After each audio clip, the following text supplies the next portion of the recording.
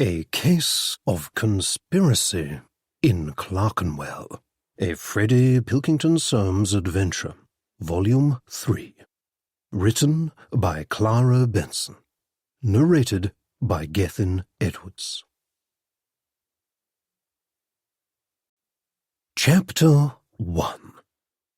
Despite the thin covering of frost on the ground outside, the meeting chamber inside the tradesmen's hall was hot and stuffy, warmed by the presence of 300 men and a sprinkling of women, packed together like so many hundredweight of cabbages into a space that was too small for them.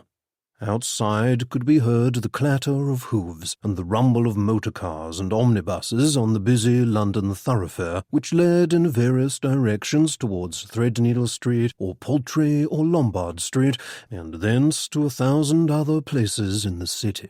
The sun, in a cheerful mood, sent a dazzling ray of light through the tall window, which had evidently not been cleaned in some time. The errant sunbeam passed unheeding over the dust particles that danced in the air and directed itself determinedly onto the shining bald head of a man in the third row, who seemed to be uncomfortable at the attention, for every so often he twitched irritably and put his hand up to shield his eyes, although he could not do much more than that for fear of causing a disturbance.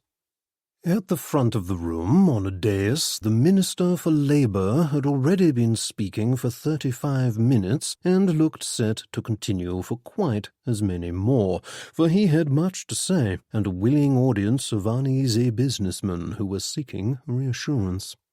"It is not a question of denying the working man his rights," he was saying, "but of ensuring that the country retains the stability which has served it well for so long. We have all heard of the terrible events which have occurred in Russia. Are the workers any happier for it? I say they are not.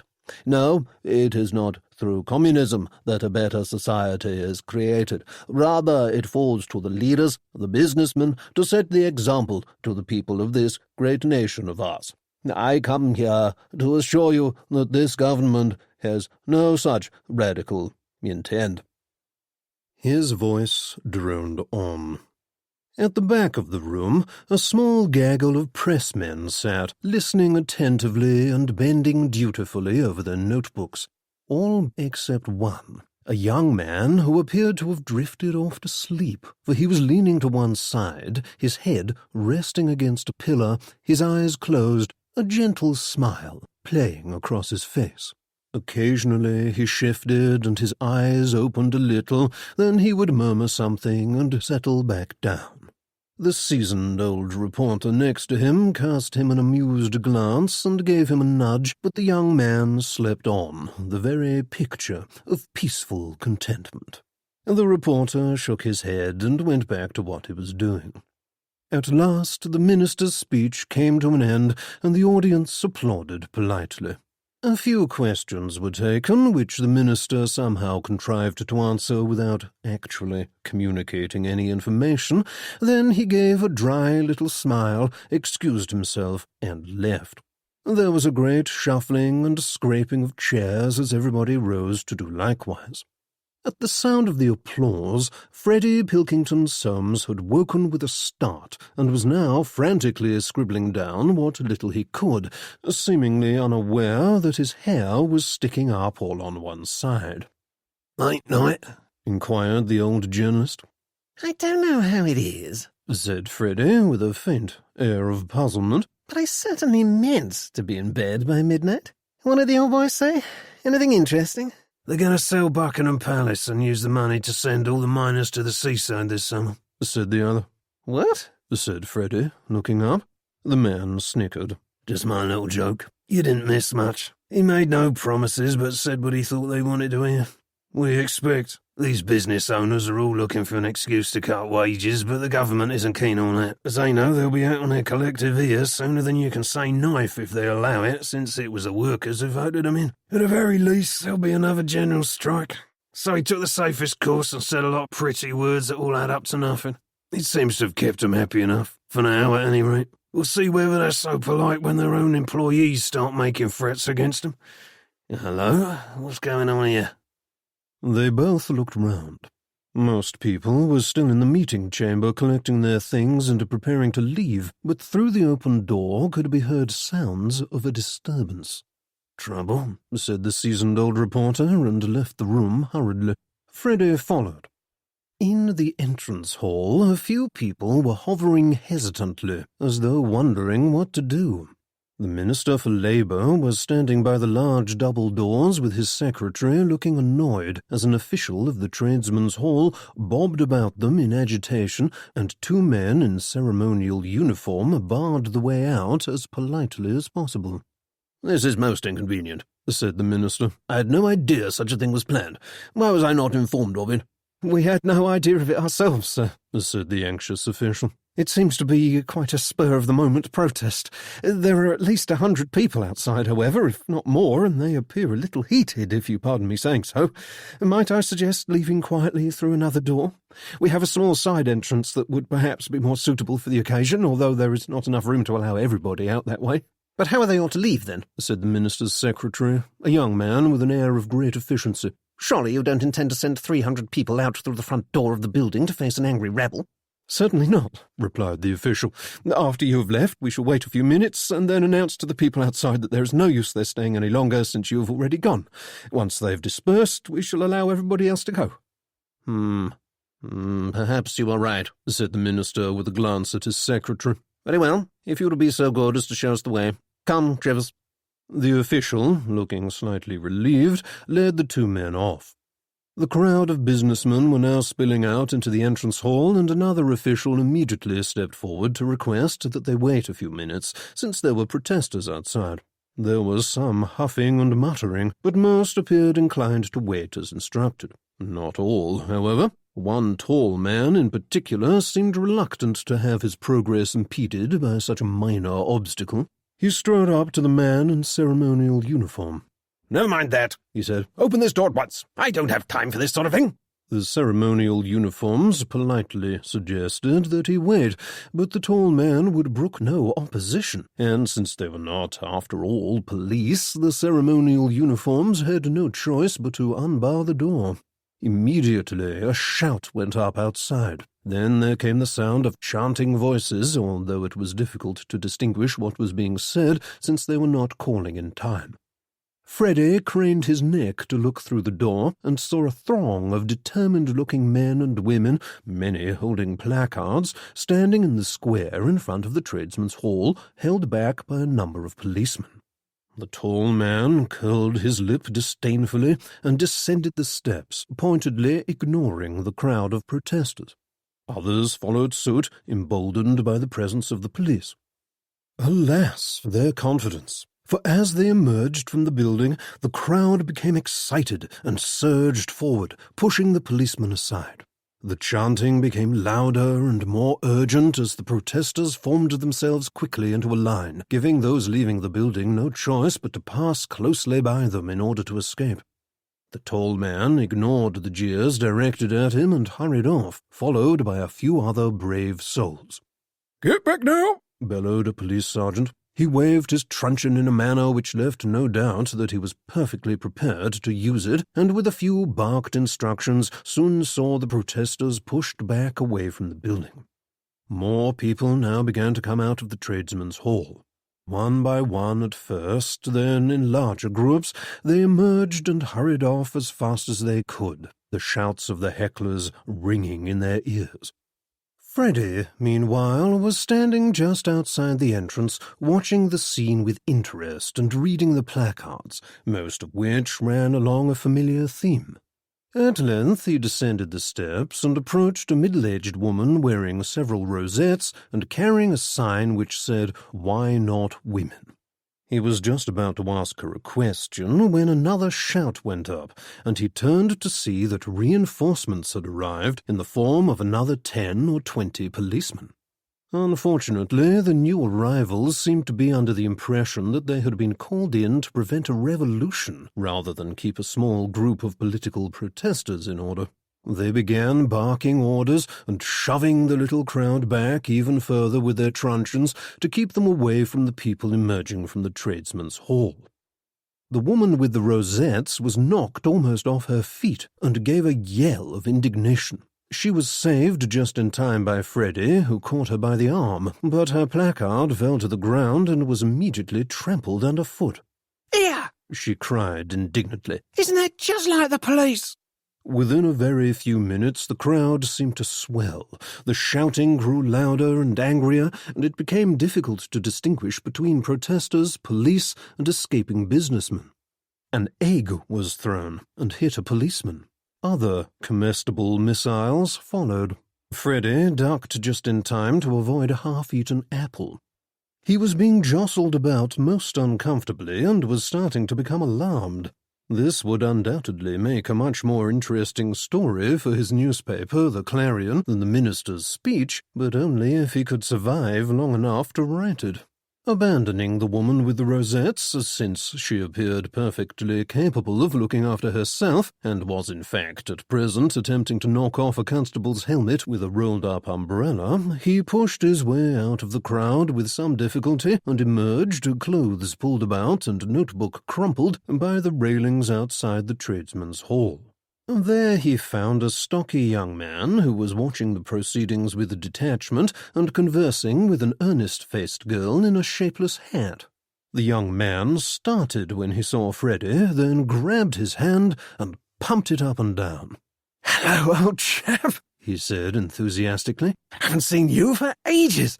Have you come to support the cause, or is it still the old business?"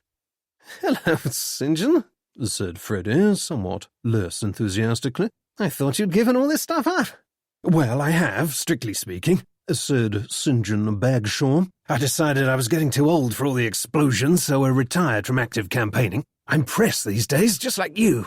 "Not really," said Freddie in surprise. "Yes, on a much smaller scale than you, of course." He rummaged in an inside pocket and brought out a rolled-up pamphlet printed on cheap paper. Freddie took it. "The Radical," he read. "The weekly newspaper of revolutionary socialism." "Rather good, isn't it?" said St. John. "When the pater died, he left me a little money, so I decided to put it to good use." "You mean you started this paper?" "Yes. Father was always very fond of penning worthy articles for the Church Times, you know, and I think he would have been proud to know his youngest son had followed in his footsteps. It had rather a good circulation, as a matter of fact. 2,000 copies a week all around the country." "We must not balk at the prospect of violence," read Freddie. "For it is a necessary evil if we are to create a society in which aggression and fear are truly things of the past. When our brothers and sisters have been educated to understand the beauties and the virtues of a truly communist society, only then can we truly claim—" "I say, did you write this? You've used 'truly' 3 times in 2 sentences." "Have I?" said St. John, disconcerted. "Bother, so I have. We can't afford a copy editor yet." "I didn't know your father was a communist, by the way," said Freddie. "He wasn't. He hated all that stuff." "But you said he'd approve of what you were doing." "Well, he would certainly have approved of the fact that I write for a newspaper. But no," conceded St. John. "I dare say he'd have been pretty apoplectic at the content. I say, do let me introduce you to Ruth." He gestured to the earnest-faced young woman who had been writing busily in a notebook. "Ruth, this is Freddie Pilkington Soames, my old pal from school. Freddie, Ruth Chudderley. Ruth is my assistant at the paper. She's awfully clever, knows more than anyone about socialism and that sort of thing, I should say. She writes the women's page of the Radical." The young woman nodded briskly. "How do you do?" she said. "And are you allied to the cause?" "Not as such," said Freddie. "I find causes exhausting. Much better to leave them to people who have the time to dedicate to them." She looked him up and down. "Yes," she said thoughtfully, as though she had reached some conclusion from her examination. Freddie glanced down, half expecting to see that he had buttoned his coat up the wrong way. Scuffles had broken out between the police and the protesters. St. John and Ruth Chudderley watched with mild interest. "Perhaps we ought to get out of the way," suggested Freddie as a shoe went flying overhead. "Good idea. Rather a decent show today, don't you think?" said St. John as the 3 of them removed themselves further away from the melee. "Quite a successful little do." "If you say so," said Freddie. Do you count the success of an outing according to the number of arrests? Not at all, St. John assured him. But you can see we've got them rattled. Look how many police they've sent. A small crowd of people had now broken away from the main group and had gathered around a bronze statue of some long-dead worthy in breeches and a periwig. Hello? What's happening now? Said Freddy. It's Trevitt, said St. John. He's never happy unless he's making a speech on a public monument. Go, bravo! A man of gallant and striking appearance had shinned up the plinth and was now standing next to the frozen worthy, one arm about its neck and the other gesturing towards the tradesmen's hall. A loud cheer could be heard from onlookers. Who's Trevitt? Said Freddy. Ivor Trevitt, replied St. John. He's the president and chairman of the East London Communist Alliance. He's going to shake things up a bit, you'll see. The man had begun proclaiming eloquently, to the great appreciation of his audience. Ruth Chudderley was watching him, her eyes gleaming. Now there is the man who ought to be running our nation, Mr. Pilkington Soames, she said. I suggest you write his name down now, as you'll be hearing it a lot more in future. Even from where they stood, across the crowd, they could hear the booming sound of Trevitt's voice as he made an impassioned speech. Several times he clenched his fist and raised it into the air to the sound of cheers. His mannerisms reminded Freddy of something. I should have thought he'd be better off on the stage, he said. Why, yes, Ivor was an actor for some years, said Ruth, but he found that the public were not appreciative of his talents and abilities, and in the end we were fortunate that he decided to employ them to better purpose. Lost one too many parts, Freddy said to himself. Several policemen were trying to push through the crowd towards Trevitt in order to bring him down from the statue and were meeting resistance at every turn. Trevitt laughed and wagged a finger at them and continued his speech quite unconcerned. They're going to arrest him, observed Freddy. Oh, they always arrest him, said St. John. He'll be disappointed if they don't. And, indeed, within a very few minutes, 2 police constables had pushed their way to the front of the group and dragged Ivor Trevitt down from the statue. He was conducted away, struggling and shouting, but with every appearance of enjoying himself immensely. The police were now getting the upper hand of the more unruly of the protesters, while those who had come to stand peacefully with a placard began to disperse, since everybody had now left the tradesmen's hall and the doors had been shut. Well, I suppose we'd better be off, said St. John. A splendid little outing, what? That ought to give us plenty to talk about at the meeting next Tuesday. Where's Sidney? Said Ruth, looking round. Are there funds to get Ivor out? I seem to remember we were running low. He was somewhere about with Peacock and Dyer, said St. John. Ah, there he is, look. Ruth was already making her way towards a round little man who was standing on the edge of the crowd. St. John turned to Freddy. Well, cheerio, he said. I look forward to seeing what you make of all this in your piece. Mind you put in all the details. I'll do my best. I'm only surprised you weren't the one being arrested, said Freddy. St. John gave a guffaw. I told you I don't do that sort of thing anymore, he said. I found a much more effective way of getting things done. He held up his dog-eared copy of the Radical. The pen is mightier than the sword, as they say. But what about all that stuff you said about violence? Said Freddy. Mere metaphor, said St. John airily. You don't really think I approve of killing people, do you? I should hope not, said Freddy. Chapter 2. 2 days later, Freddy was surprised to receive a letter that he did not understand at all. It came from an address near Whitehall, bore an unfamiliar letterhead and an official stamp of some kind, and was signed by someone he had never heard of. The letter itself politely requested his presence at the address indicated at 11 o'clock that same day. Freddy was naturally very curious, and arrived punctually at the place in question, which turned out to be an unassuming building in a discreet side street. He announced himself, and after a short wait was conducted up to the 3rd floor, where he was ushered into the presence of a man wearing a pair of round spectacles that gave him an owlish look. "Hello, Freddy," said Henry Jameson. "Hello, sir," said Freddy. "I didn't realize the letter was from intelligence." "I was out yesterday, and someone else signed it for me," said Henry. "But even so, I thought it wisest not to be too obvious to start with. One never knows. Take a seat." Freddie did so, wondering what exactly Henry Jameson meant by his somewhat cryptic remark, but before he could pursue the question there was a soft knock at the door, and someone poked his head round apologetically, waving a piece of paper. Mr. Jameson excused himself and went out, which gave Freddie the opportunity to look around him and take in his surroundings.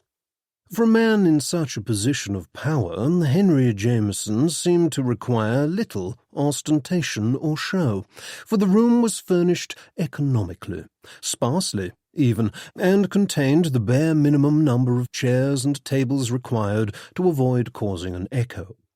Yet, despite the plainness of it all, Freddie could not help noticing that the apparently modest chair in which he had been directed to sit was, perhaps, the most comfortable chair he had ever sat in. And now he came to look more closely, he could see that everything appeared to have been designed with an admirable attention to function and a disdain for waste.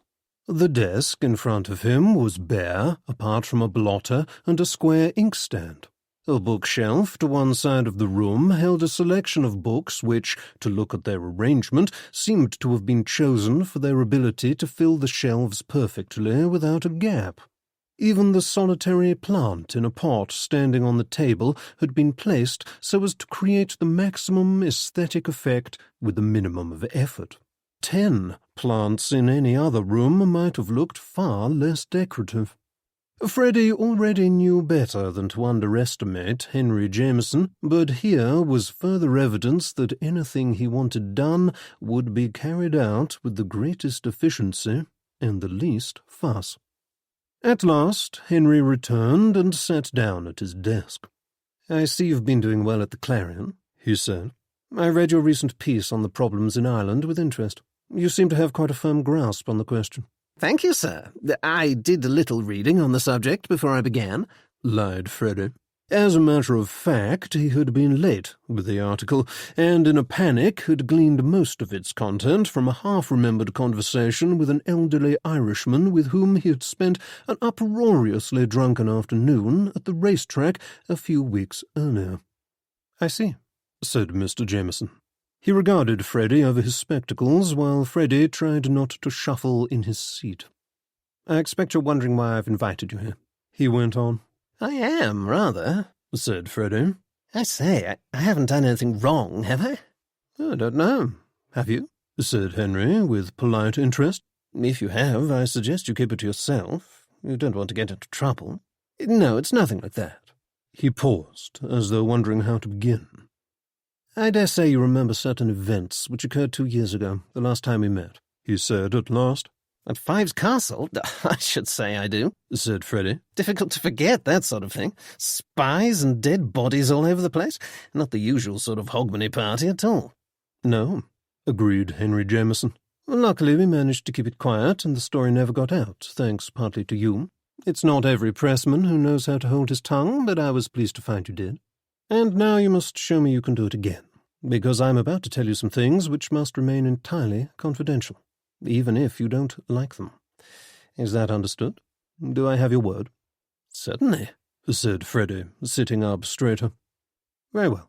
Then I don't suppose it will come as any great surprise to you that what I have to say pertains to your friend Bagshaw." "St. John?" said Freddie. "What's he been getting up to this time?"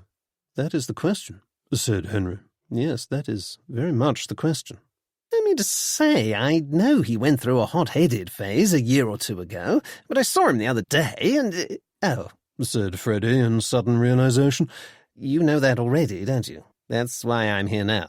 Henry merely smiled approvingly, and Freddie went on. "At any rate, he told me he was done with all that sort of thing. He started a newspaper and has gone all respectable." "The Radical," said Henry. "Yes, I have seen the publication in question." "Full of the usual rot, of course. I don't think he'll ever give up the communism, but he did say he'd stopped setting fire to things. Seemed very pleased with himself, as a matter of fact." "Was he telling the truth, do you think?" Freddie thought. "As far as I could tell," he said after a minute. He's not exactly an intellectual prodigy. You saw that yourself at Fives, and he was so fearfully keen to tell me how he'd settled down that it never occurred to me that he might be lying. Besides, I rather think there's a woman in the picture. Ruth Chudderley, said Henry. Oh, you know her, do you? Anything on her? No, admitted Henry. As far as we can gather, she is what she appears to be, a young lady of good breeding and a contrary enough disposition to offend her family by taking up with the communist cause. I don't suppose you've ever considered taking it up yourself, have you? He added casually.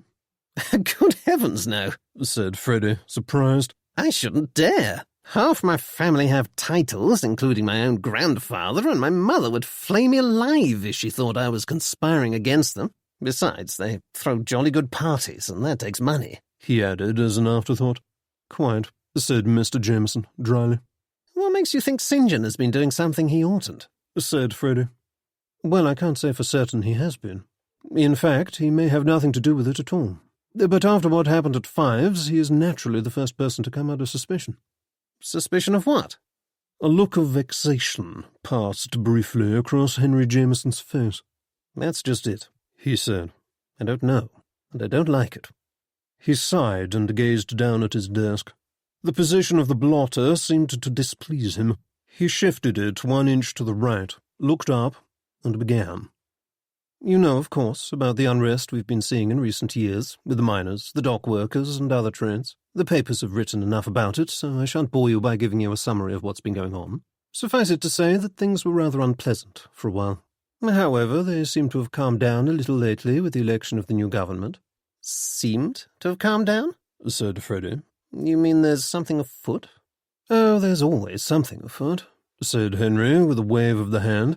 But most of it can be safely disregarded, or at least cleared up with a minimum of effort. The miners aren't happy, and the mine owners aren't happy, and I dare say a lot of other people aren't happy either, but generally speaking, they're content to shout at one another and threaten all sorts of dire things and march about a bit. Then the whole thing blows over and we all go on as before. But this is something quite different. In what way? We've started to receive reports from a number of sources, said Henry. They began a few months ago, and at first we disregarded them as more of the usual stuff, but they've become so frequent and insistent recently that we've had to start paying attention. You know that there's plenty of serious unrest happening in other countries at the moment. Normally that doesn't concern us unduly, but lately I've begun to wonder whether we mightn't be in danger of it spreading to Britain. We've been keeping an eye on things in the north, Manchester and Newcastle and Sheffield and all those sorts of places, and there have been loud mutterings about calling another general strike, which I should have dismissed as exaggeration had it not been for the fact that we've also noticed a lot of unusual toing and froing between the unions and the communists in the past few months. But aren't the unions and the communists hand in glove anyway? Said Freddie. Yes, said Henry, but this is something else entirely. I can't disclose anything more at this stage, I'm afraid, but you can take my word for it that our intelligence is sound. What I can tell you is that the activity seems to centre around the Labourers' Union. Oh? I thought that was one of the more sensible unions. It is, as a rule, said Henry. It's headed by Rowbottom, who I should call solid, not to say dull. Yes, I've heard him speak, said Freddie, feelingly. He's fairly moderate as these men go, and has many loyal followers, and we regard him as a stabilising influence on the other, more excitable unions. So as long as he's in charge, the workers ought to be kept in check one way or another. Unfortunately for him, a substantial minority of his members would like to see him replaced by his deputy, John Pettit, who's a firebrand and an avowed revolutionary. Pettit has many supporters who would be only too glad to stir things up if he came to power. I don't mind telling you I'd be very concerned if they decided to try and oust Rowbottom, or perhaps even just ignore him altogether and act off their own bat. Is there such a plan, sir? I've no proof of it, but my instinct tells me that something is going on, and I've learned never to ignore my instinct. What do you think is going to happen? The most obvious possibility is that they're organising some sort of violent protest, or a riot of some kind, but it had occurred to me that they might even be planning another general strike, but in secret this time. Could that be done without your finding out?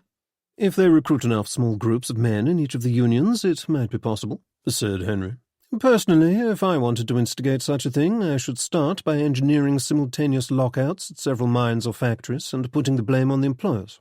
Then I should have agitators in place to rail against the rich men and inflame the mood of the workers until they downed tools and walked out. Yes, planned carefully enough, it might be feasible. That would be the worst possible eventuality, of course, although I'm not especially keen on the thought of a riot, either. And do you think St. John has something to do with all this? It's possible. His past history counts against him, but even if he's not directly concerned in the thing, we suspect that his newspaper is being used as a means of communication between the conspirators, if conspirators there be. We've been keeping an eye on the personal advertisements and have seen a number of messages that were evidently in code. They might be quite innocent, but taken together with what we already know, they're suggestive. Yes, very suggestive indeed. I see, said Freddie, wondering where all this was leading. By the way, have you heard of a man called Anton Schuster? Said Henry. Freddie frowned. Schuster? Not the philosopher chappie? The very same, said Henry. He and his wife left Vienna and moved to London a few months ago. Schuster had published a number of articles that were slightly too radical for Austrian tastes, and he was finding things a little hot at home, so he settled here and immediately threw himself into the communist course. He is a member of the East London Communist Alliance, so your friend knows him. And what has he to do with all of this? I should very much like to know that myself, said Henry. You see, the intelligence reports I've been telling you about only began to reach us after his arrival here. Coincidence? Suggested Freddie. Perhaps, conceded Henry. But I'm not a great believer in coincidence, as a rule. I find it easier to believe in design than in accident where this sort of thing is concerned. I see, said Freddie again. Very well, if I understand you correctly, you suspect a conspiracy of some sort, but you don't know what it is. What am I to do about it, though? Always supposing you didn't invite me here just for the pleasure of giving me a lesson in current political developments. I didn't, said Henry. No, I want your help in finding out what's going on. My help? Why me? Surely you have men in place who can do a better job than I can. We have agents and informants, said Henry, but they can't do everything. None of them went to school with St. John Bagshaw, for example. As an old friend of his, you are in a position to get information out of him that he would never confide to someone of another class, or even someone from another school. The old school tie, eh? Said Freddie. I'm not certain I like the idea of spying on a friend, even if he is an ass. Remember, you mustn't repeat what's been said here, even if you don't like it, warned Henry. Of course not. I gave my word. I say, do you really think he knows something? I know one could comfortably scoop the entirety of his grey matter up in a teaspoon, but I should have said he was harmless enough. Even after the disaster he nearly caused at Fives Castle? Well, yes, said Freddie. There is that, I suppose. It was idiotic of him, but it was unwitting rather than malicious. He was taken for a fool, said Henry. Are you sure it couldn't happen again? No, admitted Freddie. And even if he knows nothing of what's going on this time, it's still possible he's being used through his newspaper, through which it would be easy enough to pass on information without his knowledge. What exactly is it that you want me to find out? We're missing a clear link between the Communist Alliance in London and the Union men in the North, said Henry. Oh, I know the Reds pledge general support and contribute to funds for those suffering hardship, but I'm almost certain there's another, more direct connection between Anton Schuster and what's going on at present, and I want to know what it is. We've been keeping an eye on Schuster's post, but he's far too careful to give himself away that easily. If he is communicating with his radical allies, then he's not doing it through the mails. He gave a sigh that might have denoted frustration. My job is to keep the country safe, Freddie, but I can't do that if I don't know what I'm supposed to be keeping it safe from. Now, are you willing to help me? Freddie considered a moment. Very well, he said at last. One ought to do one's duty, I suppose. You can rely on me to do everything I can to find out this threat, whatever it is, and report back. Splendid, said Henry with a smile. I hoped you'd say yes. Now, the East London Communist Alliance meets on Tuesday evenings at Clerkenwell Central Hall. I suggest you trot along there quite openly as a reporter from the Clarion and tell them you're writing a story. If I know anything of these small radical groups, they'll be only too happy to be given the chance to pontificate for the benefit of the public, and will welcome you with open arms. Schuster, in particular, is rather fond of himself and tends to gather acolytes around him wherever he goes. I should like you to talk to him and his wife. Pretend to be a little awestruck, if you must. They won't tell the press anything important, naturally, but it can't do any harm to get yourself admitted to his inner circle of admirers. What about Ivor Trevitt? Said Freddie. He looked like something of a troublemaker when I saw him the other day. "Yes, we have our eye on him too," said Henry. "He's their leader, so one would suppose that he knows well enough what's afoot, but we haven't been able to pin anything on him yet. Or on anyone, in fact." He looked at his watch and rose to his feet. "I have a meeting with the Prime Minister shortly, and I see we've already been talking longer than I expected. Now, don't forget, keep your eyes and ears peeled for anything that might suggest there's something nasty in the offing, and report it to me if you do." "I will, sir," promised Freddie, standing up likewise. "You mustn't come here, at least not without an invitation, but you may telephone or send a telegram if needs be." "Wouldn't it be simpler to speak to your man on the spot?" said Freddie. "Who is he, by the way?" "I'd rather not tell you just yet," said Henry. "We find it safer that way. We might be seen together, and we don't want them to suspect they have moles in their midst. But if our agent does need to communicate with you, then listen for the phrase purple mittens." "Purple mittens?" said Freddie, staring. "And you must reply with the phrase green mittens," went on Henry. He saw Freddie's expression and looked slightly embarrassed. "It wasn't my idea. I don't think these things up," he said. "I should hope not," said Freddie. They walked along to the lift. It arrived, and Freddie stepped in, then, as it began to descend, had a sudden thought. "I say," he said, "is this likely to be dangerous?" "Oh, no more than you'd expect," said Henry vaguely, as the lift compartment sank out of sight. Chapter 3. "Do we have enough tea, Miss Hodges?" came the strident tones of Miss Stapleton, Vice President of the Young Women's Abstinence Association, through the door of the small kitchen of Clerkenwell Central Hall. Miss Phyllis Hodges, wispy-haired, agitated and breathless as she attempted for the fourth time to match the items on her list with the items required for the meeting, whirled around in a moment of panic, dropping her pencil as she did so. Where was the tea? Had she forgotten it? "Mrs. Starkweather is meant to be bringing it," she said in relief after a moment's thought. "I expect she'll be here soon." Miss Olive Stapleton entered the room, a formidable presence in dark brown tweed, and regarded Miss Hodges with impatience. "What on earth are you doing down there?" she said. "This is hardly the moment to be grubbing about on the floor." "I'm sorry, Miss Stapleton. I dropped my pencil," said Miss Hodges. "Well, get up then. The meeting will be starting in less than an hour, and there's no time to waste. Now, sugar, we were running low last time, I seem to remember." "Yes, I've brought that," said Miss Hodges, on firmer ground now. £2 ought to be enough, don't you think?" "3 might have been better. We had rather a large turnout last time, and we don't want to run out. Only the white? There are a number of ladies who prefer Demerara." "Oh, but I thought—" "Never mind," said Miss Stapleton impatiently. "Perhaps I had better see to the provisions myself next time. A pity, as I'm rather busy, and I'd hoped you might be able to take some of the burden off my shoulders, but there's no use in asking people to do things for one if they can't or won't do them properly." "I'm sorry, Miss Stapleton," said Miss Hodges meekly.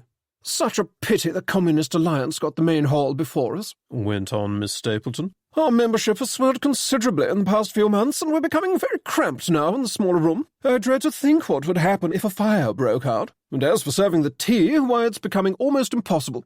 I think we shall have to begin stacking a few of the chairs away at the back of the room near the table at refreshments time. You can see to that, can't you?" Since Miss Hodges had timidly put forward this idea herself only a few weeks earlier, and had been roundly pooh-poohed by Miss Stapleton for her pains, she made no objection. "And on the subject of the chairs, do try and make sure they are put away properly this week. The caretaker is complaining that somebody has not been stacking them in the correct manner." "Really? But I thought—" "Back to back, not front to back, or they take up too much space. Remember that.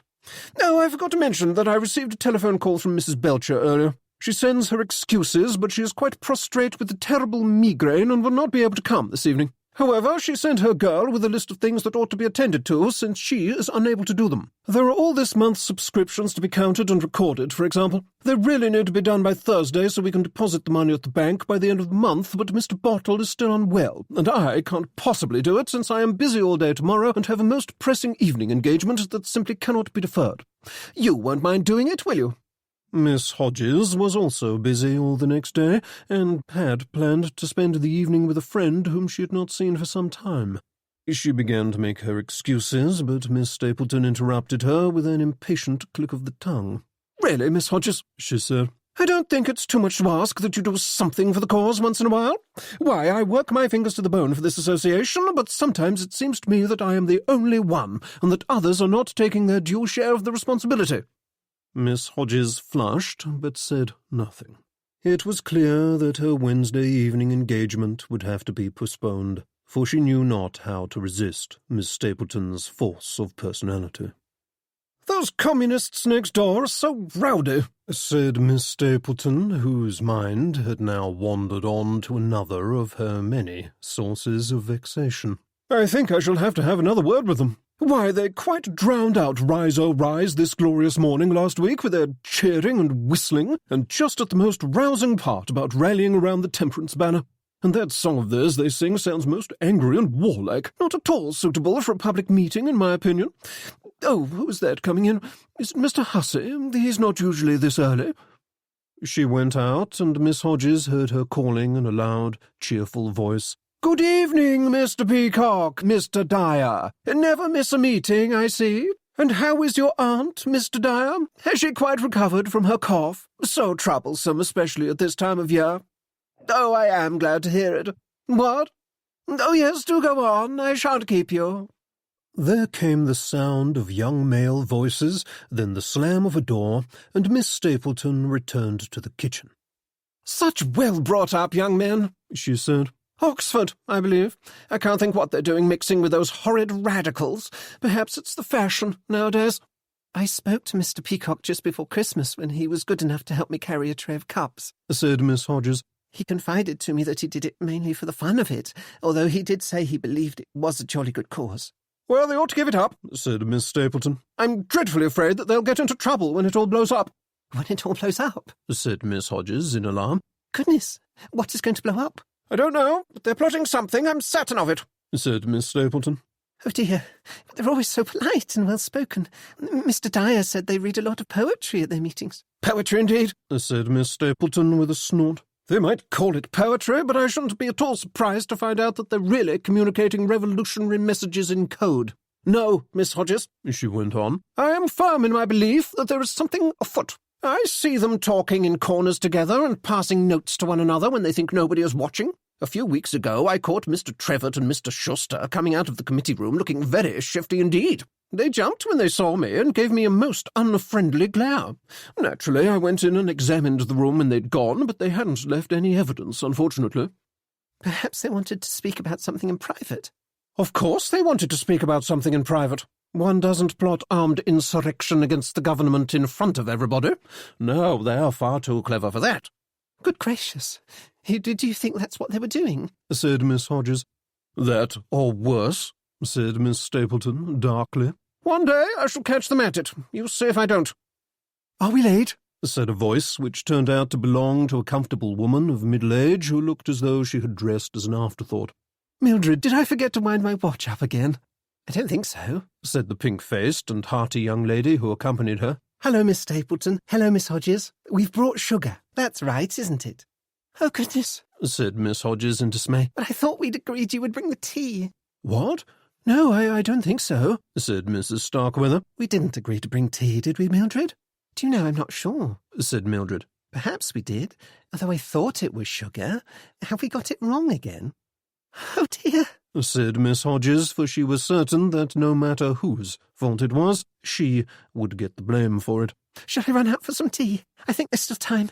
Only if you can be quite sure that you'll come back with tea and not butter, said Miss Stapleton sharply. Perhaps you want to write it down in case you forget. I say it was most probably our mistake, said Mildred Starkweather, seeing Miss Hodges' face fall. Should you like me to do it, Miss Hodges? No, thank you, said that unfortunate person who was only too glad of an opportunity to escape from Miss Stapleton's oppressive presence.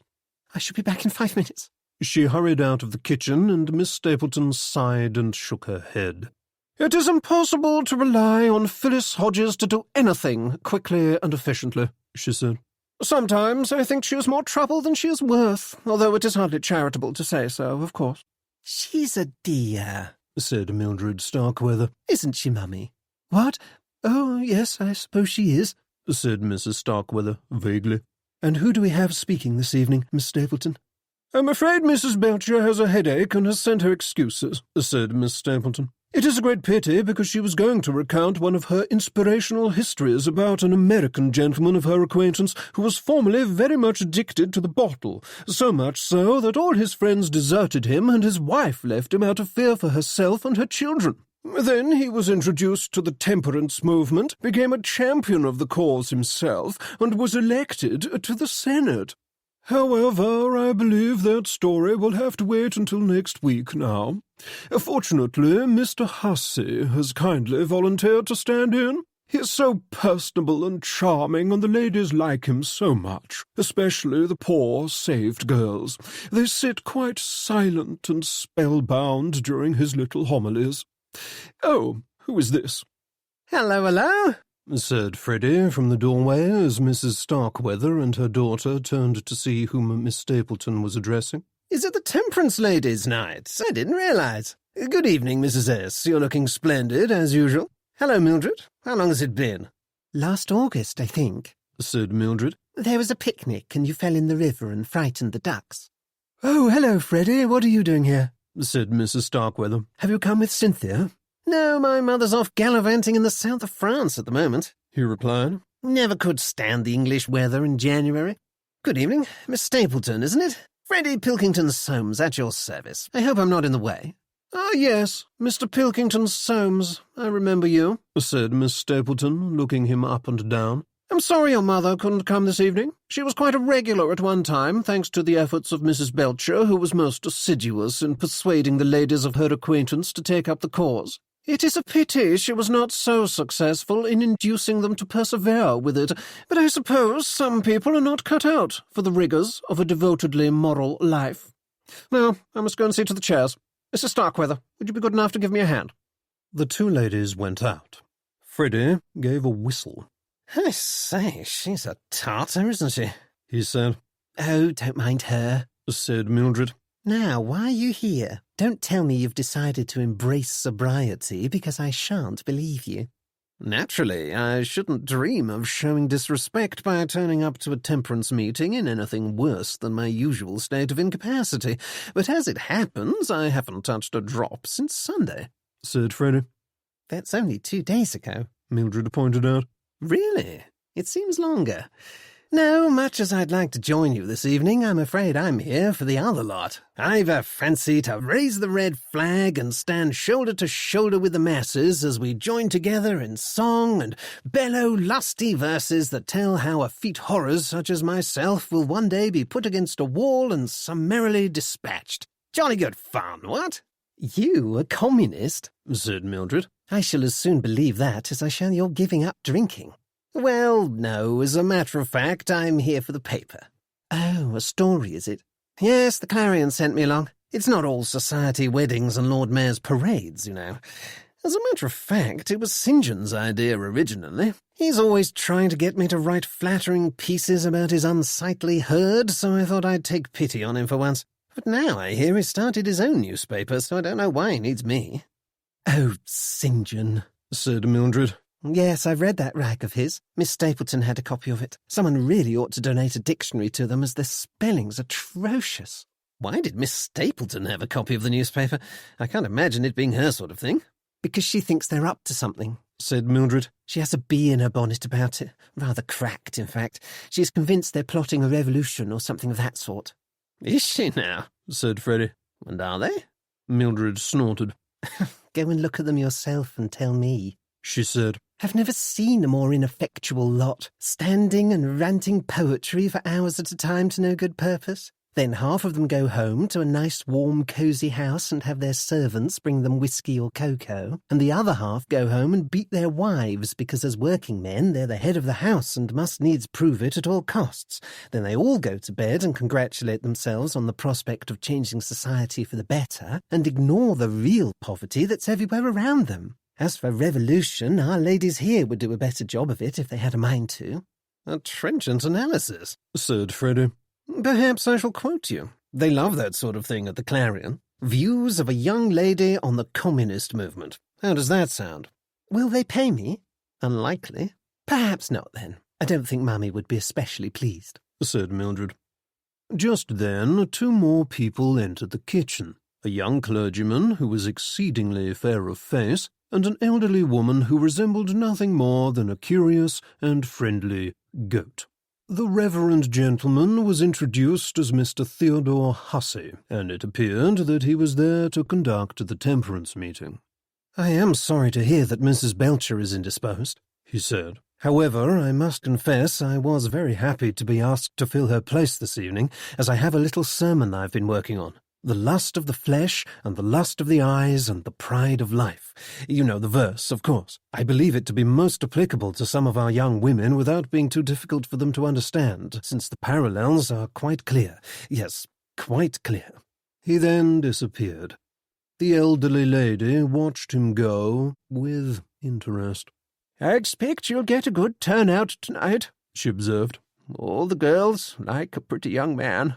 "You're a wicked one, Miss Flowers," said Mildred with good humour. "Not at all," said Miss Flowers.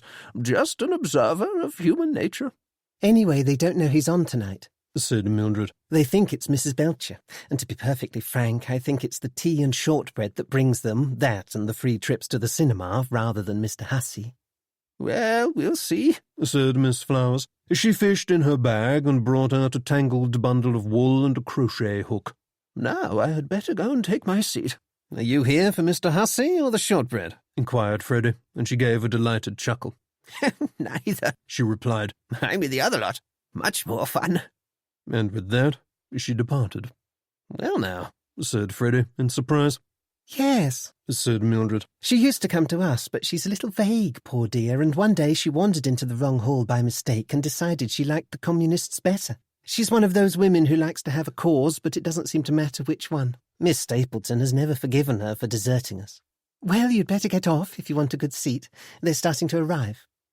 Miss Hodges had now returned breathlessly with the tea, and nobody had any more attention to spare for Freddie, so he took his leave. He passed an open door to a small office in which Mr. Hussey and Mrs. Starkweather were standing in conversation. Further on, to the left, was the entrance to the main hall in which the East London Communist Alliance held their weekly meetings. He glanced in and saw a few people gathered together in groups, laughing and talking. Down a short corridor to the left, just after the main hall, was the minor hall in which the Young Women's Abstinence Association met, while straight ahead of him was a door marked Committee, which was standing slightly ajar. He moved towards it curiously, but before he could do anything, the door opened, and out came a tall, bearded man with a commanding presence, whom he recognized as Ivor Trevett, in company with another man who was elderly and of foreign appearance. They did not even glance at him as they passed. Freddie waited until they had gone, then went inside, but saw nothing of interest, for the room held very little apart from a table and chairs, and was evidently used for smaller meetings. People were now beginning to arrive for their respective gatherings. For the most part, it was easy to tell which was which, since the members of the Abstinence Association were mostly women, and the Communists were mostly men. However, once in a while a man in working clothes would enter the minor hall, or a young woman of respectable appearance would hurry into the larger hall breathlessly, clutching a copy of the Radical. Further, it appeared that some members of the opposite houses were on very friendly terms. Freddie saw a young man and his girl arrive arm in arm and separate with a kiss and a wave in the lobby. "Hello, old chap," came a voice just then. "You here, then? Come to see the fun?" It was St. John, in company with Ruth Chudderley, who wore the same aloof expression as she had during their previous encounter. She nodded at Freddie and went into the meeting. "Is it going to be fun?" said Freddie. "Oh, tremendously so," said St. John. "We've a chap this week who's written a novel about a working man who suffers a lifetime of bad luck and dies the most horribly tragic death. He's hoping to have it published, and he's going to read 1 or 2 excerpts from it. Then Trevett will be speaking, of course." "Ah, yes, I saw they'd let him out of jail." "Just a fine, as usual," said St. John with a wave of the hand. "The subs generally cover it, although I think we'll have to put them up soon if he goes on the way he has been lately. And we have our Austrian philosopher, Schuster. Rather a coup of ours, that one. He's terribly well thought of in Austria. Well, he was until he started writing articles about blowing up the Schönbrunn Palace and had to leave in a hurry. Look here, it's about to start." You'd better go and sit down. I'll be speaking, so watch out for me." He hurried off. Freddie entered the large hall and looked around. The room was now almost full, but he saw Miss Flowers gesturing to him from the back row with her crochet. There was a seat next to her, so he took it. Then the meeting began. Chapter 4. If Freddie had expected to discover evidence of a grand conspiracy at Clerkenwell Central Hall that evening, he was sadly disappointed, for the meeting turned out to be almost exactly the same as any other meeting of any other organization. First of all, a man stood up on the stage at the front and gave apologies for absences and announced how much had been taken in subscriptions the previous week and how the committee proposed to spend it. Then the minutes of the previous meeting were read out and one or two motions of procedure put forward which were debated briefly and voted on. It was all singularly dull, although Miss Flowers informed Freddie in a whisper that it was a pity he had missed last week's meeting, which had mostly been spent in debating how the king was to be introduced were he ever to come and address one of their gatherings, and, furthermore, whether one ought to bow to him. Things had become quite heated, she said, remarkably so, in fact, considering that the chances of the king ever attending an alliance meeting were so remote as to be non-existent. However, since the alliance had no objection to entertaining questions of a rhetorical nature, the motion had been allowed onto the agenda, and anyone who wished to speak had been given the floor. The meeting had ended at midnight, but only because the caretaker had come and threatened to call the police if they did not leave, and Miss Flowers believed, although she had not witnessed it herself, that some of the more impassioned speakers had continued their debate afterwards with their coats off in the public gardens behind the hall. Freddie expressed his sincere regret at having missed all the fun, but had no time to pursue the subject further, for just then an interval was announced, and everyone rose at once. At one side of the room a table had been set up, behind which two women stood, serving tea at 3d a time. Freddie had already paid a shilling in subscriptions to attend the meeting. For a political movement that doesn't hold with money, they certainly know how to accumulate the stuff, he said to Miss Flowers. She chuckled. Yes, they do, don't they? Much more efficient than the YWAA next door. They give their tea away for nothing, but perhaps they ought to take a leaf out of our book and start charging, because I've no idea how they keep the thing afloat. 18p a week I paid them, although the working-class women pay reduced subs of a shilling, and the poorest ones get in free if they plead hardship, and they still never seem to have any money. I expect that's because they spend it all on sending their saved women to the cinema and Southend. Either that, or somebody's had his hand in the till. They're not all as virtuous as they like to pretend in that association. She nodded significantly and tapped her nose. They were now joined by St. John. He greeted Miss Flowers as an old friend, then turned to Freddie. "I say, come and meet the chaps," he said. "Trevitt in particular is very keen to meet you.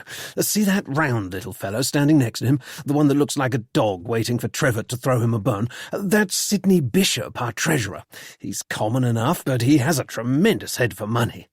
Ivor Trevitt had a hearty handshake, a loud, resonant voice, and a tendency to oratory. He affected to be uninterested in the prospect of appearing in the paper, but Freddie noticed that his replies all seemed particularly polished, rehearsed even, while his gestures and mannerisms were expansive and graceful. He wondered whether Trevitt practised in front of the mirror every evening.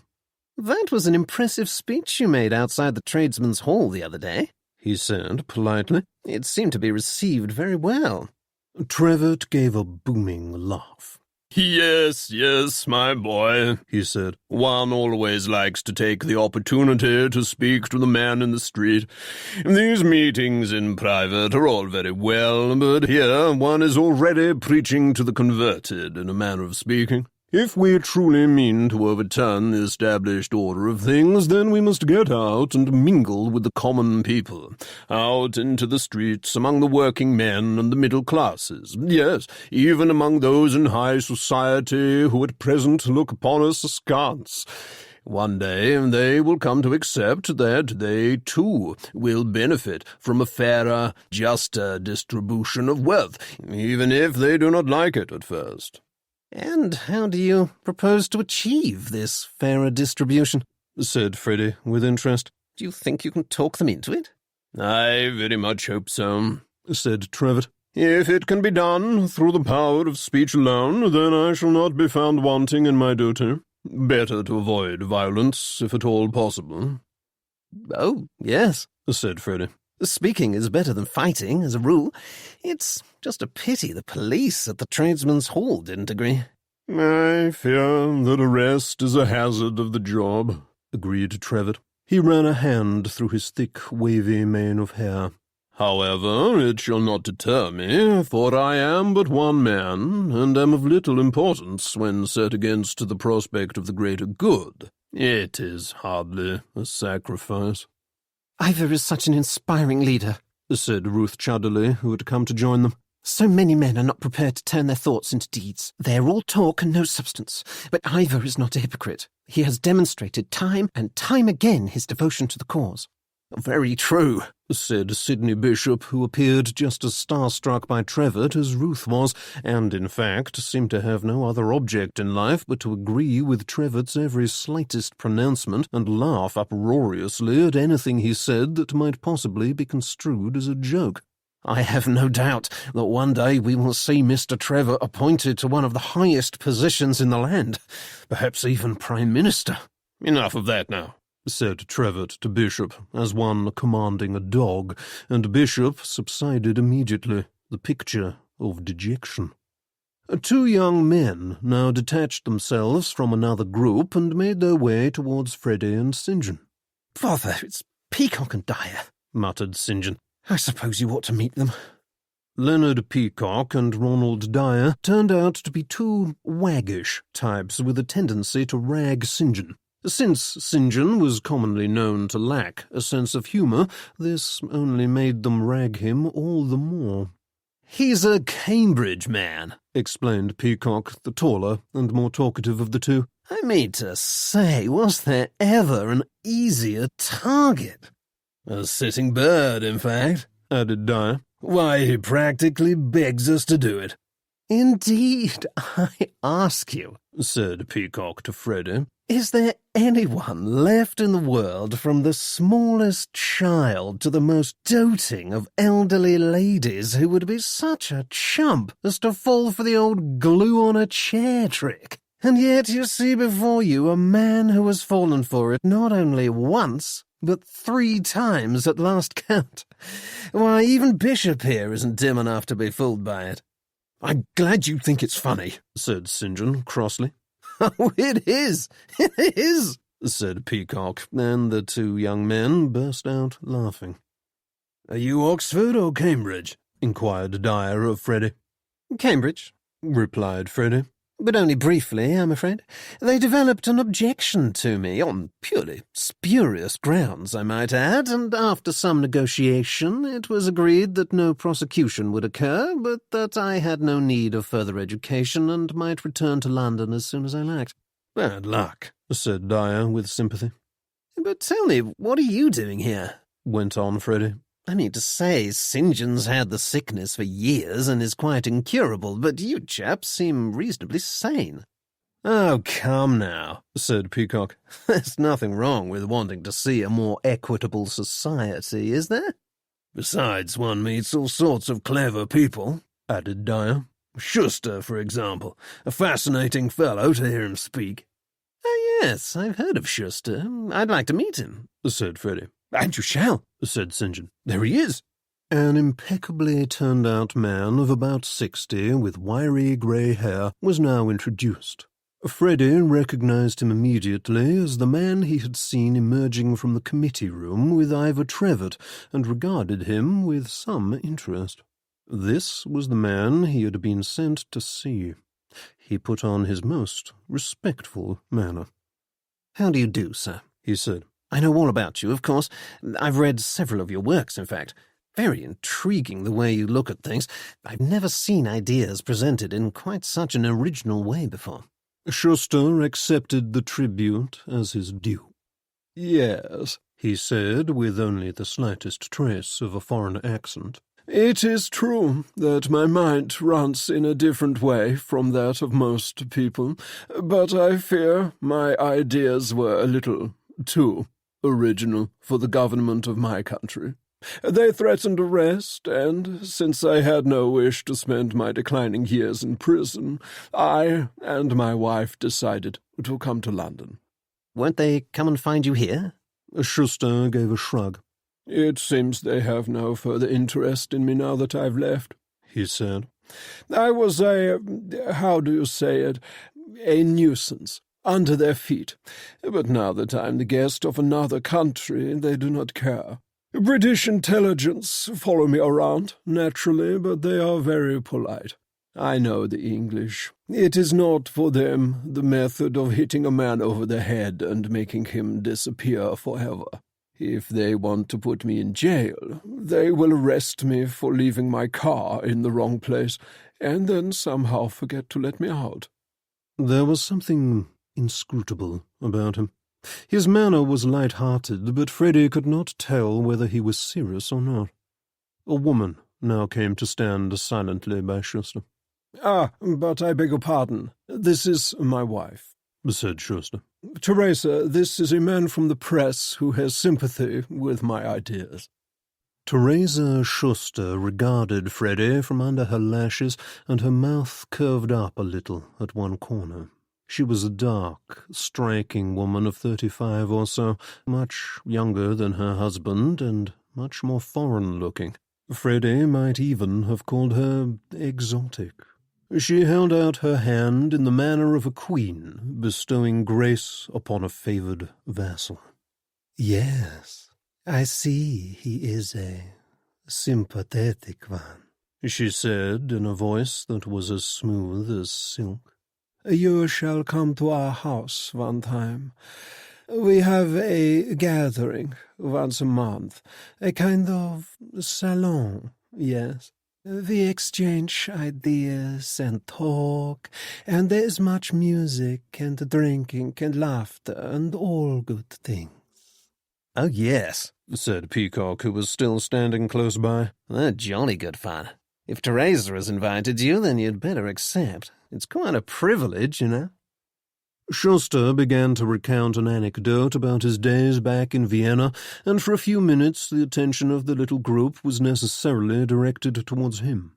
Freddie was listening too, but happened to look up just in time to see a glance pass between Teresa Schuster and Leonard Peacock when they evidently thought no one was watching.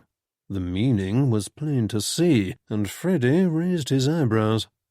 Peacock turned his attention back to Anton Schuster, looking very pleased with himself, leaving Freddie to draw his own conclusions as to the real reason for Peacock's devotion to the communist cause. "Listen, I want to talk to you," came St. John's voice in his ear as Schuster finished his anecdote. He took Freddie to one side and glanced about furtively. "Fire away," said Freddie obligingly. "It's about Ruth," said St. John after a moment. "Oh? I mean to say, you've seen what a wonderful girl she is, so you can see the problem." He looked at Freddie expectantly. "I think you've missed out the story, old chap," said Freddie. "What is the problem?" "Why, I want to marry her, of course." "Yes, I thought as much. Congratulations and all that, what? But I need your help." "My help? What for?" "Because she won't have me." "Won't she? What is it? Is there something about your face that puts her off? I shouldn't have thought there was anything particularly offensive about it myself, but one never knows with women." "Oh, it's not that. As a matter of fact, she says she will have me, but she won't marry me." "What?" "She doesn't believe in marriage, you see," explained St. John. "She believes in free love and all that nonsense. Well, I can't have that. I'm an honourable man. She shall marry me or nothing." But I thought you communists were all in favour of the dismantling of the old systems. Well, I mean to say there are limits, said St. John indignantly. I won't let a woman ruin her reputation on my account. I mean to marry her, and marry her I shall. I should like to see you persuade a woman to do anything she's set herself against, said Freddie. But why Ruth? She seems a nice enough girl, but I should hardly have thought she was your type. Isn't she a little too intellectual? Oh, she's terribly brainy, but I don't mind that. I want a woman I can talk to. But won't your mother disapprove of her? Yes, I dare say she will. But Iris is marrying well, so I'm pretty certain I can talk her into the idea. One good marriage in the family ought to be enough, surely. Iris? Is that still on? When is it to be? This spring. I expect you'll get an invitation. Oh, I forgot you and she had a thing for a while last year, didn't you? It wasn't at all serious, said Freddie carelessly. I don't know what she sees in that chap of hers. He's the most awful stiff. I'd much rather have you for a brother-in-law, although I dare say you're not interested in marriage either. But I don't see what's so terrible about it. I mean to say that's how things have been done for centuries, and if it's good enough for everyone else, it ought to be good enough for her. He was evidently talking about Ruth again. Freddie shrugged. I don't know what to suggest, he said. If she doesn't want you, then there's not much you can do about it, except keep pegging away at her until she either says yes or takes a fives bat to you out of sheer exasperation. Will you talk to her for me? Said St. John suddenly. Talk to her about what? Propose on your behalf, do you mean? No, of course not. I meant try and convince her that I'm a good prospect. My dear old ass, if she doesn't believe in marriage, then what makes you think I can convince her to betray her principles and stray from the path of righteousness? Or do I mean to the path of righteousness? I expect I do. But you're good at that sort of thing, talking drivel until people do what you want, I mean. Is that meant to be a compliment? I suppose it is. You will have a word with her, won't you? Said Freddie, but had no time to finish before there was a bustle, and it was announced that the meeting was about to recommence. St. John threw him a meaningful look and returned to his seat by Ruth. Freddie glanced around and decided not to return to his own seat. Instead, he stood at the side of the room in order to get a better view of the proceedings. The first person to stand up on the stage was the man who had written the tragic novel. He was evidently unused to public speaking, and read out the first chapter of his book very fast, in a monotone, without once looking at his audience, then stopped abruptly and walked off before anyone had the chance to gather their thoughts and clap. Fortunately, Ivor Trevitt rose to the occasion and called for an enthusiastic round of applause. The author, who had just arrived back at his seat, went crimson in the face and sat down hurriedly.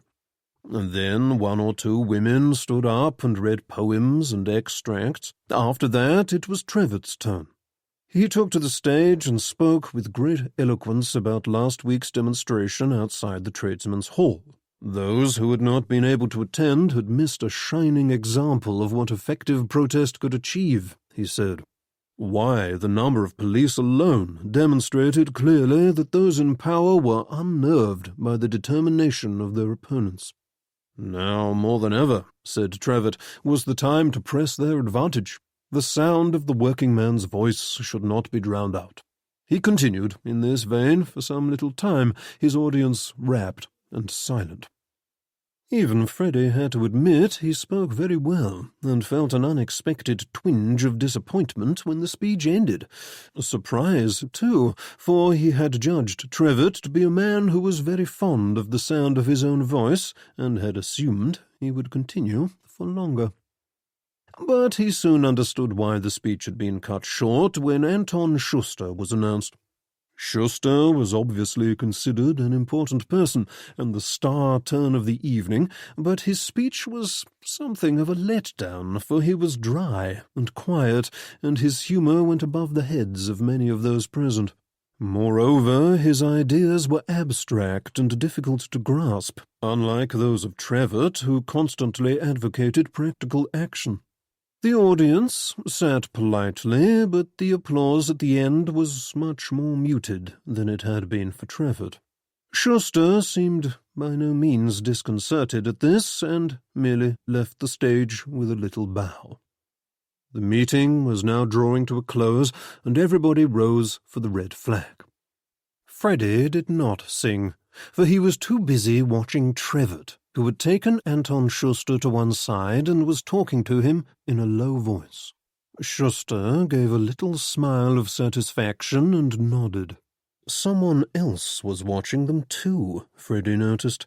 Sidney Bishop, the little treasurer and hanger-on, was standing on the other side of the room, watching Schuster and Trevitt with wrinkled brows. Freddie looked around ruminatively. He had met all the most important members of the East London Communist Alliance, he believed. It was curious to see that, apart from Bishop and possibly Trevitt, who as a former actor might easily be dissembling, they were all from the upper reaches of society. Why were the real working men not represented on the committee? Was there really a conspiracy? And did it originate with Anton Schuster, as Henry Jameson believed? Schuster and Trevitt certainly seemed to have private concerns to talk about, but they might be quite innocent matters. The only other suspicious thing Freddie had seen that evening was the look which had passed between Mrs. Schuster and Leonard Peacock. But that was easily explained away, and most likely had nothing at all to do with any sort of political plot.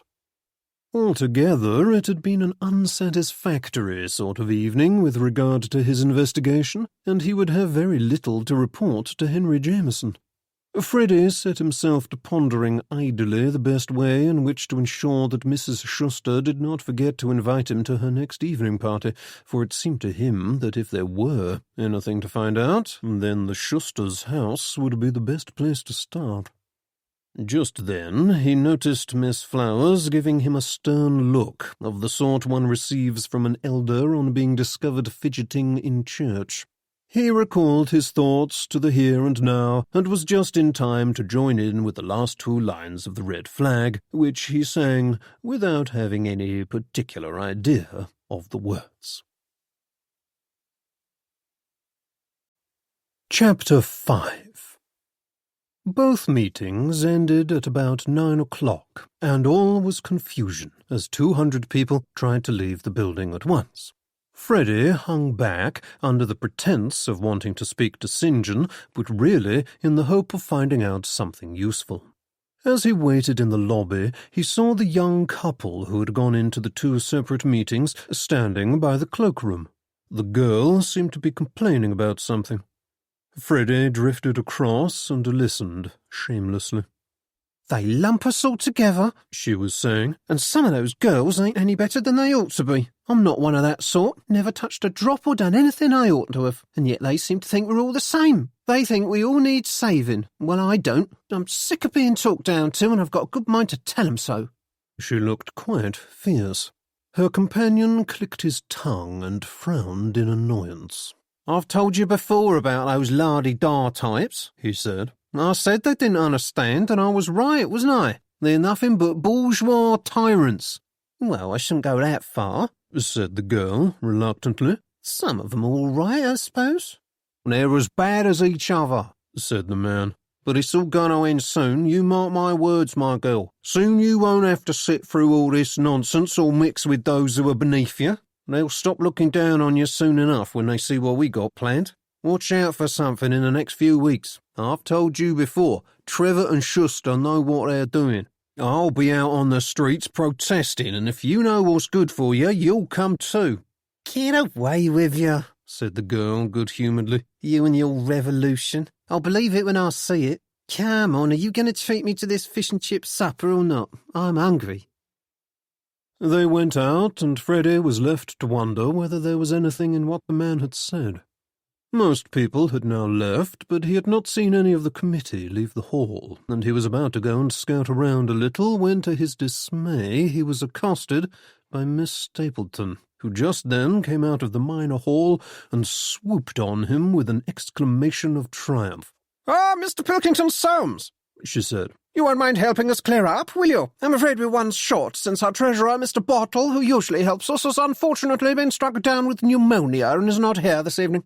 Since Miss Stapleton was accustomed to carrying all before her, Freddie could do nothing but allow himself to be swept up, much to his vexation.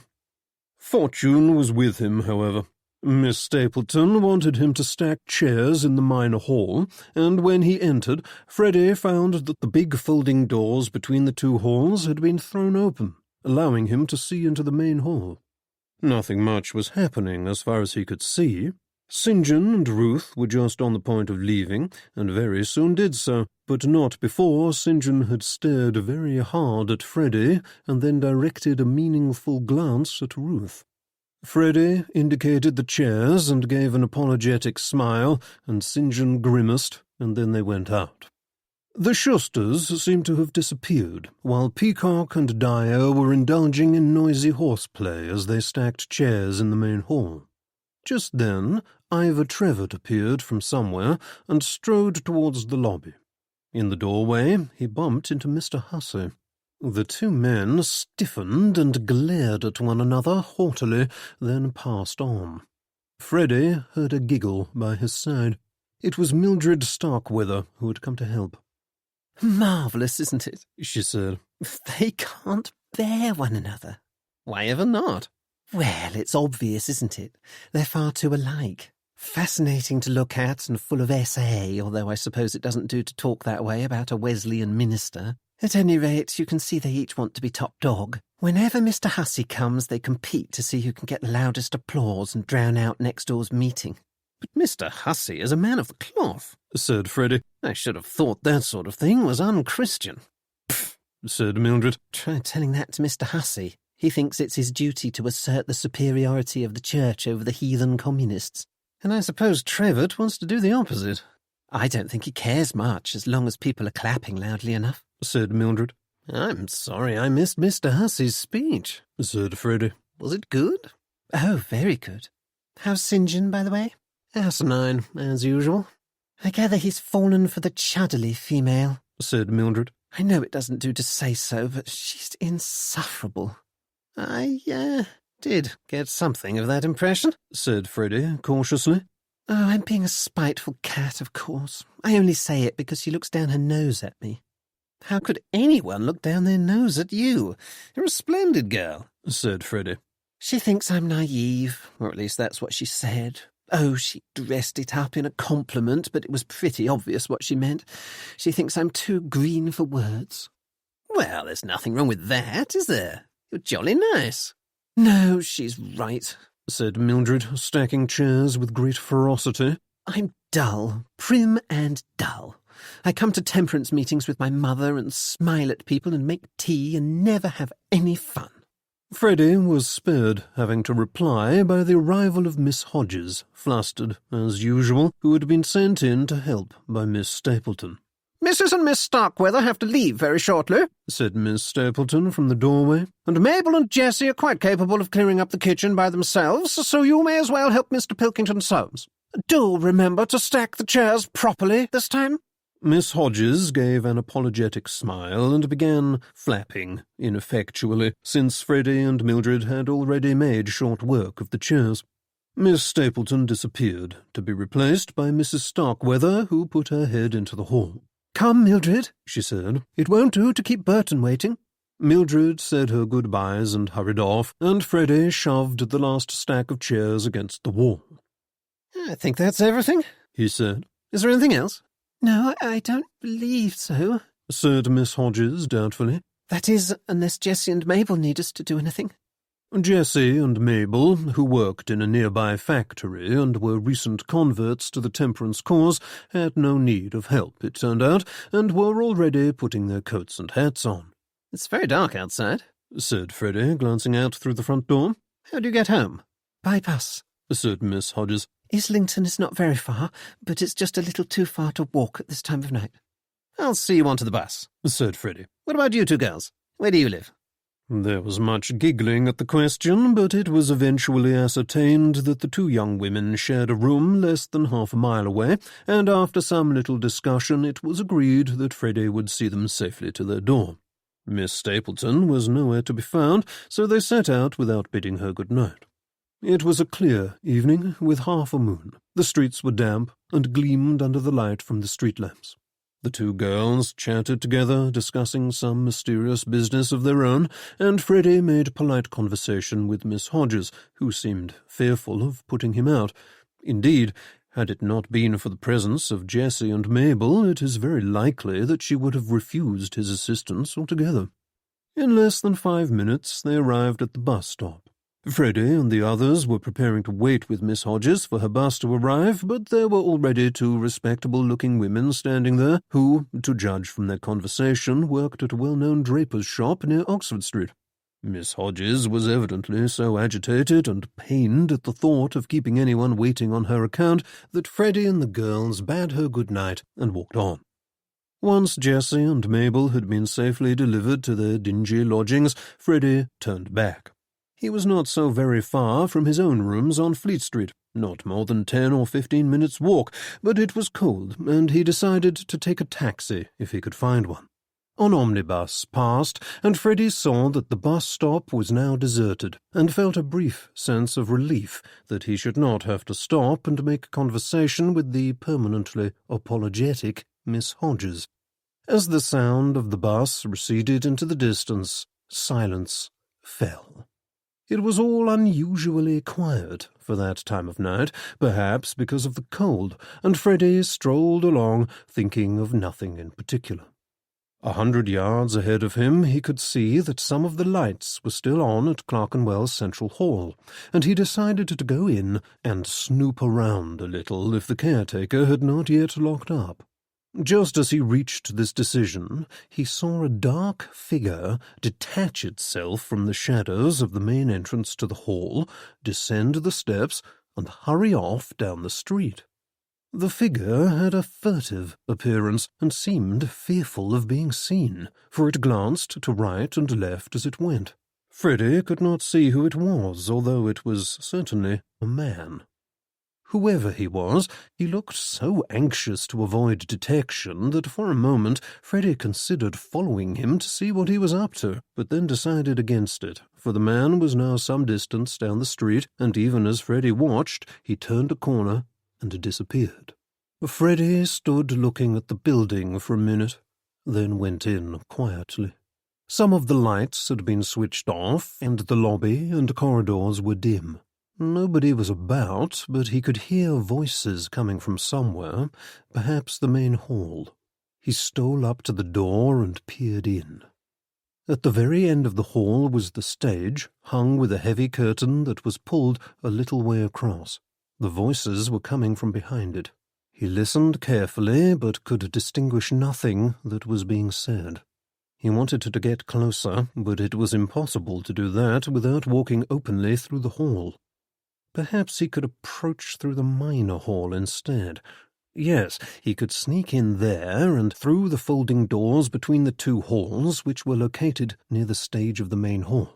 There were some chairs stacked against the wall there, and it would be easy enough to crouch down behind them and avoid being seen. He turned and went into the minor hall, walking slowly and quietly so as not to be heard, and put his head carefully around the folding doors. He could see nobody, but the sound of voices was a little louder from here.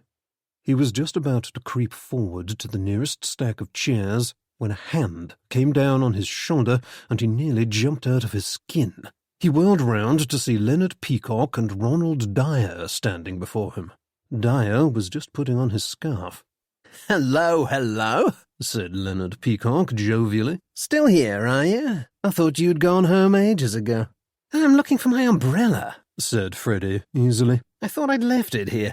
You haven't seen it, have you?" "Don't think so," said Peacock. "Come back tomorrow and ask old Davis. Dyer and I are just off home now. You'd better come with us. They don't like people staying here too late." "All right," said Freddie.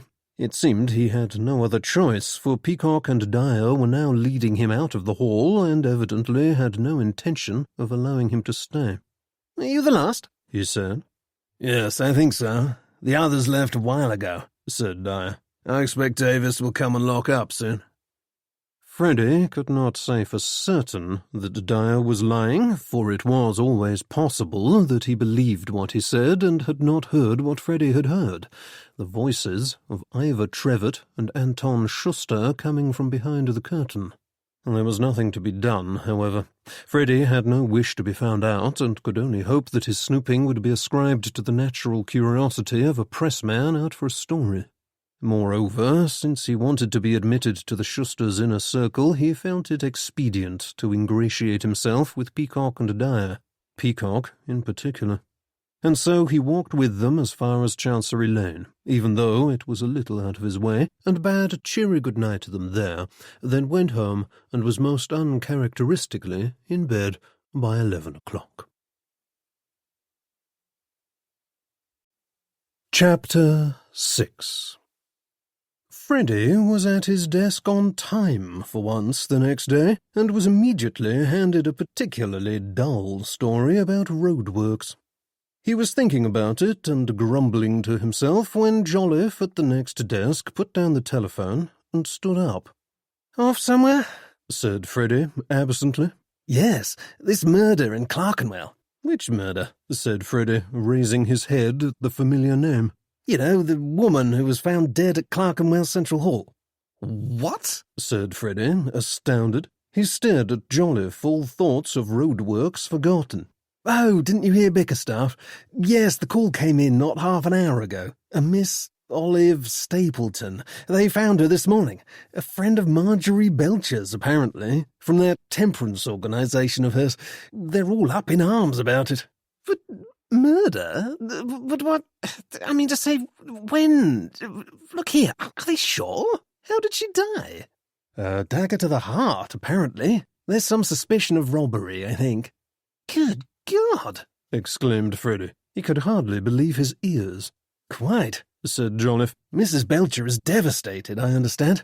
Miss Stapleton was her second-in-command, you see. It seems there was a meeting last night at the hall in question, and nobody saw Miss Stapleton leave. And then this morning she was discovered in a side room by someone from the club that meets in the hall on Wednesday mornings. Now, what did they say that club was? I ought to have written it down, but I couldn't find my pencil." He scratched his head and stared into space, trying to remember. "Oh, yes, Raffia, I think it was." "Raffia be damned," said Freddy. "Why, man, do you realise I was there last night and saw Miss Stapleton herself?" "Were you?" said Jolliffe in mild surprise. "Has Mrs. Belcher got to you at last? I didn't know you'd gone all in for abstinence." "I haven't, and as a matter of fact, it wasn't that meeting I was at. It was the Communists I was there for." "Communists?" said Jolliffe. "Are you sure you're feeling all right, old chap? You haven't gone off your head or something, have you?" "Don't be an ass. I was there for a—" Here he stopped, for he could not very well say to one of his fellow reporters that he had been sent there on a story, since Jolliffe would know perfectly well that it was not true. "I went out of curiosity, that's all," he finished lamely. "I see," said Jolliffe, regarding him askance. "Listen," said Freddy. "you'd better let me take this one, since I'm in on it already, in a manner of speaking." "Oh, but—" "Never mind that. Here, you can have this one. Roadworks." "What?" said Jolliffe in dismay, but Freddy had already pushed the details across to him and was putting on his coat. Then he left the office in a hurry, leaving Jolliffe regarding the roadworks story with disfavour. He took a taxi and arrived at Clerkenwell Central Hall to find that a group of reporters from other newspapers had already arrived and were standing in a huddle outside the front door, for it was bitterly cold. "Any news?" he said to the nearest one. "Nothing we can get out of them," said the man in disgust. "They're a close-lipped lot. Can't even get them to admit there's been a murder." Freddy went up the steps to speak to the constable on the door. "No press," said the constable. "You'd better go and wait with the rest of them." "Look here," said Freddy. "I was here last night and might have some useful information for you." "Aren't you, indeed?" said the policeman, disbelievingly. "You're a member of the Young Women's Abstinence Association, are you?" "Well, I mean to say, I wasn't at the temperance meeting. I came for the other one, the Communist Alliance, you know. But some of the temperance ladies are friends of mine, and I helped them tidy up at the end of the meeting. I tell you, I was here last night and spoke to Miss Stapleton." The constable regarded him for a moment, then said, "All right, then," and admitted him to the lobby. "What's all this?" said a man in plain clothes who had about him the look of a detective inspector. "I told you not to let anyone in." "This gentleman says he was here last night and has something to tell us, sir," said the constable. "He looks like Press to me." I am Press, said Freddie, then went on hurriedly. But it's true that I was here last night and spoke to Miss Stapleton. "I see," said the inspector, non-committally, but with a slight gleam of interest in his eye.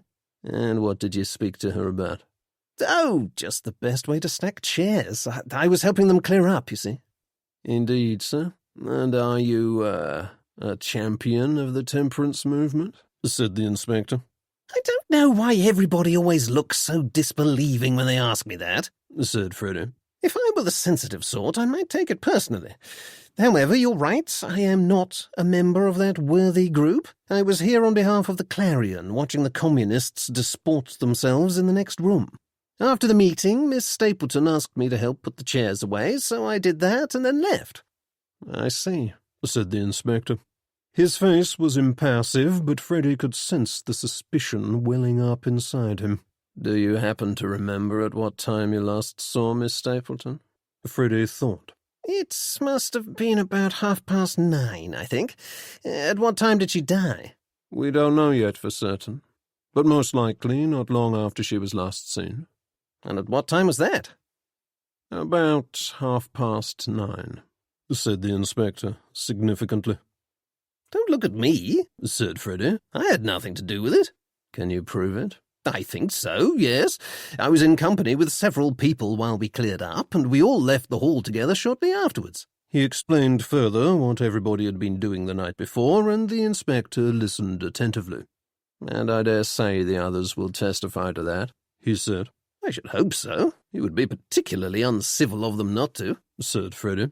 "Did you speak to Miss Stapleton when you left?" No, she'd disappeared somewhere, so we went without saying goodbye. I saw Miss Hodges onto her bus, and the two girls to their door, and then went home. "You didn't return to the hall afterwards, by any chance?" No, said Freddie. Of course, this was not true, but ought he to mention it? He was not sure, for it would require awkward explanations he was not permitted to give at present, and so he said nothing. "Did you see anything suspicious at all?" Freddie hesitated. There was something, he began. Yes? When I passed the hall again on my way home, I saw someone slip out of the building and hurry off down the street. It might easily have been somebody who was at the meeting, although I didn't recognize him. "Are you sure of this?" said the inspector. I'm sure I saw somebody, yes, said Freddie. But as I said, it might not have been anything important. I only mentioned it because of the man's manner, which I should describe as distinctly furtive. "Certainly a man, you say?" Oh, yes. "And you're sure you didn't recognize him?" Freddie shook his head. There were a lot of people there that evening, he said. Said the inspector, and made a note. Freddie looked at him as he wrote. He had never seen the man before, but he had a quiet authority about him which spoke volumes. This was not the usual sort of policeman, and there was obviously more to this than met the eye. This isn't an ordinary murder, is it? He said. "What makes you think that?" said the inspector suddenly, and Freddie was sure his guess was correct. You chaps, he said. The inspector regarded him searchingly for a moment. "We have no reason to believe it was anything other than what it appears to be," he said. I heard something was stolen, said Freddie. What was it? "A takings box belonging to the Young Women's Abstinence Association. It was kept in a locked drawer in the office that's used by some of the organizations which meet here, but according to Mr. Bottle, the association's treasurer, it is now missing." Was it stolen from the drawer? "It doesn't appear so. We assume Miss Stapleton had removed the box from the drawer prior to taking it home herself, since the lock of the drawer had not been forced. It looks as though the murderer came upon her, killed her, and took the takings." Freddie paused, thinking. Look here, is that really what happened? He said at last. Or is this all something to do with what was going on in the next hall? Again there was that searching look. "We are examining all the circumstances of the killing," said the inspector. However, at present we have no reason to believe the crime is anything other than that which it appears to be. Miss Stapleton seems to have encountered a particularly violent thief, and there was a struggle, and she was killed." "How did she die?" "She was stabbed with a sharp object," replied the inspector. His manner was bland and calculated to discourage inquiry. He stood up. "And now, if you'll excuse me, I must get back to my duties.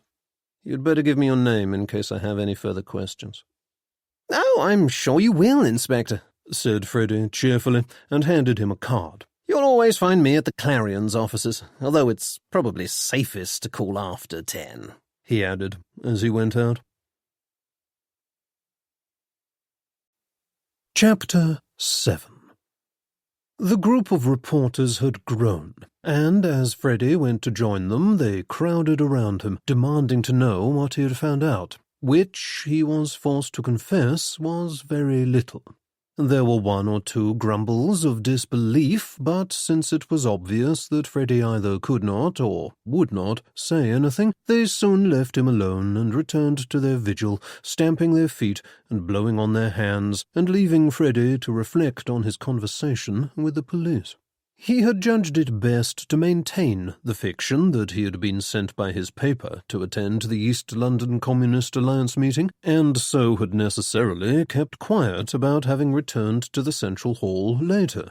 But that meant he had not given the police all the information he had.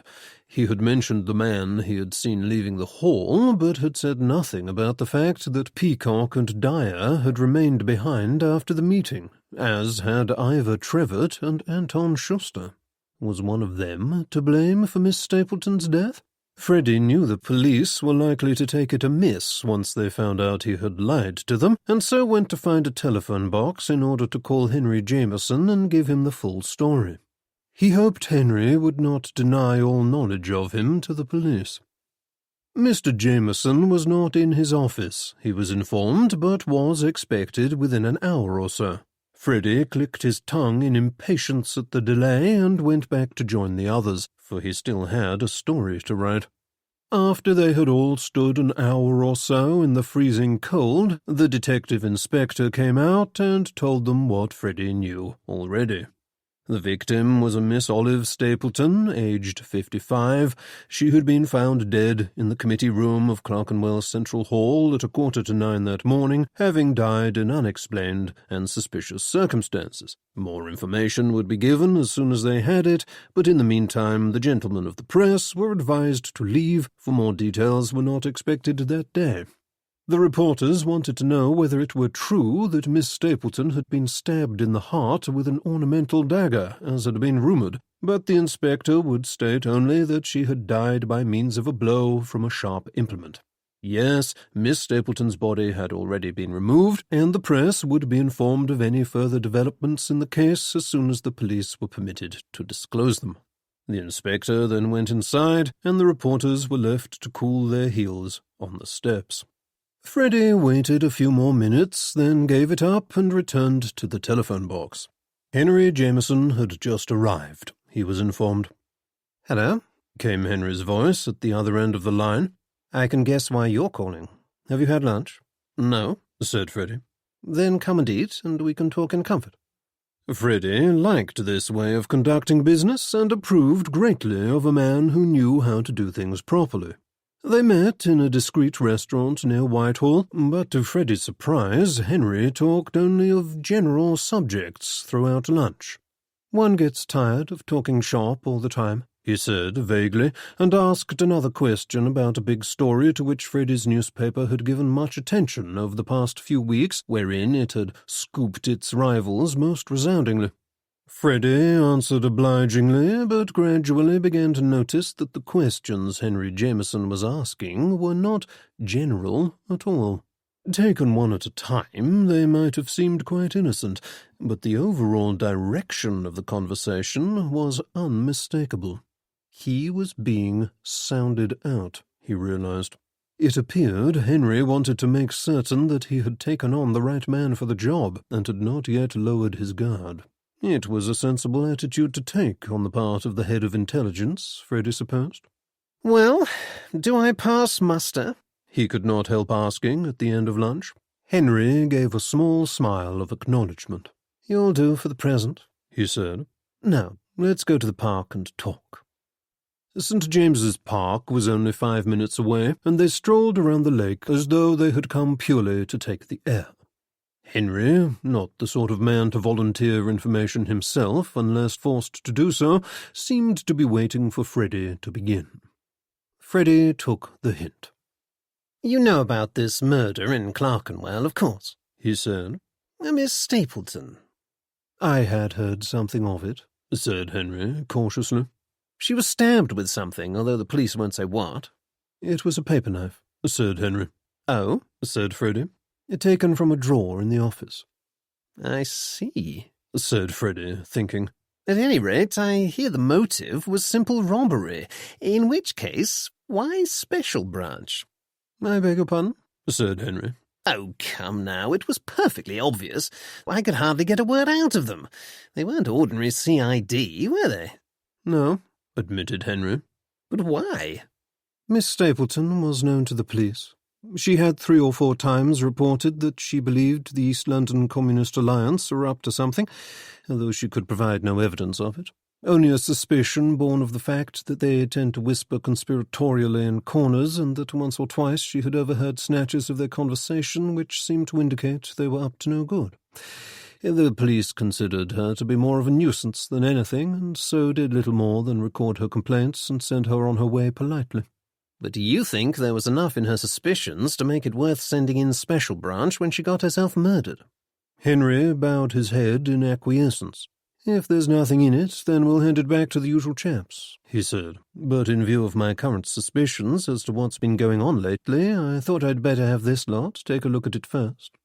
And now you must tell me what you've found out, about the murder or anything else. I gather you attended last night?" "I did," said Freddie. "And if you're looking for proof of what you told me the other day, I'm afraid I didn't find it, although I don't suppose you'd expected me to on the strength of one public meeting." "No," said Henry. "I did, however, observe events rather closely and saw 1 or 2 suggestive things that may or may not interest you. I saw, as did Miss Stapleton, it seems, that Ivor Trevitt, who is the president of the Alliance, and Anton Schuster are prone to gathering in corners to whisper together. I also met 2 chaps of my sort who claim to come to the meetings for fun. They're friendly enough, top drawer and all that, but if you were to ask me, I should say they reminded me of nothing more or less than hired toughs. They found me snooping around the hall after the meeting ended and escorted me from the premises pretty sharpish. One of them may or may not be misbehaving with Schuster's wife." "Indeed," said Henry with interest. "What makes you think that?" "Just a look between them, but there's no mistaking that sort of thing as a rule. Whether it's got any further than a look, I couldn't tell you." "What did you think of Schuster?" "He does his best to avoid looking suspicious," said Freddie. "He knows that you chaps have your eye on him, by the way." "I should think the less of him if he didn't," said Henry. "Still, he seems harmless enough. From my first meeting with him, I should have said that he is what he appears to be, an elderly philosopher and academic who's far too pleased with himself and his own ideas to bother with any sort of violent action. I should have thought he was far more likely to stand back and let someone else do the dirty work." "Ivor Trevitt, for example?" "Well, Trevitt certainly glories in making a public exhibition of himself. I can see him taking great pleasure in standing at the vanguard, brandishing a red flag and orating furiously, although he'd make jolly sure he had a crowd of people to watch him as he did it. He craves the adulation of the public, I'd say." "Yes, that is a weakness," said Henry, musing. "A weakness? Is that what you're looking for?"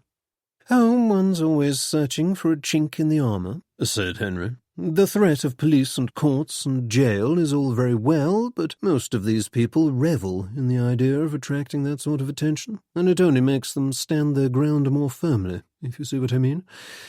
As a general rule, it's a much better idea to try and undermine them from within.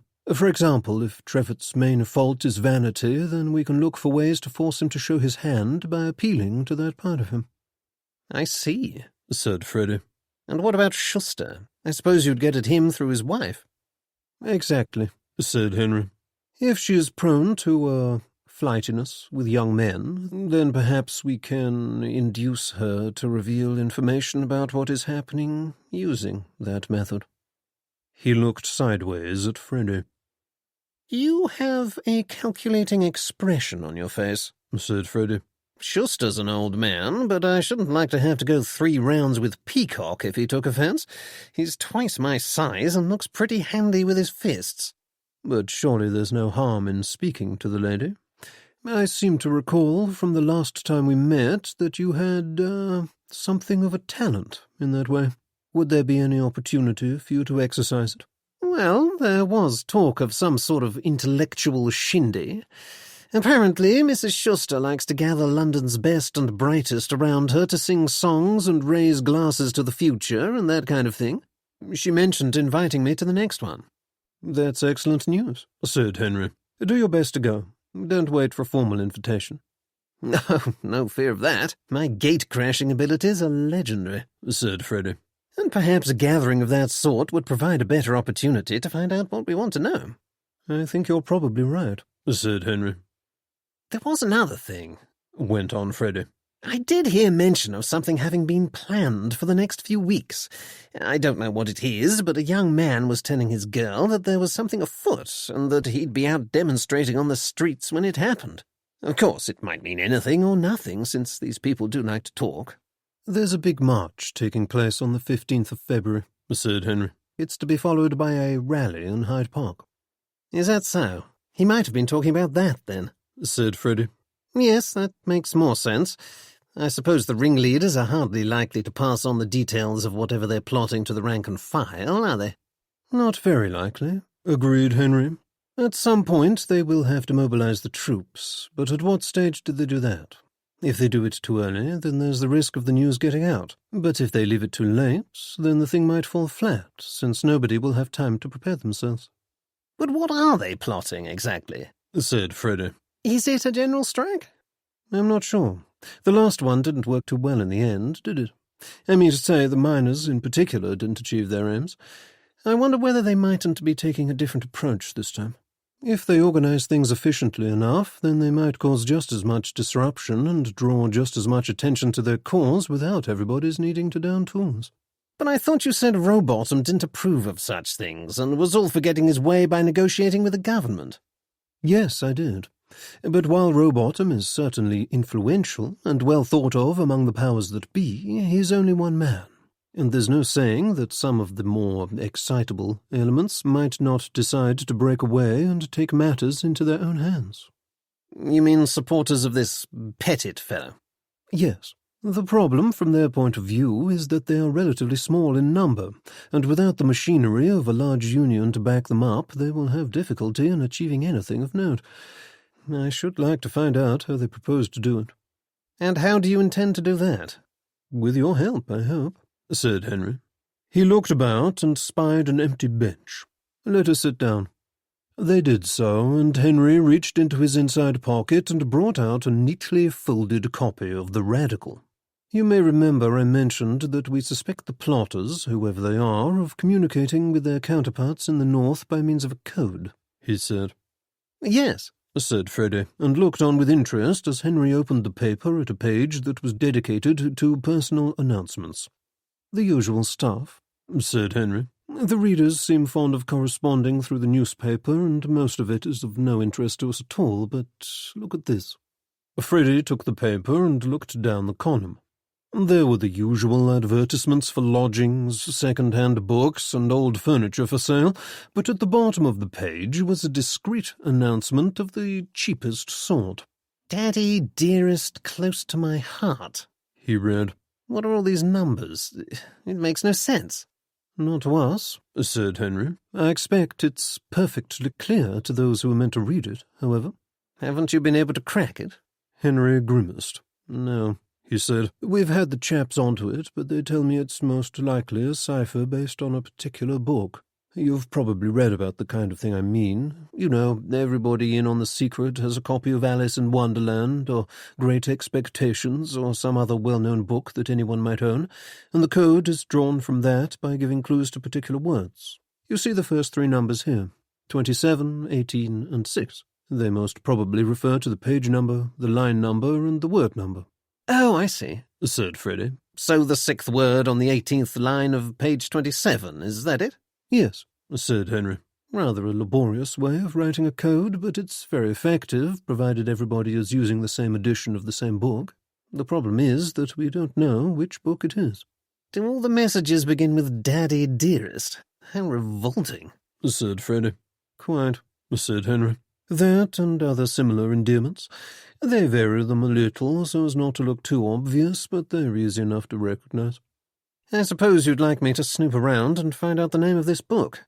What about your man on the spot? Hasn't he found it out yet? Not so far, said Henry shortly. Very well, I shall do my best, said Freddie. If it's humanly possible to talk the information out of someone, then I shall do it. Splendid, said Henry. And by the way, you haven't told me anything about your friend St. John. Should you say he knows anything?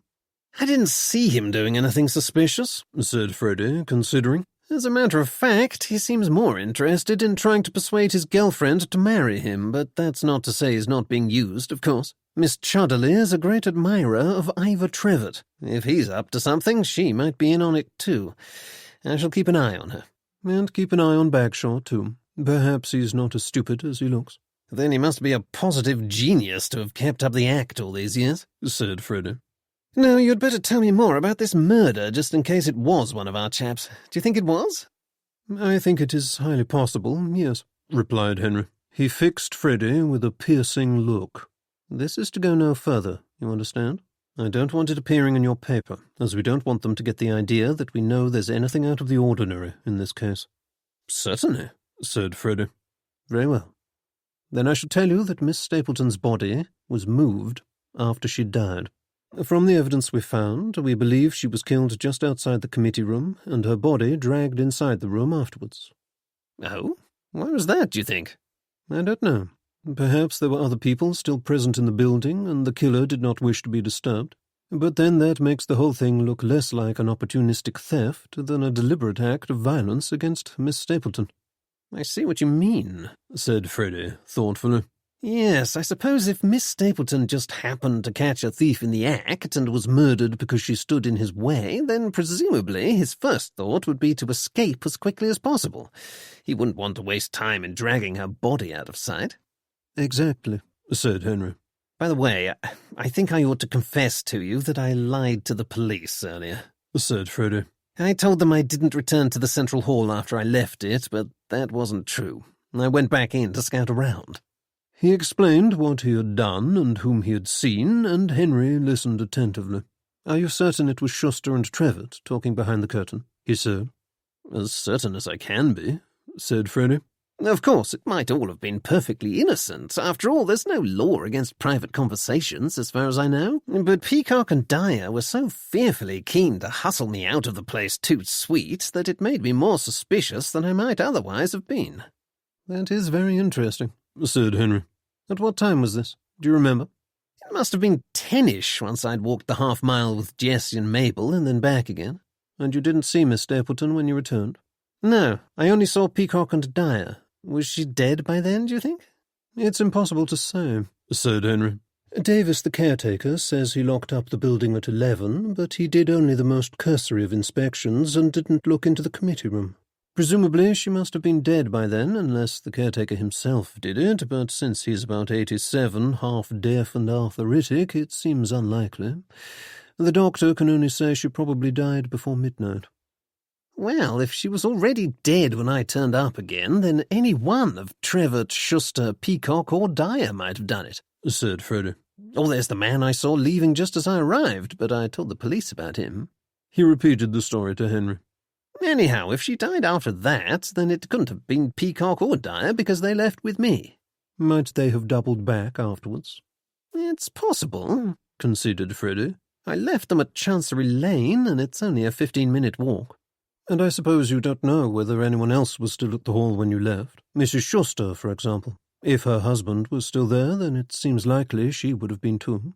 I didn't see anyone else, said Freddie. But any of them might have stayed behind, I imagine. They might indeed, said Henry. So you see, while it might have been a chance thief, it might also have been one of the people who were there that evening. What about this paper knife? How did the murderer come to have it? I mean to say, if he came upon Miss Stapleton with the takings box in her hand outside the committee room and wanted to get it off her, he'd hardly run along to the office first and rummage around in a drawer on the off chance that he might find a handy weapon, would he? I take it Miss Stapleton was carrying it herself and the murderer snatched it from her. That seems a reasonable assumption, said Henry. He hesitated. There is one other thing. When Miss Stapleton's body was discovered, it was found that she was clutching a tiny scrap of torn-off paper in her hand. Freddie stared, then laughed. Good Lord! You don't mean to say she'd found some incriminating document belonging to the Communists and was murdered for it? This is all too Black Hand for words. What next? Was there also a message scrawled in Russian on the wall with the victim's blood? If there was, we didn't find it, said Henry. At any rate, if it was a letter she'd found, it would explain why she was holding the paper knife. She must have been wandering about with an armful of stuff, said Freddie. Little wonder she didn't have a chance to defend herself. Yes, said Henry. He stood up. Well, that is all I can tell you at present. If I were you, I'd leave the murder investigation to the police, since they seem to know what they're doing. Personally, I am more interested in finding out what the chaps of the Communist Alliance get up to in their spare time. Then I'll do my best to find out, said Freddie. Good, said Henry. He turned to leave, then turned back again. I suggest you be careful, he said. If they're the sort of people who will murder a harmless elderly lady, then they won't think twice about putting you out of the way if they happen to find you out. They won't find me out, said Freddie. I'm far too careful for that. Chapter 8. Mrs. Starkweather's sitting room was a large one, but it was so stuffed full of divans, chairs, tables, cupboards, cabinets, indoor plants, grandfather clocks, lamps, and ornaments that there was barely room for anybody to stand up in it. Mrs. Starkweather and her daughter had removed themselves and all their belongings to the flat on Upper Montague Street from their house in Hertfordshire upon the death of Mr. Starkweather, and Mrs. Starkweather had been reluctant to get rid of anything, despite her daughter's exhortations, so whenever the two of them were at home, they did nothing but bump into things and knock over vases. Today, the sitting-room was fuller than ever, since it was currently host to several of the senior members of the Young Women's Abstinence Association who had come to talk over the dreadful happenings of 2 days ago. Sitting in the best armchair was a generously proportioned woman who was dabbing a handkerchief to her eyes. This was Mrs. Belcher, the founder and president of the YWAA. She had been quite prostrated at the news that one of her most valuable helpers had been murdered, and had just declared that she would never again set foot in Clerkenwell Central Hall. "Now, Marjorie," said Mrs. Starkweather in her most sensible voice, "this is not like you at all. Do try and pull yourself together, if only for the sake of the girls." "I suppose you are right, but I cannot help thinking of poor Miss Stapleton and how she must have suffered," said Mrs. Belcher with an enormous sniff. "But she didn't suffer, did she?" said Mildred. "At least not according to the police. They said it was all very quick and she wouldn't have felt a thing." "Do you think that is true?" said Mrs. Belcher, raising her head. "You don't think perhaps they said it just to be kind?" "Not at all," said Mildred stoutly. "I'm sure they wouldn't lie to us." "But how shall I manage without her?" said Mrs. Belcher. "She was quite my right-hand woman. I'm so terribly busy attending receptions and raising funds and speaking at events that I can't possibly do everything, and it was such a comfort to have a capable person upon whom I could rely to take care of all the other things, such as running the meetings.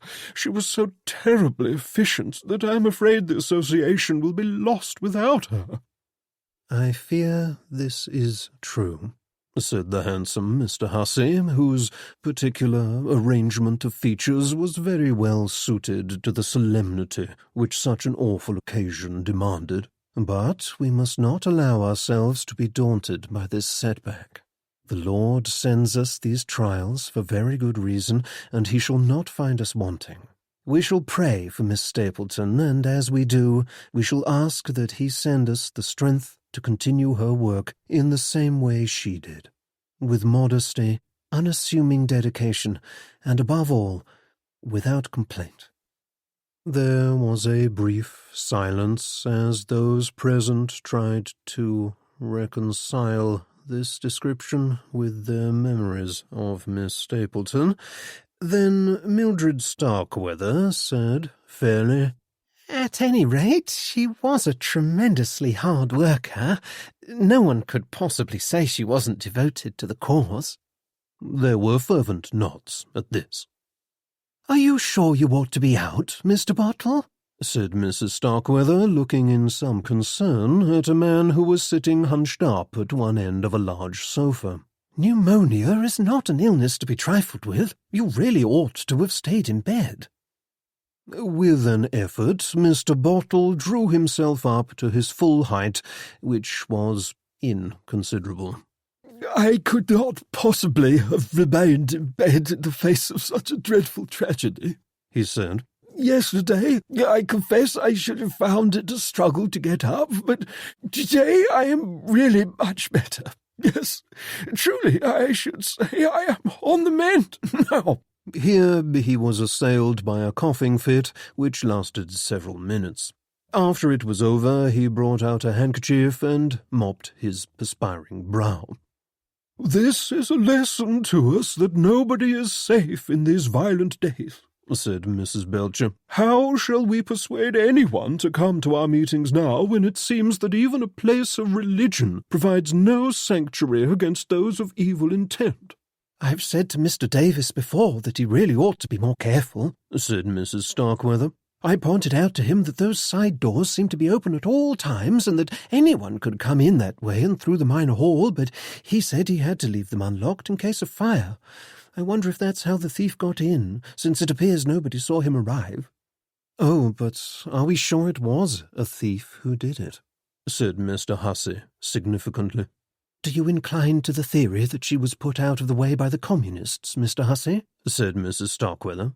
"I could not say, but the whole thing appears rather suspicious to me," said Mr. Hussey. "One does not like to be uncharitable, but Trevitt, in particular, strikes me as a most dangerous fellow. He speaks of nothing but revolution and violence and the overthrow of the state, and altogether uses most unseemly language for mixed company. I do not know why so many women attend the meetings of this communist alliance.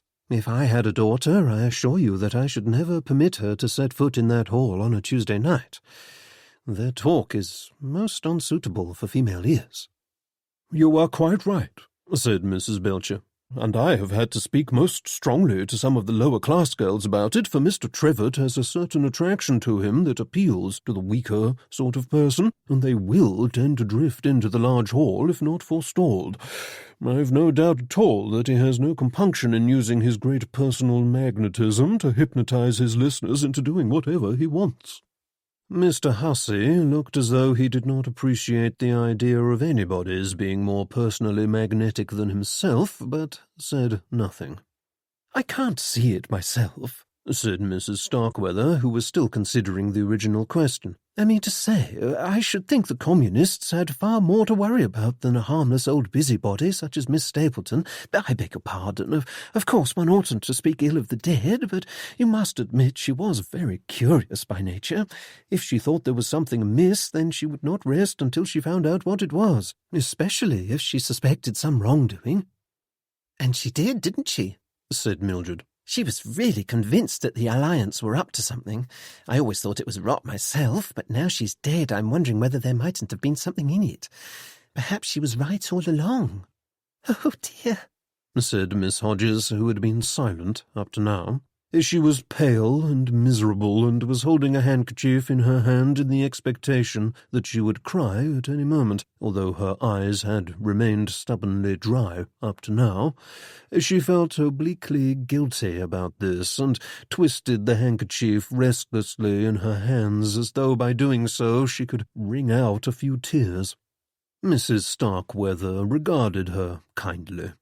"You look done in, Miss Hodges," she said. "I believe this has come as a shock to us all." Miss Hodges nodded and gave a little sound like a gulp. "But, as Mr. Hussey says, we mustn't allow ourselves to be overwhelmed by it," went on Mrs. Starkweather. "No," agreed Mrs. Belcher, who had got over her moment of weakness and was once again prepared to stand firm against all comers. "Miss Hodges, we shall need you more than ever. We must all take our share of the duties that poor Miss Stapleton will no longer be able to carry out. The work of the association must continue." "But what about the takings?" said Mildred suddenly. "Have we any idea how much money was stolen? And why was she carrying the box around with her?" "The subscriptions were supposed to be counted by the end of the month," said Mr. Bartle. "I should have done it myself, but as you know, I was indisposed and unable to attend the meeting. I expect Miss Stapleton had taken the box out of the drawer in order to take it home and do it in my stead." "I was supposed to do it," said Miss Hodges in a small voice. "but what with one thing and another, I forgot to take the box with me." "By the end of the month?" said Mrs. Starkweather. "I thought the money was deposited weekly. Wouldn't that make more sense?" "It is deposited weekly," said Mr. Bottle. "Usually I count everything up on a Wednesday after the meeting, and then take it to the bank. But sometimes we have a little extra money, and I try to make sure it is all deposited by the end of the month, even if it is not my usual day for going to the bank. Some little sum was raised at the jumble sale last Friday, for example." "How much?" said Mildred. "Nearly £35, said Mrs. Belcher. "I gave it to Mr. Bottle." "Didn't it go to the bank?" said Miss Hodges. "I'm afraid not," said Mr. Bottle. "Unfortunately, I put it into the takings box and returned it to the hall since the bank was closed by the time we'd finished. After that, I was forced to take to my bed. Of course, at the time, I did not know it was pneumonia. Had I been aware of that, I should never have stood out in the rain all that time on Friday. I now wish I had taken the money home with me, for then we should not have lost it, and perhaps Miss Stapleton might not have died at all." "Oh, dear me," said Miss Hodges unhappily. "Such a small sum to kill someone for," said Mrs. Starkweather. "To us, perhaps," said Mr. Hussey, "but it would be a great temptation for a poorer man." "But if it was someone from the Communist Alliance who killed Miss Stapleton, then presumably they took the money as a blind," said Mildred. "to mislead us into thinking they didn't do it, I mean." "Perhaps," said Mr. Hussey, considering. "Yes, you may be right. I'd not thought of that." "Goodness me, is that the time?" said Mrs. Belcher suddenly. "I had no idea we had been talking so long. Shall I see you at Lady Dartington's tomorrow, Nerissa dear?" "Oh, is that tomorrow?" said Mrs. Starkweather. "Dear me, I thought it was next week. Yes, I shall be there." Mrs. Belcher turned her imperious eye upon Miss Hodges, who quailed slightly. "Miss Hodges, this is a difficult time for us all, but we must put our chins up and carry on bravely," she said. "I'm sure I can rely on you to do everything in your power to ensure that the work of the association continues without interruption. Mildred, dear, do you suppose you can help Miss Hodges with the tea at the next meeting?" "Of course I can," said Mildred. "You and I shall manage, shan't we, Miss Hodges?" "Oh, yes," said Miss Hodges, grateful that nobody had shouted at her. Mrs. Belcher recited a long list of things that needed seeing to, and then sailed out, almost restored to her usual self at the thought of the changes which would now have to be made, and the opportunities this would give her to be even more officious than usual, for it had occurred to her that if the murder did turn out to have been motivated by theft, then perhaps they might use Miss Stapleton's death as an object lesson, since the man who had done it must surely have been under the influence of alcohol at the time. "Poor Marjorie," said Mrs. Starkweather once Mrs. Belcher had departed. "I don't think I've ever seen her so deflated." "She'll be all right, you'll see," said Mildred. "Just watch. She'll use it as an excuse to fish for pity and get more money out of people." "Goodness," said Mrs. Starkweather. "I'm not sure I like the sound of that." No, but it makes sense, don't you think? That's what I should do if I were in her shoes. Young people are so pitiless nowadays, murmured Mrs. Starkweather. Has anybody spoken to the police? Said Mr. Bottle. What did they say? Are they sure nobody saw anything? Everyone shook their heads. The police haven't said much at all, said Mildred. They're an impassive lot. They asked me questions for half an hour, but I couldn't understand what they were getting at. They asked where things were kept in the office. They wanted to know who had the keys to the drawer where the takings box was kept. So I said I thought it was you and Miss Stapleton, Mr. Bottle. That is quite right, said Mr. Bottle. I have my key here with me. Then you are sure nobody caught sight of the killer? Which way did he come in, for example? Mrs. Starkweather, you talked of the side entrance that leads into the mine hall. Do you suspect that that is how he got in? It would have taken a matter of minutes to slip in and out that way, with the further advantage that the door is not easily visible from the street. Miss Hodges, Miss Starkweather, I understand you were the last to leave. Are you quite sure you didn't see anyone? Mummy and I left together before Miss Hodges, said Mildred, and I didn't see a thing. Miss Stapleton had gone off somewhere, and I didn't even say goodbye to her. I expect she was in the office digging out the takings box. I saw no one, said Miss Hodges, shaking her head vehemently. I finished clearing up, then Mr. Pilkington-Soames was kind enough to escort me to the bus stop, and I went home. I wonder whether Freddie saw anything, said Mildred thoughtfully. Perhaps we ought to ask him. Mr. Bottle was about to say something, but went into another coughing fit. Now, Mr. Bottle, I shan't listen to another word about how well you are, said Mrs. Starkweather. You're quite obviously very ill. You must go home and rest. Perhaps you are right, said Mr. Bottle through his handkerchief. And you'd better go in a taxi, said Mildred. Then, as he protested, pointed at the window. It's sleeting again. You can't go out in that. I'd send you with Burton, but it's his afternoon off. Mr. Bottle was duly persuaded, and a girl was dispatched to procure a cab. Miss Hodges stood up and prepared to leave too, but as she made her way towards the door, she bumped into a large stone reproduction of the Egyptian god Anubis, which was blocking the way to the door most inconveniently, and dropped her bag, which burst open. There was some confusion and not a few bumped heads as everyone darted forward to help her gather her scattered belongings together. Most of them had fallen at Mr. Bottle's feet, and the effort of picking them up brought on another coughing fit in him. "Miss Hodges, perhaps you would care to come with me," he said, once he had recovered and she had stammered out her apologies and thanks. "I believe you live not far from me, and I dare say you would not wish to go out in this inclement weather either." Miss Hodges, fearful of putting anybody or everybody out, demurred at first, but was eventually herded into the taxi by the forceful Mildred, and she and Mr. Bottle went off in great state, followed shortly afterwards by Mr. Hussey. "Well," said Mildred to her mother, once they had the house to themselves again, "I suppose you'll tell me off for saying it, but this is all rather thrilling. I've never seen a murder before." "Poor Miss Stapleton. I wonder whether we ought to have made more of an effort to be sympathetic," said her mother doubtfully. "What do you mean?" "Why, the only person who seemed sorry she was dead was Marjorie." "Oh, of course I'm sorry she was killed," said Mildred. "I should never wish this sort of thing upon anybody. I'm not as cold and hard as you seem to think, but you can't deny she was a difficult woman. Some people might even call her a thorn in the side, not only ours, but the communists too. And the only thing to do with a thorn is to pluck it out."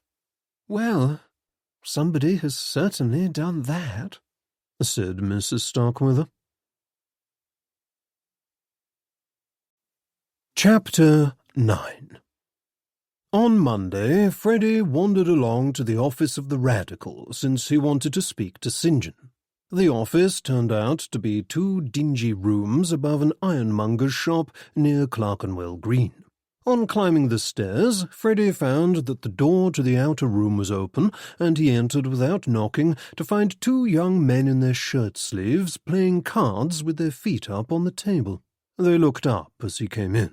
"St. John," said one of them, and jerked his thumb towards another door, which was pulled almost closed, then went back to his game. St. John was rifling through a stack of documents, frowning. He brightened as Freddie entered. "Hello, old chap," he said. "Come to see where all the work goes on, have you?" "I didn't see much work going on out there," said Freddie. "Is that what we'll all be doing after the revolution?"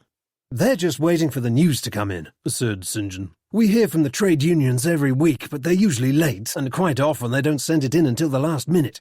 Sometimes they don't send it in at all, in fact." "And what do you do then?" "I write something myself if I happen to know more or less what's been going on that week. If I don't, then I put in last week's news again." "Doesn't anybody notice?" "Not so far," said St. John. "There was one week where I accidentally mixed up all the titles and said the miners' piece had come from the dock workers' union and the rail workers' piece had come from the miners and so on, and nobody said a thing. I expect no one reads them, really." "Perhaps you ought to make them a little less dry, then," said Freddie. "Or, on second thoughts, perhaps not, if you make this sort of mistake often. What day do you go to press?" "Thursday." "Do you expect much news?" "It depends. I dare say there won't be much this week unless something unexpected happens. We had rather a thrilling time of it a few weeks ago when John Pettit's house burned down, you know, Rowbottom's deputy at the Labourers' Union, and he narrowly escaped with his life. There was a suspicion of foul play, you see. Obviously we made the most of it, although I dare say it was caused by a spark from his kitchen fire. There's been nothing so exciting since then, though." "And what will those two out there do until then, if no news comes in?" "Play cards, I imagine. That's if they turn up. They don't always." "Do you pay them?" "Sometimes," said St. John, "when we can afford it." There seemed little more to be said on that subject, so Freddie looked around him instead. The room was tiny, only big enough for 2 desks, some bookshelves, a filing cabinet or 2, and not much else. St. John's desk was piled high with a jumble of paper, pens, books, periodicals, and, somewhat mysteriously, a stuffed owl in a glass jar. "Oh, someone sent that in," said St. John in reply to Freddie's questioning look. "I've no idea why. You'd be surprised at the stuff we get. Some people seem to treat us as a sort of lost property office. They send us things and expect us to put a notice in the paper. But we have a perfectly good lost and found column for that, and if they want to advertise, then they can jolly well pay us for it." "Ah, yes," said Freddie. "Do you make much from your small ads?" "A little," said St. John. "We charge 2 shillings a line, minimum 3 lines. Cheap, I know, but we're not exactly the Times, so we have to charge what we can get." "Who takes them down?" said Freddie. "I do, or Ruth does, if they come in by telephone, that is. Some people deliver them in person, and others send them in by post with payment." Freddie picked up a copy of last week's Radical and flicked through it casually. The usual," he said. "People looking for lodgings or work, requests for false teeth. I can't help thinking there must be quite a shortage of dentures in the world, because I never open a paper without seeing someone asking for them. Perhaps I ought to buy shares in false teeth companies, since they're in such high demand. Now, look at this. Someone is prepared to accept £25 for a set of ermine. Ermine what, though?" "I've no idea," said St. John. "I shouldn't have thought your readers were the type to wear that sort of thing," said Freddie. "Perhaps I've misjudged them." He glanced down the page again. "Surprising the nonsense people insist on announcing to the world. I mean to say, look at this. Leonora, we were so very happy, why must you end it so? It has all been a terrible misunderstanding and can easily be put right again. Harold." "Oh, that's old Harcourt. Poor old chap is about 106, completely gaga. He was considered the future of radical politics in about 1870, but nothing ever came of it. His wife died 10 years ago, but he persists in believing she's left him and hopes that if he keeps advertising, then she'll come back to him. I never take his money ordinarily, but he gets so distraught if I try to refuse it that I haven't the heart to turn him down." "Do you know everyone who advertises?" "A good few of them," said St. John. "A lot of them are regulars, you see." "What about this one, then?" said Freddie. "It's rather odd. It starts, 'Daddy Dearest,' but the rest is just numbers. What on earth does it mean?" "What's that?" said St. John, craning his neck to look. "Oh, those. I don't know who sends those. They come in by post." "Where do they come from? And who sends them?" "I don't know. Does it matter? They come with a postal order, and as long as they're paying, we're happy to print whatever they like." "But shouldn't you like to know who's sending them?" "Not especially," said St. John. I don't suppose you have one of the originals, do you? One of the envelopes they come in? What? Why should I have kept it? Oh, I often have old envelopes lying around, said Freddie, to scribble notes on, that sort of thing.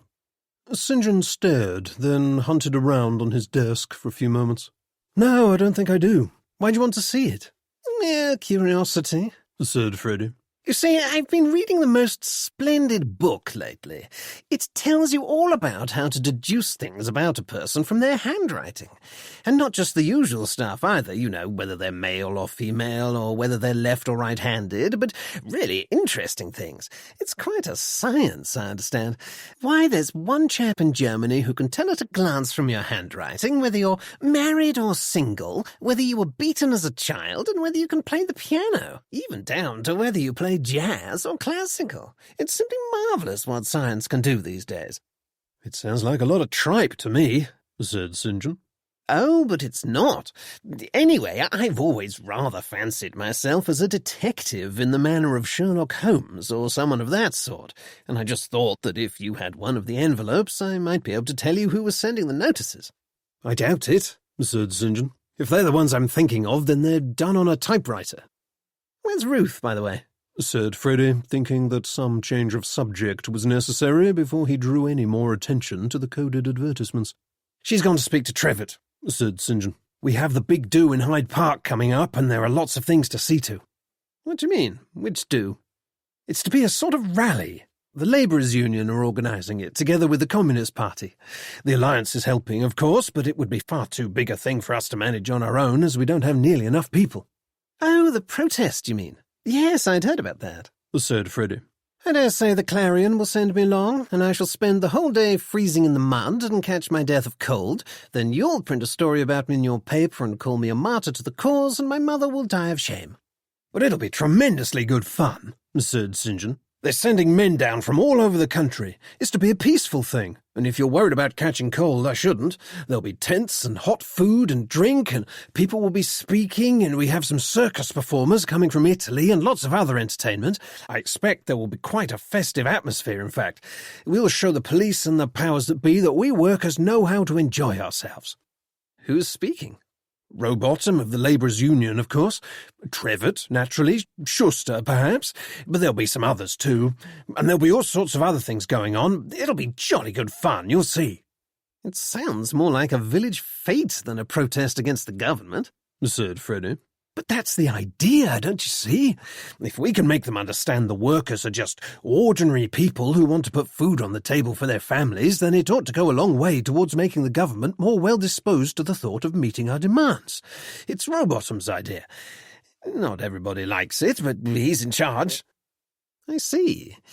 He wants to give the impression that his workers would rather be skipping about gaily in a meadow full of buttercups than wallowing gleefully in the blood of the bourgeoisie at the barricades. Is that it? But what about all that stuff about violent insurrection that you put in your rag? Words, said St. John dismissively. Nobody would really do that sort of thing, would they? I think the Russians might disagree with you, said Freddie. I say, you've changed, haven't you? You used to be all for direct action and blowing up trains. St. John sat up straighter. Yes, but I'm older now, he said. A man in my position has responsibilities. I can't ask Ruth to marry me if I'm in prison, can I? And by the way, you haven't spoken to her yet. Soon, said Freddie hurriedly. Anyway, this ought to be a splendid rally, and the Radical will be there covering it all. It will be the most thrilling day for news. It ought to keep us going for at least a month, in fact, and will be a tremendously good opportunity to get more subscribers. I have plans for the paper, but I can't do anything without money. Just then, Ruth Chudderley turned up in company with the Schusters. Despite the wet weather, Anton Schuster was dressed as though he were going for a walk along the Promenade des Anglais. His wife seemed to feel the cold more than he did, and was wrapped in a coat with a high fur collar. Together they added a touch of the exotic to the dull grey surroundings. Ruth looked Freddie up and down in the particular way she had, which always made him wonder whether he had dropped half his breakfast down his shirt.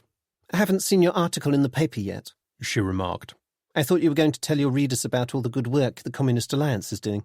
I've written the piece, lied Freddie. But I'm afraid it has to get past my editor first. The press are a conservative lot, you know, and there were one or two phrases he wasn't too keen on. He's passed it all the way up to the Claren's owner, Sir Aldridge Featherstone, for approval. Do you think it will be approved? Said Ruth, still with the maddeningly superior expression on her face. It's difficult to say. Sir Aldridge is the brother of Mrs. Belcher, the president of the Young Women's Abstinence Association, whom I dare say you know. He consults her in everything that might affect the morals of the man in the street, but as long as your lot haven't offended her recently, we might be safe.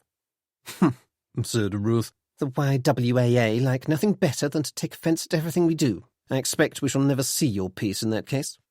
Oh, we might be lucky yet, said Freddie. Sometimes the two of them fall out, and then we ordinary reporters have a few weeks in which to publish as many stories about tragic chorus girls and throat-slashing cocaine gangs as we can possibly pump out before they make it up again and we have to go back to the flower shows and speeches by the Archbishop.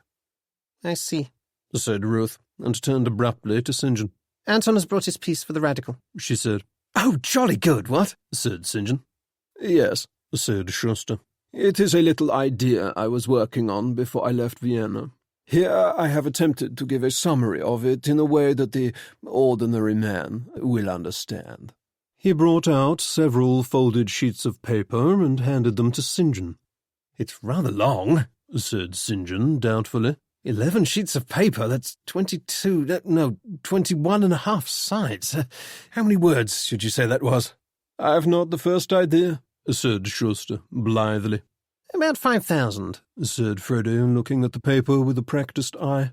We might have to cut it down a bit, said St. John.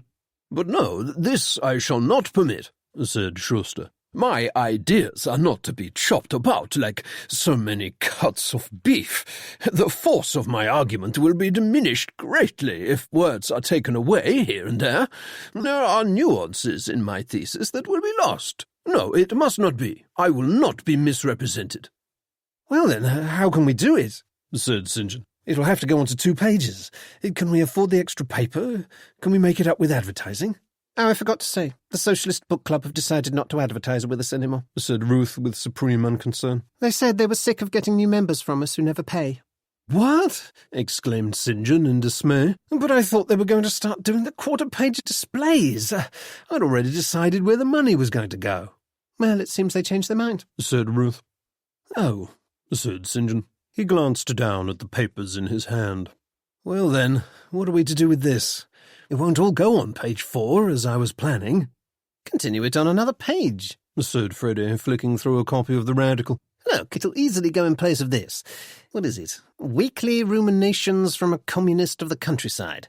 It looks fearfully turgid, so I don't suppose anybody reads it.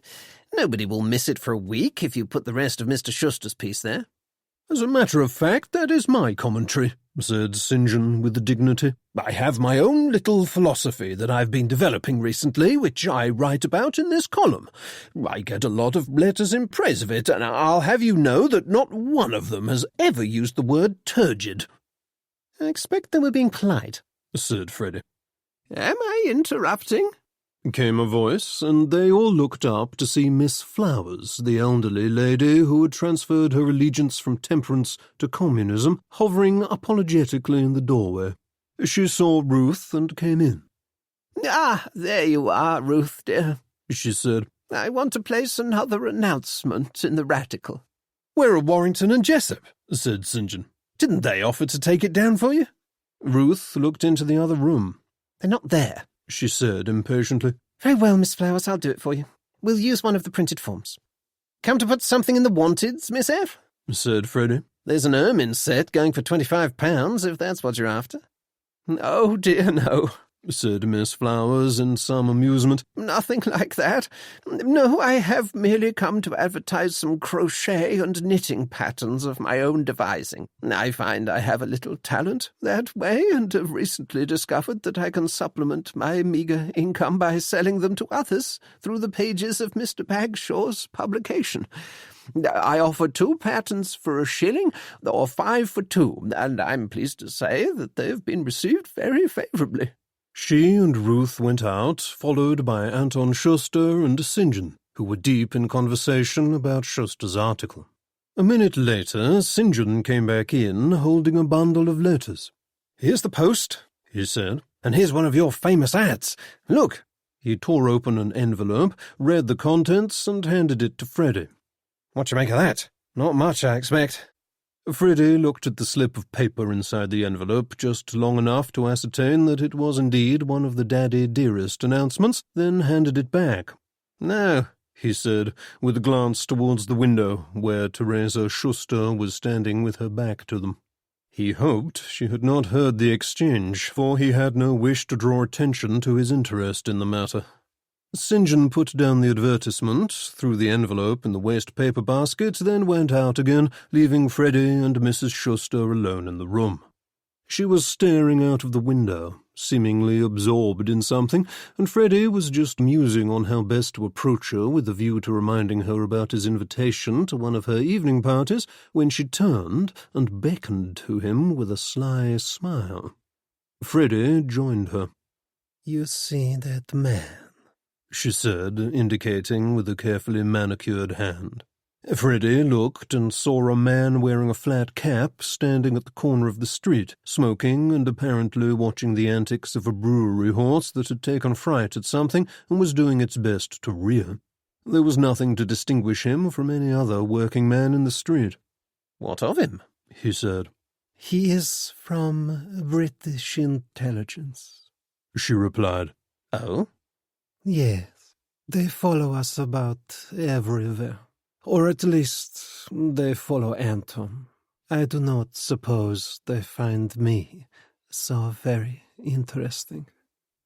"Why do they follow you about?" She shrugged. "Anton is a little revolutionary in his ideas," she said. "They did the same to us in Vienna. Always there, wherever we went. I find it tiresome, but Anton likes it very much. He says that if they find him threatening enough to shadow him, then it must be because his ideas are worth something, and so his life's work has not been in vain." "Does he want a revolution, then?" Again came the shrug. "Anton is a very clever man," she said. "but he is not the practical type, and the idea of violence horrifies him, despite what he preaches. I do not think he would like it." "And what about you?" "I should not mind it. she said, considering. I have lived through one myself, and it was not so very bad. You cannot deny that there is much unfairness in your society here. Rich men eat truffles and quail's eggs, while poor ones have no work and their families have no food. Is it so wrong to take just a little from the first and give it to the second?" "I'm not especially keen on the idea of taking anything from anyone who doesn't want to give it up," said Freddie. "although, of course, I'd like everybody to have work." "I knew you would say that," she said. "The English are not the revolutionary sort." She glanced sideways at him. "I told you before of our gatherings, I think," she said. "I have many friends who like to debate these things, but it is not at all serious or dull. There will be another on Saturday at our house. Will you come? Bring someone if you like." "I should be delighted," said Freddie. Her face lit up. "Ah, excellent," she said. "We shall be most pleased to see you, and I know you will enjoy it." They were standing together at the window, and she turned and gazed directly into his eyes, and the daylight on her face allowed him to see her properly for the first time. Her eyes were an unusual shade of light brown, almost an amber colour, and he found that she was prettier than he had at first supposed, at least when she smiled. To his surprise, he noticed that she had a small scar running across her cheek just below her left eye. She was wearing powder, which concealed it to some extent, but it was unmistakably there, and he wondered how he had missed it before, and how she had got it. She was wearing a scent that was unfamiliar to him. Not the delicate, floral sort that most women of his acquaintance wore, but something that spoke of spices and roses and made him think of the East. As he breathed it in, he began to experience the oddest sensation of lightheadedness, even giddiness, almost as though he were drunk, and just for a moment he was glad he had the window-sill for support. She laid a gentle hand on his arm, and he suddenly realized that he must have been staring. "Come on Saturday," she said softly. Then Ruth came in and began talking to Mrs. Schuster as though Freddie were not there. Mrs. Schuster moved away from the window, and the two women left the room. Instantly, Freddie darted across to St. John's desk and copied down the Daddy Dearest advertisement as quickly as he could, then fished the discarded envelope out of the waste paper basket and shoved it in his pocket. After that, he strolled into the outer office. Warrington and Jessup had returned and were laughing at something which they had just handed to St. John, who was now reading it and shaking his head. Freddie bade them all good-bye, and St. John raised a vague hand. "Phew," thought Freddie as he emerged into the street.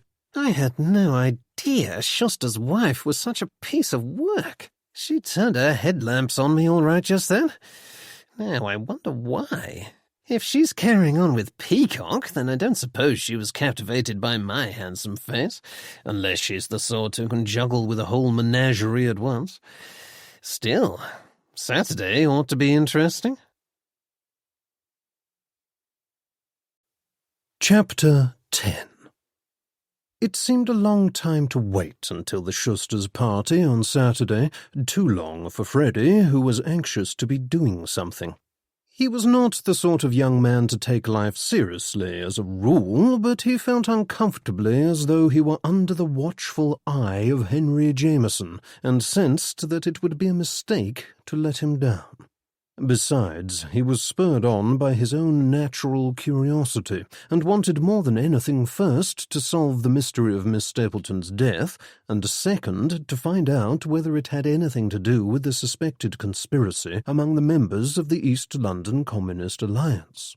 He had closely examined the envelope he had retrieved from St. John's waste paper basket, but had not learnt much from it, for it was a perfectly ordinary envelope of the sort that might be bought at any stationer's shop, and had been addressed using a typewriter with no handwriting to identify the person who had sent it. The postmark was London, which hardly narrowed it down. Freddie examined the type and saw that the uppercase R was cut off at the top, while the lowercase e was slightly raised.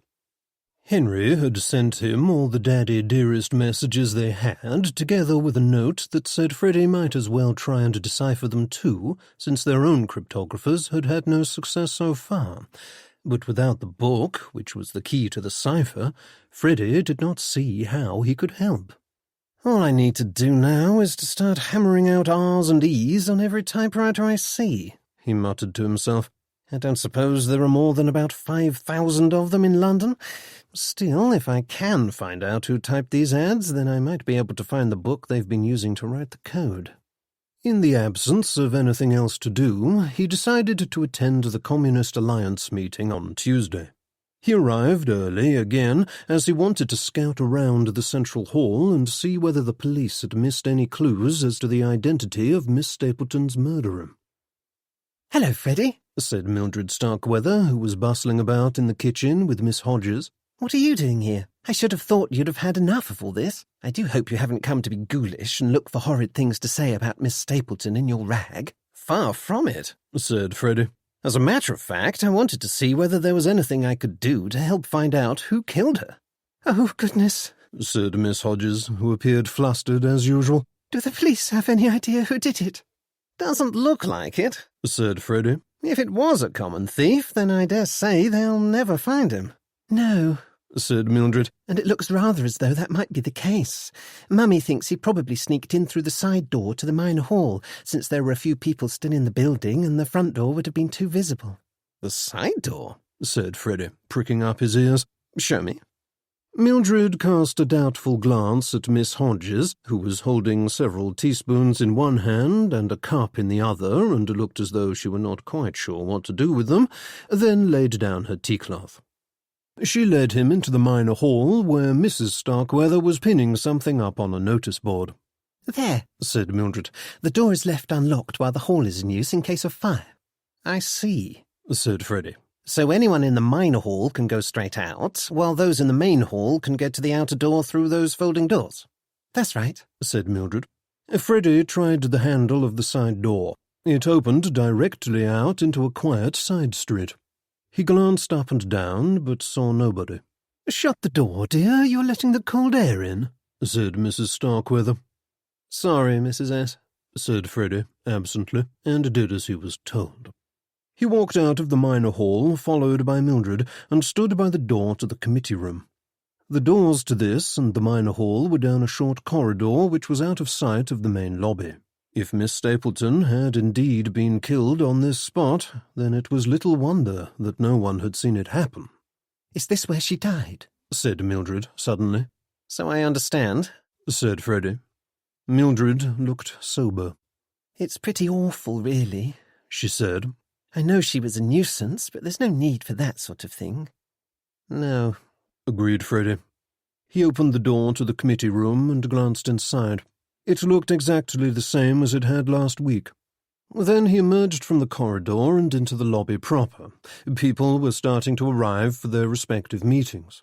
If the murderer had come in through the front door that night, then he might easily have been spotted by anyone who had remained behind in the main hall or kitchen. The side door through the minor hall was certainly a more discreet route.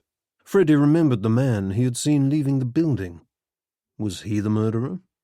If he was, then why had he chosen to leave through the front door, when here was a means of escape that was much less visible? Perhaps he was innocent, then, for it would have been much more sensible of him to have left through the side door. Freddie decided to disregard him as a suspect for the present. "Very well, then," he said. "Assuming for a moment that nobody here did it, it looks as though the killer came in through the side door, bumped into Miss Stapleton outside the committee room, stabbed her, and ran off with the money. I understand she was killed with a paper knife?"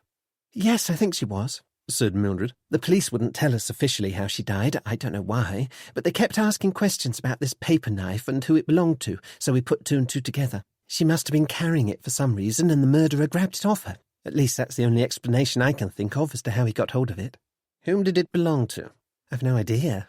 If it's the one I think it is, then it's usually kept in the drawer in the office. All the groups that use the hall have drawers or a cupboard they can use. We only have 2 drawers, but they're lockable, so we can keep money in them and such like. Not that we do usually, but Mr. Bottle was ill last week, so there was money in the drawer for a few days. "Mr. Bottle? He's your treasurer, I believe." Yes, he's had pneumonia, the poor thing. He feels dreadfully guilty about having left the money here for someone to steal and perhaps kill Miss Stapleton for. "It was hardly his fault." "No, but still," said Mildred. "I expect I'd feel the same." "The money was kept in a takings box," said Freddie. "Did it have a key?" "Yes," said Mildred. 2 keys, in fact. Mr. Bottle has one and Miss Stapleton had the other. "Was Miss Stapleton's key missing?" I think it must have been. Said Mildred. She kept her drawer key and her key to the box on the same ring, you see, but the drawer hadn't been forced, so she must have taken the box out herself shortly before she was murdered. The police asked us if we knew where the drawer key was, so presumably they can't find it, which means the thief must have taken her keys when he took the box. Freddie tried to remember what the police had said about the key.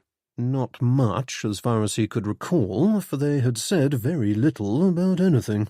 "Do you think there's a connection between Miss Stapleton's death and the Communists?" said Mildred suddenly. "I don't know," said Freddie truthfully. She did have a bee in her bonnet, and it was easy to dismiss her suspicions, but sometimes I wonder whether she mightn't have been right. Oh, most of them are harmless enough, I'm sure. I mean, I've known St. John since we were kids, and I know he's all right. But I don't like that girlfriend of his, and there are one or two others I don't think much of either. Peacock and Dyer in particular. Why do you suspect them? said Freddie. Oh, because that Oxford act of theirs is just too much, said Mildred. One can't talk to them without having to listen to one of their interminable anecdotes about how they ducked the bursar in the river or left one of the fellows up a tree without his trousers on. I know that's the sort of thing undergraduates get up to, but there's just a little too much of it in their case. I see, said Freddie thoughtfully. You think they're putting on an act? Don't you see it yourself? They're a hearty pair, certainly, he conceded. What about Sidney Bishop?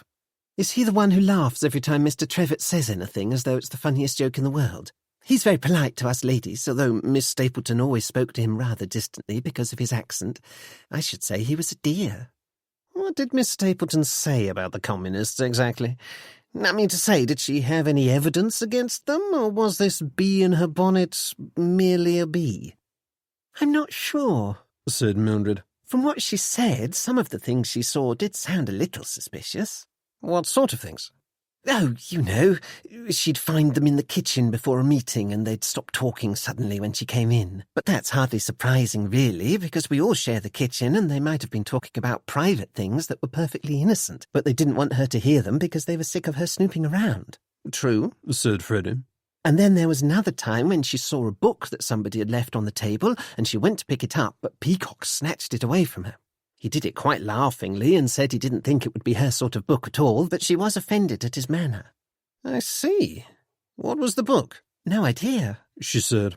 Does it matter? It might, said Freddie. One can pass messages with a book. She stared at him. Of course. Do you mean like in mystery stories where they cut the pages out of the middle to make a hiding place? Yes, that's one way to do it, said Freddie. But are you sure Miss Stapleton didn't see the name of the book? Yes, she just said it was one of those cheap things in the blue jackets, said Mildred. She lowered her voice. If you ask me, he wasn't passing a message in it at all, but whisked it out of her way because he knew it wasn't the sort of book he ought to leave lying around for the ladies to find. I dare say you're right, said Freddie, although he seemed doubtful. Mildred frowned. It's all absurd, really, isn't it? The idea that they were passing messages in that way and Miss Stapleton found them and was killed for it. It's too far-fetched for words. I suppose it is, said Freddie. Are you really going to investigate Miss Stapleton's murder? Said Mildred. Why? Isn't that the job of the police? Call it curiosity, said Freddie. The police are busy men, so it can't hurt to try and help them, can it? I mean to say, they're outsiders in a manner of speaking. They don't know the people involved in the case, whereas I do. And a lot of people are naturally suspicious of the police and won't talk to them. I expect most of these communists aren't too keen on the law, for example, since they spend half their time throwing bottles at them and getting hauled off to the cells in return. All right then, when do we start? Said Mildred. We? Said Freddie. Yes, we. You don't think I'm going to let you leave me out of it, do you? Well, said Freddie. I'm not sure your mother would approve of your doing this sort of thing. Probably not, said Mildred. But if we don't tell her, she need never know. Freddie regarded the usually staid Mildred in surprise, and she flushed slightly. I'm tired of being the dull one all the time, she said. All the other girls I know go out and do exciting things, dancing and drinking and all that sort of thing. I should like a little excitement too. Freddie was by no means sure that he wanted Mildred Starkweather tagging along with him in his investigation, since, of course, he could not tell her his real purpose in trying to find Miss Stapleton's killer. He tried prevarication. Very well, he said. I promise I'll let you know what I find out. She snorted. Oh, no, you jolly well won't, she said. If I'm going to do this, then I shall do it properly. We must question people and have meetings and compare notes. I'll speak to the members of the association, and you can speak to the communists, and we can meet afterwards and discuss it and see whether we've made any progress. What do you say to Friday? That ought to give us a bit of time.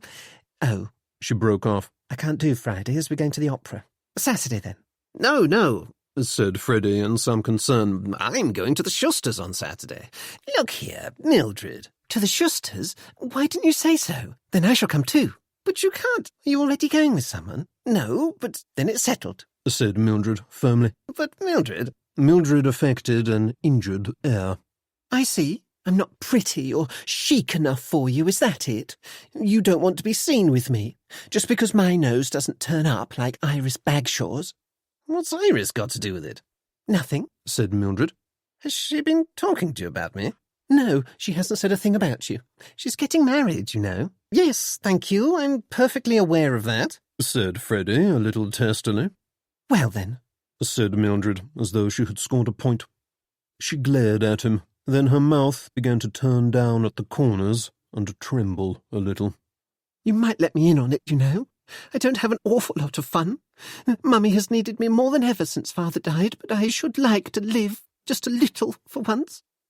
A tear was threatening to form in the corner of her eye, and Freddie gave it up.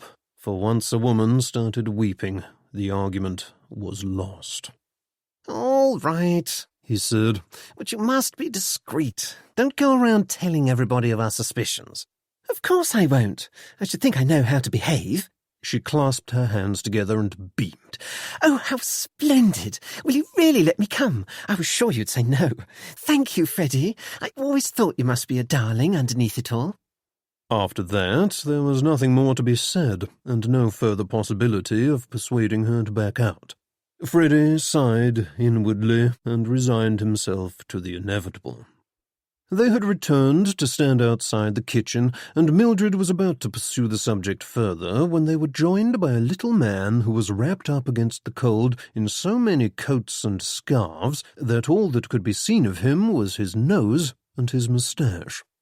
Oh, Mr. Bottle, exclaimed Mildred. Ought you to be here? You can't possibly be properly recovered. Thank you, Miss Starkweather, but I'm feeling much better, said Mr. Bottle. I have spent 4 days in bed, but I dislike inactivity, and as soon as I felt well enough, I got up. You need not worry about me, for my landlady has been nursing me with great care, and you may be sure that she would not have allowed me to rise from my bed had she not been certain that I was recovered enough to do so. But nobody expected you to come this evening, said Mildred. It's cold outside, and it can't be good for you. We don't want you to relapse. I am quite of your opinion, said Mr. Bottle, and I assure you that I shall be very careful not to overexert myself. However, I cannot, in all conscience, continue to desert my post after the awful events of last week, for which I cannot but feel I am partly to blame. He was removing scarves as he spoke, and Freddie regarded him with sudden attention as his face finally came into view. Mr. Bottle was perhaps in the middle 40s, pale, and with a thin little nose that was rubbed red from the cold, or possibly from blowing. His eyes were red-rimmed too, and altogether he had the look of someone who was severely under the weather. Miss Hodges came out of the kitchen just then and gave a squeak when she saw him.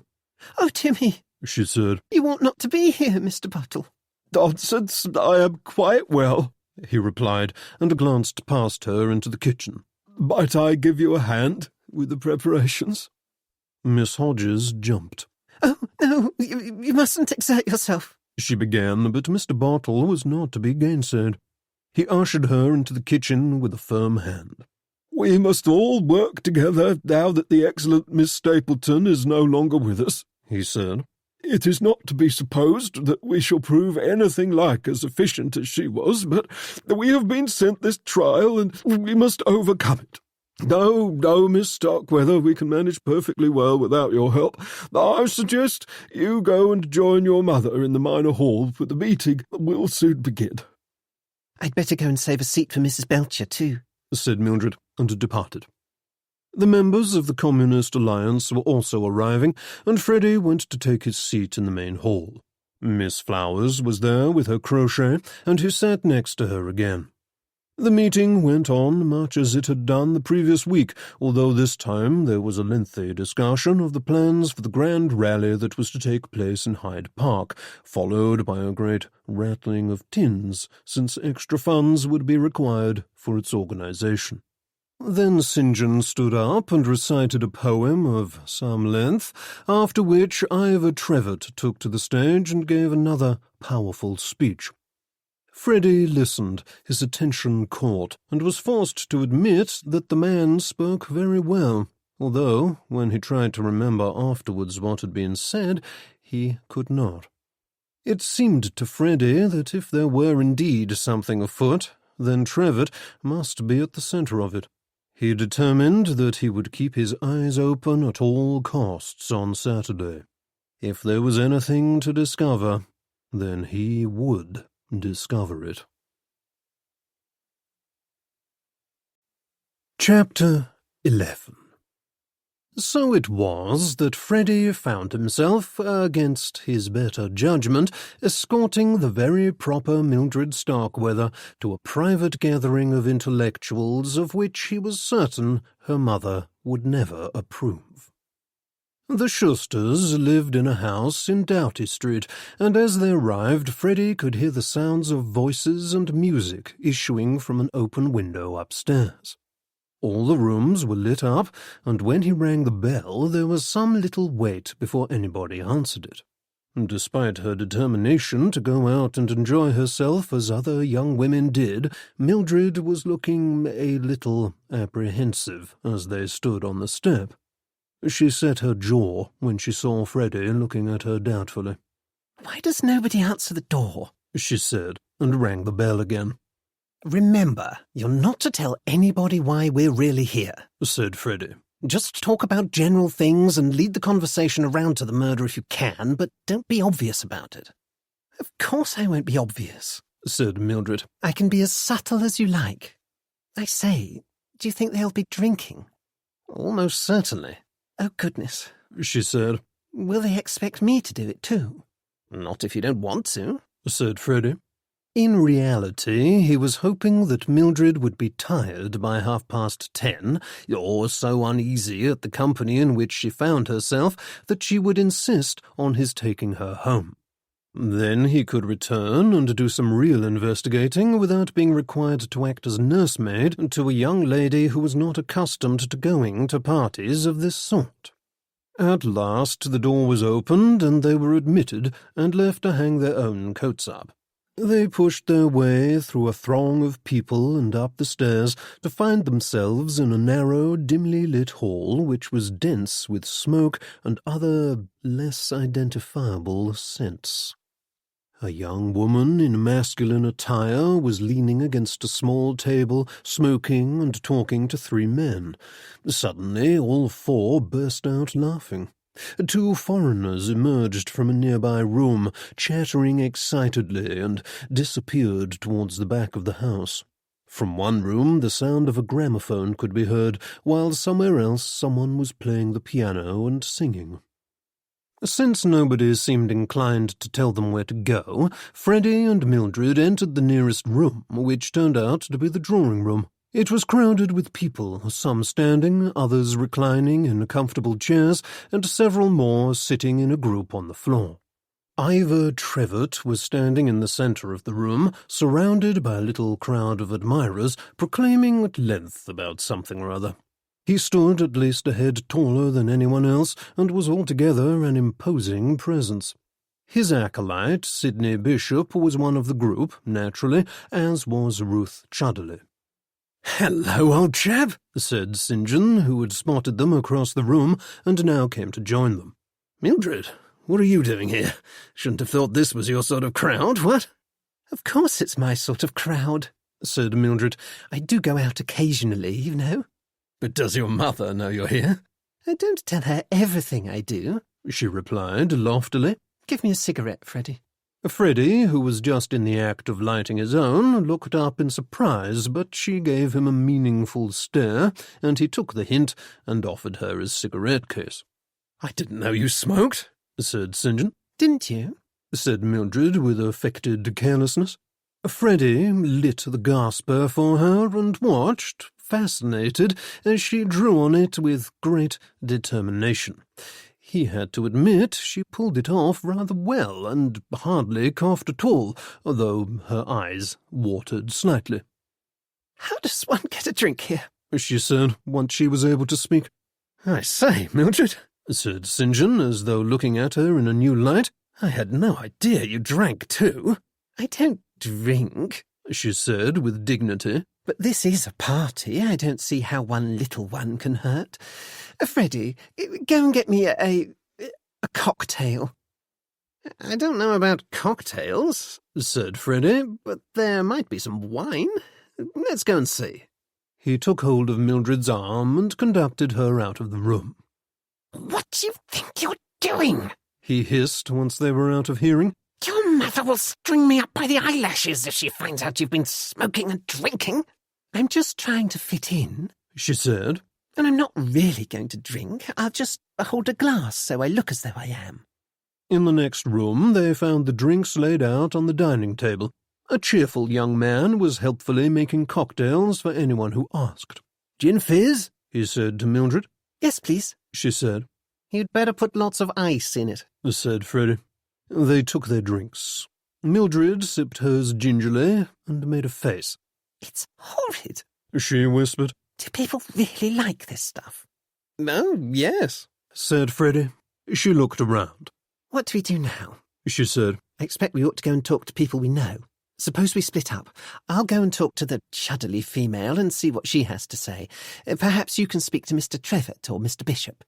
Just then, St. John turned up again, in company with two young women, whom he introduced briefly as members of the East London Communist Alliance's sister organisation, the West London Communist Alliance. They immediately fell into conversation with Mildred, and St. John took Freddie aside. Come and talk to Ruth, he said. Now? Said Freddie. It's as good a time as any, said St. John. But what am I to say? I don't know. Whatever you usually say to women when you're trying to, But I'm not trying to, with Ruth. That's your business. Besides, she looks at me as though I was something the dog chewed up and spat out, then trampled on and buried deep underground for good measure. Rot. She likes you. She told me so. Well, she could do a better job of showing it, said Freddie.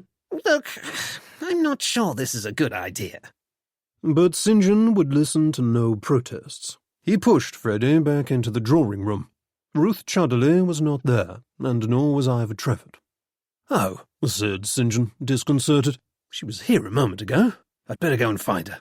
He disappeared, and Freddie was left on his own, somewhat to his relief. A glance showed him that none of the people in the drawing-room were familiar to him, and so he wandered out again. He had seen no sign of the Schusters so far, but soon found Leonard Peacock talking to Sidney Bishop. Ah, it's you again, said Peacock in his usual mocking manner. The friend of Bagshaw. Tell me, is he really such an ass as he appears? I mean to say, you don't think he's been putting on an act of sorts and is really some sort of genius in heavy disguise? Ordinarily, Freddie would have been only too glad to expound upon St. John's asinine tendencies, had done so many times to his face over the years, in fact, but for some reason he found Peacock irritating, and felt uncharacteristically inclined to defend his old schoolmate. Oh, he's not all that bad, he said. In fact, I should say he was rather decent at heart. A serious type, but sincere enough. You disappoint me, said Peacock. I was hoping you'd have some juicy stories to tell us about his younger days. Someone told me he used to be quite the agitator, but I can hardly believe it myself. Very well, I suppose I shall have to go elsewhere for my fun. Where's your friend Dyer? Said Freddie. Somewhere about, said Peacock with a shrug. I rather thought the two of you were inseparable.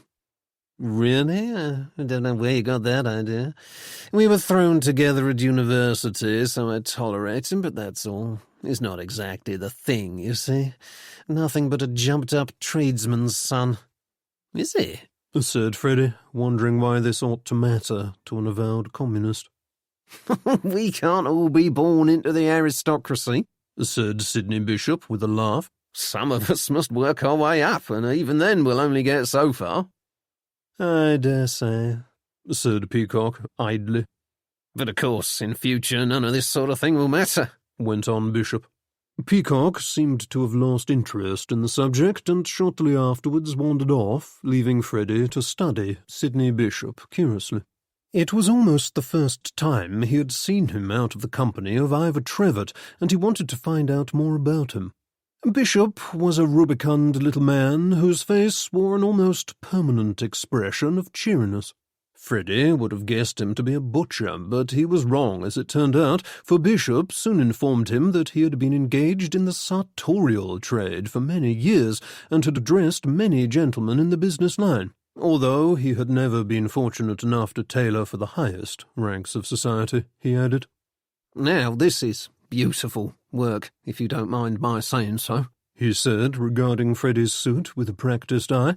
"I should say from the cut you've had it 4 or 5 years, but look at this. Begging your pardon, sir." He reached out and felt the lapel of Freddie's jacket, then took a step back and stared hard at the left sleeve. "There's no mistaking the quality of that stitch. If you were to press me, I should say Dunning's on Conduit Street." "That's right," said Freddie in surprise, and Bishop gave a sigh of satisfaction. "I knew it," he said. "You're an expert, I see." "Well, not to say expert," said Bishop modestly, "but I like to think I have an eye for these things. It comes with experience. I can tell a lot about a man from his dress." "Can you now? What should you say about me, then?" "I should say you're used to the best, but your valet is careless, if you'll excuse my saying so, sir." "Yes, he's quite atrocious," said Freddie, who had no valet. "I caught him using one of my best shirts to clean the windows the other day. I beat him soundly, of course, but I don't think he's learned his lesson." "Oh, said Bishop, unsure as to whether he might be permitted to laugh. "I like this game," said Freddie. "Now, what should you say about Trevett from his clothes?" "Oh, now, Mr. Trevett I do know about, because I used to dress him myself back in his acting days," said Bishop, looking pleased and drawing himself up. "Really? You've known him for a long time, I gather."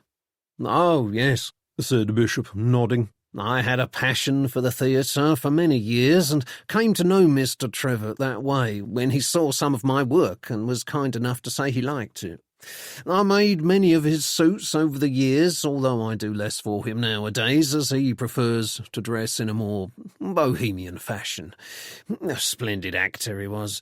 Still is, in fact. I'd say it was a pity that he gave it up, except that he took up a far greater cause, so the theatre's loss is the country's gain." "Do you think he's destined for greatness?" "Oh, without a doubt," said Bishop. "He's the sort who could lead men into battle whether they wanted to go or not. If anyone can rouse the country, I reckon he can." "Has he always been a communist?" said Freddie. "What about you, for that matter? When did you join the Alliance?" "Over 2 years I've been coming now," said Bishop proudly. "I never miss a meeting." "Did you join because of Trevett?" "I did. I'm flattered to say he asked me to come along one evening because he thought I might find it interesting. It was shortly after he was elected president of the Alliance, and I went along just to please him since I didn't know much about the cause at the time. But it's such a privilege to hear him speak that I've kept on coming ever since." "I've heard him speak myself," said Freddie. "I was at your last 2 meetings. Terribly unfortunate what happened to Miss Stapleton, don't you think?" "Who?" said Bishop. "Didn't you hear about the murder, the temperance lady?" "Oh, yes," said Bishop. "I'd forgotten. Remiss of me. Yes, it was a dreadful thing to happen." "Have the police spoken to you about it?" said Freddie. "Yes, they did, but only briefly. I didn't have much to tell them, I'm afraid. I was there that evening, but I didn't see who killed her." "An odd sort, Miss Stapleton was," went on Freddie. "You know how these middle-aged women get when they have nothing else to do.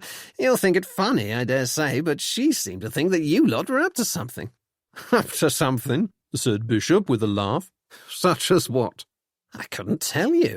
Of course, everybody knew it was just one of her fancies, but I suppose that sort of thing is only to be expected.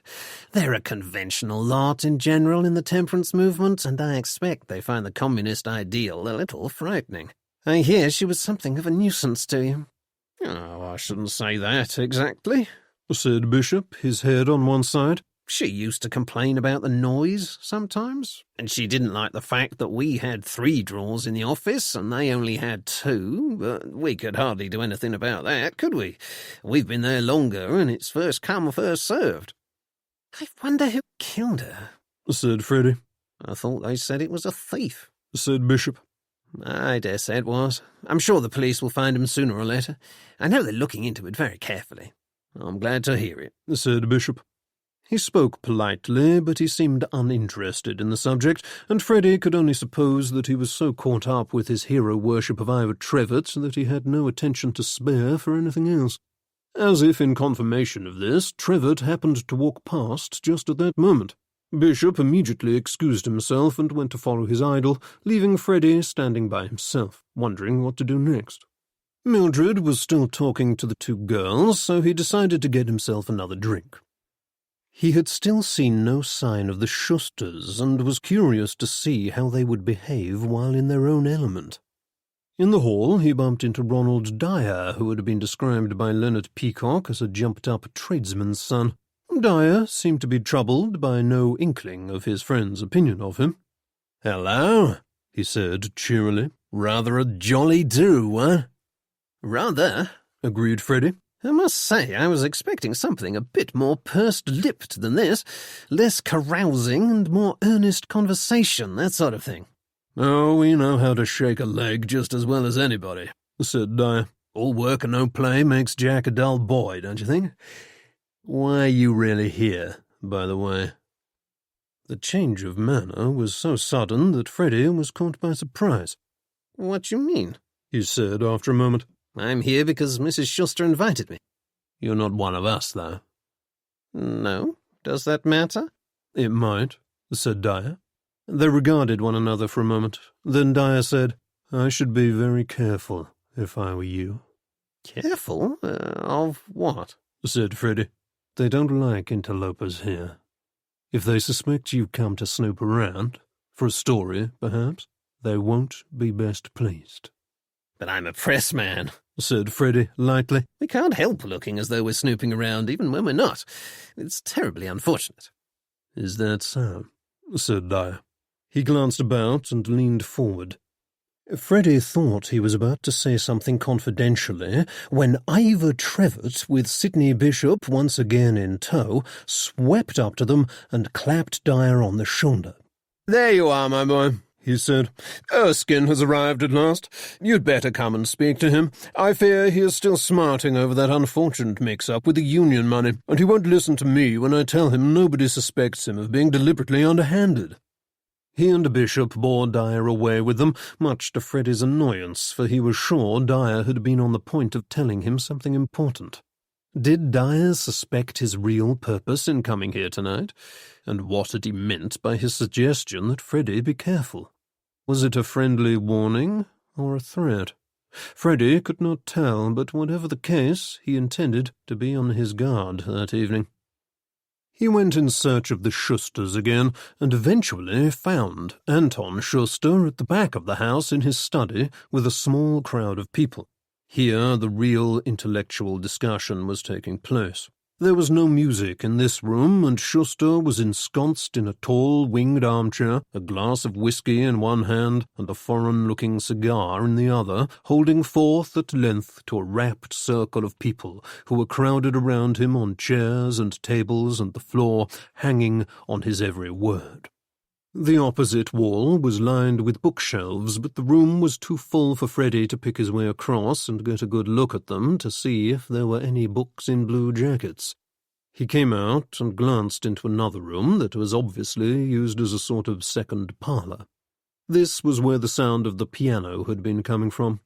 An earnest young man in horn-rimmed spectacles, his shirt-sleeves rolled up to the elbows, was playing a mazurka on the instrument and making heavy weather of it, while a loud card game was going on at a table by the window. Teresa Schuster was standing with Leonard Peacock watching the players. Suddenly there was a cheer, and one player scooped up all the money that had been thrown in with great satisfaction. Mrs. Schuster clapped and laughed and made some congratulatory remark. Then the lucky winner vacated his seat and Peacock took his place. Mrs. Schuster stood by him, her hand on his shoulder, and prepared to watch him play. Nobody had seen Freddy, and he withdrew silently. He found himself standing next to a flight of stairs and went up it. The landing at the top was illuminated by a single light above the door to the lavatory, while the rest of the floor was in shadow. He went along the landing and looked into one or two rooms, but saw nothing of note. Mrs. Schuster's room was easily identifiable from the jewellery and paints and hairbrushes scattered around the dressing table. A diaphanous wisp of something was draped over the back of a chair. Freddy glanced into a few drawers, conscious that someone might come up the stairs at any minute, but found nothing of interest, and certainly no books. The room next door was evidently occupied by Anton Schuster. It smelt strongly of tobacco and was strewn with papers, books, and periodicals, although, again, none of them seemed to be what Freddy was looking for. He was frustrated at the fact that Miss Stapleton had not told Mildred the title of the book she had seen. He felt as though he were looking for a needle in a haystack, for not only did he not know the name of the book, neither did he have any evidence that it was the one he wanted, the book that was presumably the key to the coded advertisements placed in the Radical. He slipped out of the room and along to the end of the landing, where there was a cupboard. He opened the door and found it was not a cupboard at all, but a box room of sorts.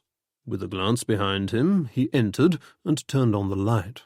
The floor was uncarpeted and the walls and window bare. Here a mishmash of old furniture was stored, but one corner of the room was clear and held a table and chair. By it was a small bookshelf, and the first thing Freddy spotted on it was a typewriter with its cover on. His heart leapt. He paused to listen at the door in case anybody was coming, then brought down the machine and uncovered it. There was no paper that he could see, so he tore out a page from his notebook and inserted it. He typed an E, then, as that told him nothing on its own, added GGS. The top of the E was a little higher than the tops of the other letters. He typed out one or two more words for confirmation, then typed an uppercase R, and was not at all surprised to see that the top of it was sliced off. There were some books on the shelf, too, and he was just about to turn his attention to them when he heard the sound of voices coming up the stairs. Quick as a flash, he turned off the light and listened. Instead of pausing by the lavatory, however, the voices came closer. Freddy looked around in panic and darted behind a large antique wardrobe with a cracked and splintered front, just as the door opened and someone came in, turning on the light as they did so. It was at that moment that Freddy made two unwelcome discoveries. First, that he had left the paper in the typewriter, and second, that with the light switched on, his presence behind the wardrobe was clearly reflected in the window for anyone to see. Chapter 12. Freddy froze and shut his eyes for a second as the sound of footsteps crossed the room. He expected to be hauled out and at the very least forced to explain why he had made the unforgivable faux pas of snooping around the Schusters' private apartments. To his surprise, however, the footsteps did not pause, but crossed the room and passed through a door. He opened his eyes and saw from the reflection in the window that the room was empty. Whoever it was must not have seen him. He emerged cautiously from behind the wardrobe and noticed for the first time that there was a door in the far wall, partially concealed behind a large heap of boxes. Breathing a silent sigh of relief, he tiptoed across to the typewriter and carefully removed the paper from it, but did not dare risk putting the machine back where he had found it. He was about to leave the room before he was caught, but the sound of voices from the other side of the inner door aroused his curiosity. He silently moved towards it and, after a moment's hesitation, applied his ear to the crack. He recognized Leonard Peacock's loud voice immediately, but the person to whom he was talking spoke more quietly, and Freddy was unable to identify who it was, although it was certainly a man. He chided himself for his own cowardice in having closed his eyes as the newcomers had crossed the room, for had he kept them open he might have seen who the other person was. "Simply won't work," Peacock was saying. "I told you it was no good and that he can't be trusted. I've had my suspicions about him for some time. He's going to blow the whole thing wide open, I tell you." There came the muffled sound of the other speaker. Then Peacock replied, "You'd better take care of it, then. Not I, it would be too obvious. Tonight, preferably. Or soon, at any rate." The other speaker talked for a few moments, but Freddie could hear none of it. Then, "I've thought of a way round that," said Peacock. "I was speaking to that ass Bagshaw." His voice fell, and Freddie strained to hear, but could distinguish nothing more than the sound of murmuring. "Oh, there's no doubt of it," came Peacock's voice, raised again. "He was spotted, you see. He'll be easy enough to fool. I know the type. Will say yes to anything." "No, not just yet. We'll leave it till closer to the time, I think. We don't want him to suspect anything. Now, about the other thing." The other man spoke, then Peacock's voice came again. "What about Thursday night? Is this fellow square? Can we be sure he won't talk out of turn?" "Very well. I'll get it then. You'd better give me his name. Oh, and some money, too." "All right. I'll see you at Russell Square at 7 o'clock. I'll wait on the corner opposite the hotel." There came the sound of footsteps, and Freddie darted back from the door and out onto the landing. He was just in time to lock himself in the lavatory before Peacock and his unidentified companion walked past and down the stairs. Freddie had intended to wait a moment or two, then come out in time to see who the second man was. Unfortunately for him, however, he found that the bolt on the door had stuck, and by the time he got it undone, the two of them had disappeared. Freddie dashed downstairs and looked around. In the doorway of the dining room, Peacock was talking to Trevitt, whom he was almost sure was not the owner of the second voice. Where was Anton Schuster? Freddie glanced into the study and saw that Schuster was no longer there. He kicked himself at his bad luck at having missed his chance to see the second man, although he was almost certain it was the Austrian, for who else but he would know of the existence of the inner box-room? At that, it occurred to Freddie that perhaps the two speakers had left some clue in the second room. Glancing around to make sure nobody was watching, he returned upstairs to the box-room and peered cautiously through the inner door. The second room was little more than a large cupboard and contained nothing but boxes, a wooden stool, and a lamp. Freddie wondered at the stool until he looked inside one or two of the boxes and found they were all full of books. Perhaps Schuster came up here now and again to look through his collection in peace and quiet.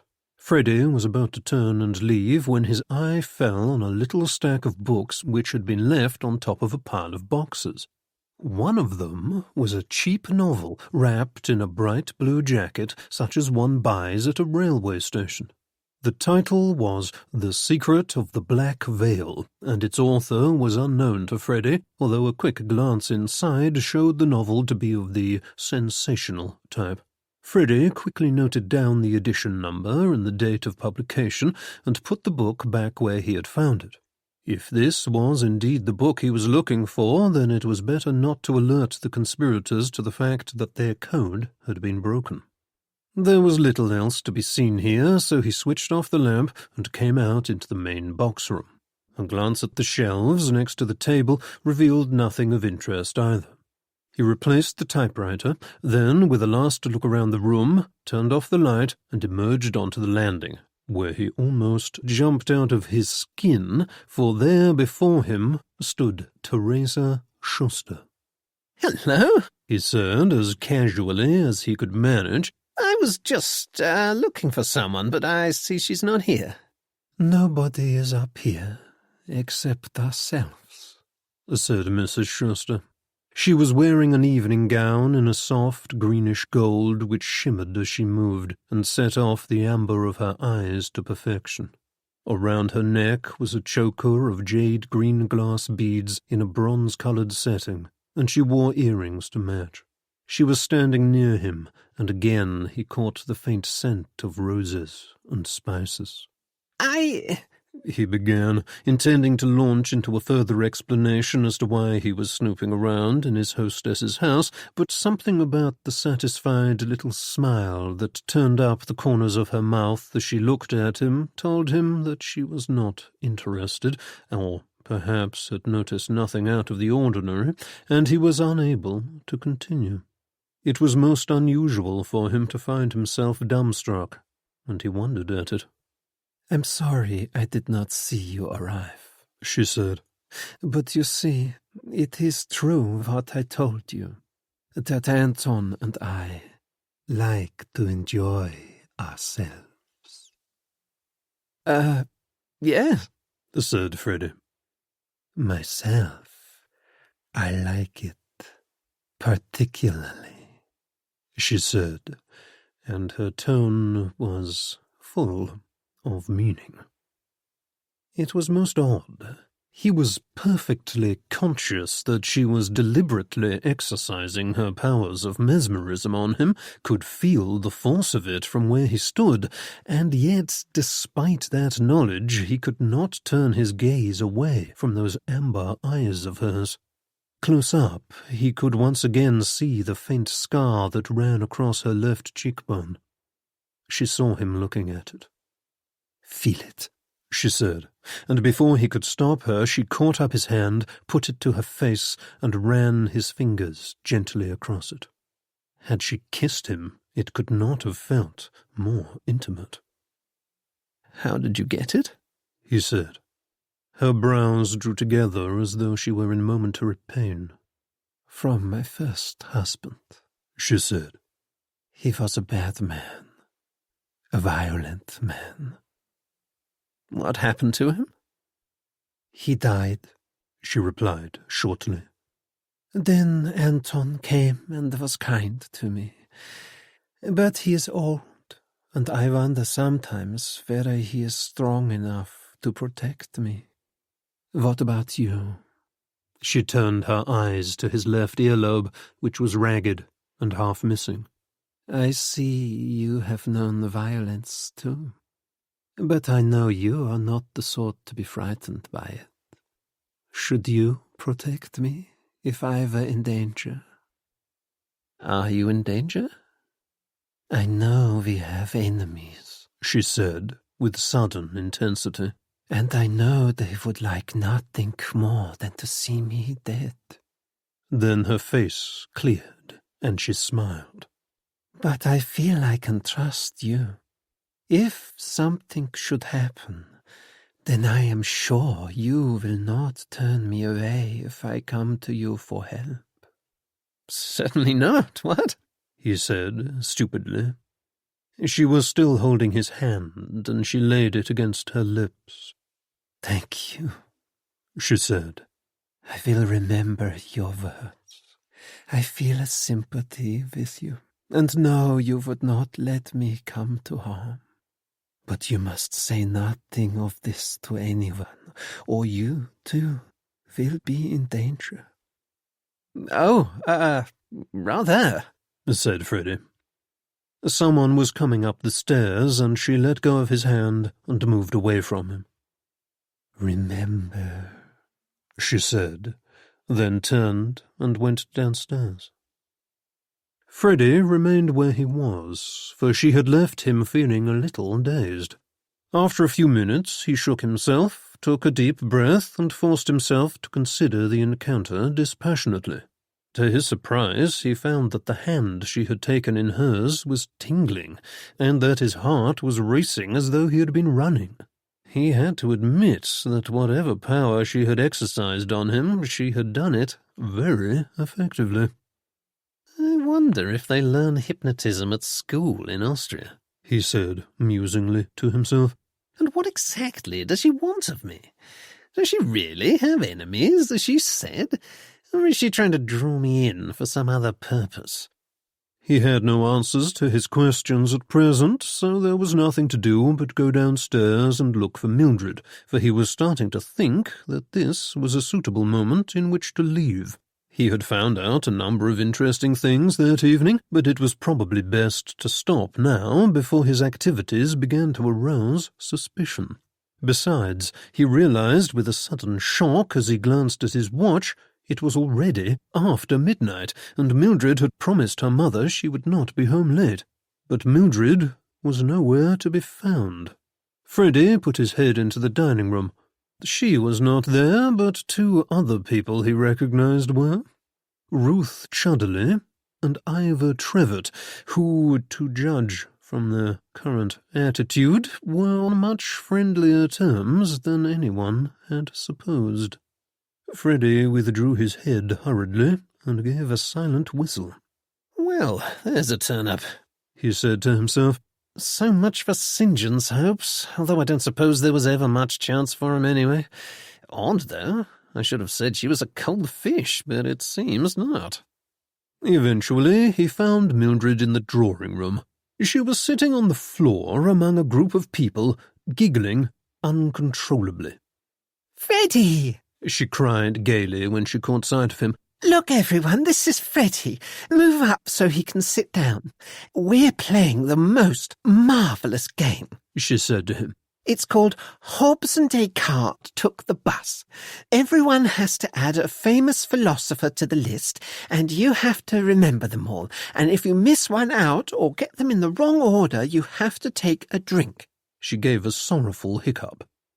"I have an awful memory, so I'm losing rather badly."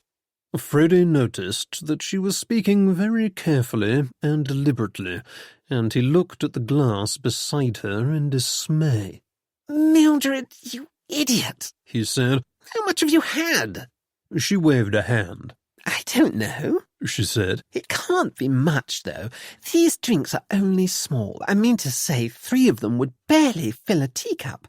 And there was a rather nice cigarette, too. It tasted much better than that horrid one of yours and gave me a lovely, floaty feeling, just like being on a cloud." "Good God!"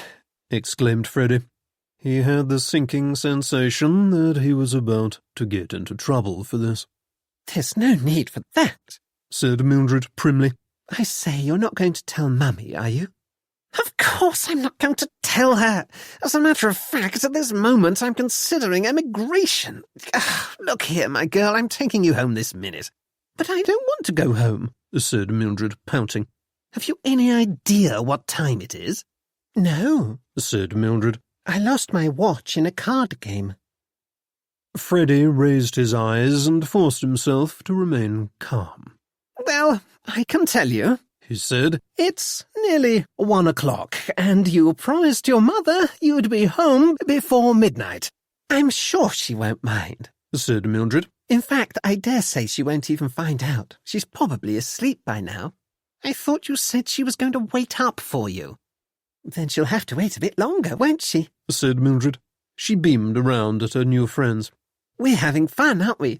Someone get me another drink. Hey, what do you think you're doing?" This last exclamation came as Freddie hauled her to her feet by the elbows and marched her out of the room without ceremony. "We're going home," he said. "Do you treat all your women like this?" she said indignantly as Freddie fetched her coat and hat and threw them at her. "Only the fat-headed ones," he replied. "That's jolly rude," she said. "I thought you weren't going to drink." "But I didn't, at least not very much. There's no harm in 1 or 2, is there?"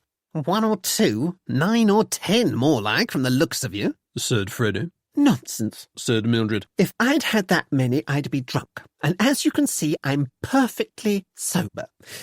Oh, how did that happen?"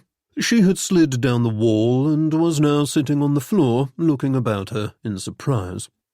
"Up you get," said Freddie, and hauled her upright again. Between them they got her coat and hat on. Mildred wanted to say goodbye to her friends, but Freddie propelled her out through the front door, ignoring her protests, then hurried her down the street.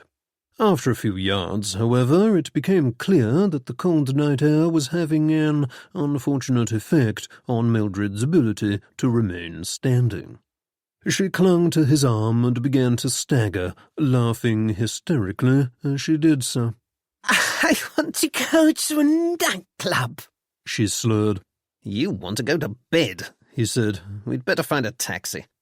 He stopped and let go of Mildred's arm while he tried to flag down an approaching cab. Damn, it's taken, he said, then turned back to find that she had once again sunk to the ground.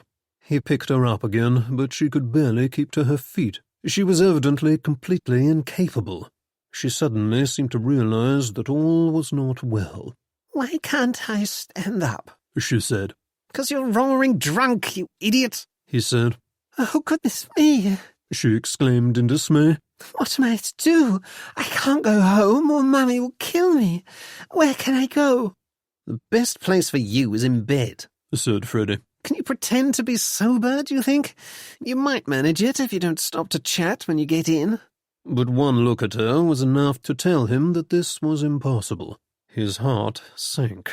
Mrs. Starkweather was an upright and unsuspicious sort, and would be most unamused to find that the young man to whom she had entrusted the safety of her only daughter had taken her out and brought her home 3 sheets in the wind. Even though he was not at fault in this instance, he sensed he was in for the most terrific wigging. I can't go home, she repeated with a hiccup. Freddie, you must let me stay at your place tonight. Freddie tried to calculate by what factor his offence would be compounded in Mrs. Starkweather's eyes if he took Mildred back to his flat for the night, but decided it was beyond the power of mathematics. Oh, no, you don't, he said. You'll go home and face up to it, just as everybody else has to. And anyway, it won't be you who gets into trouble, he went on sourly. It'll be me, as usual. She'll say I put you up to it. Why would she say that? You don't think I told her I was coming out with you, do you? Didn't you? Of course not. Why, the very idea. She'd have locked me up in my room rather than let me go if she knew I was with you. Really? I thought she liked me. She does like you, but trusting you is quite a different thing. Your reputation goes before you, you see, said Mildred darkly. I know lots of girls who aren't allowed to go out if their mothers hear that you're going to be one of the party. Good Lord, said Freddie. It had never occurred to him that fearful mammas across London might be taking steps to shield their daughters from his pernicious influence, and he could not decide whether to be insulted or flattered. So you see, it will be all the worse if you take me home now, because she'll know I was with you tonight, said Mildred. You're in the clear as long as she never finds out. I'll go home in the morning and think of some excuse in the meantime.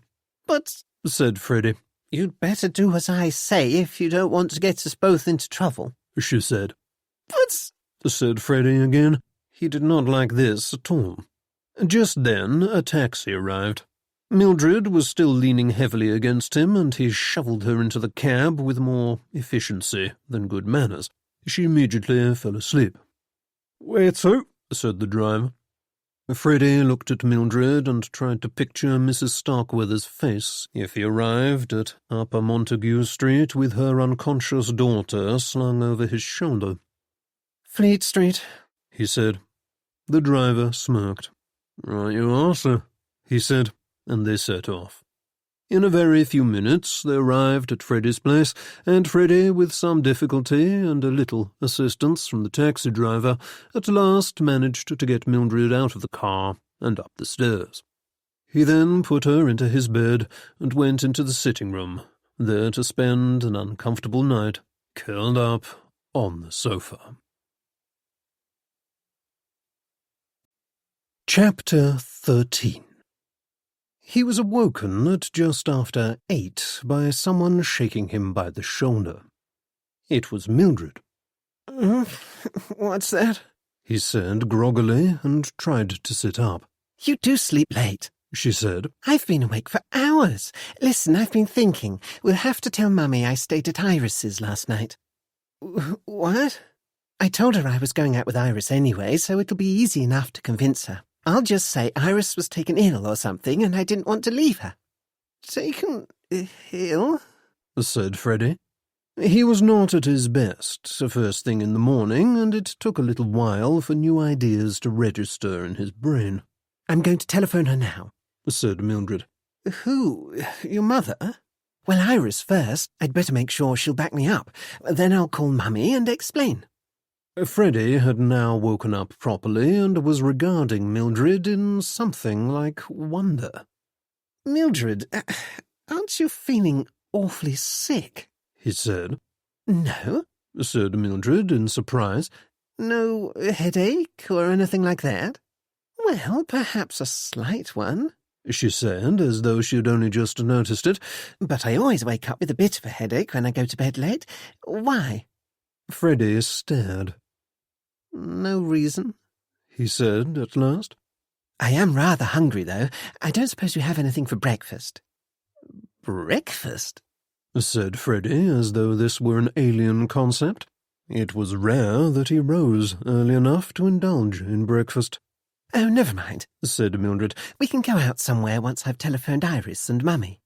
2 long telephone calls later, they went out to a little eating place near Charlotte Street.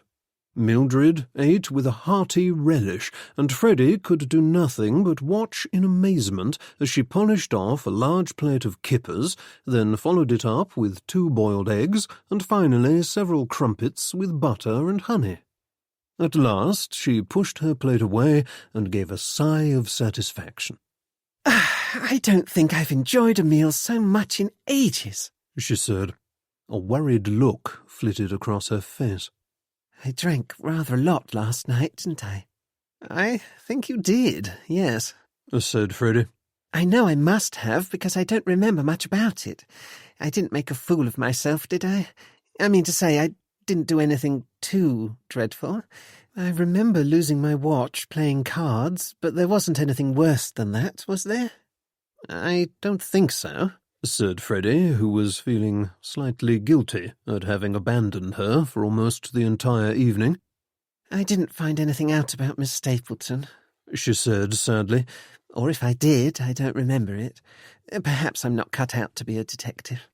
Never mind, said Freddie. You had fun, at any rate. That's what you wanted, isn't it?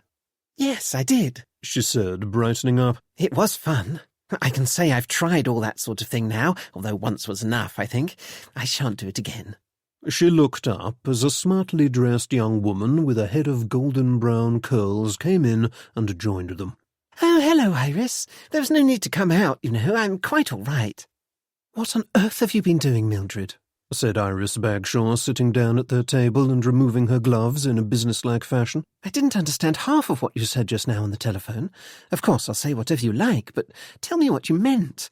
Have you really been drinking? She glared at Freddie. What have you been doing now? She said accusingly. You know Mildred doesn't drink.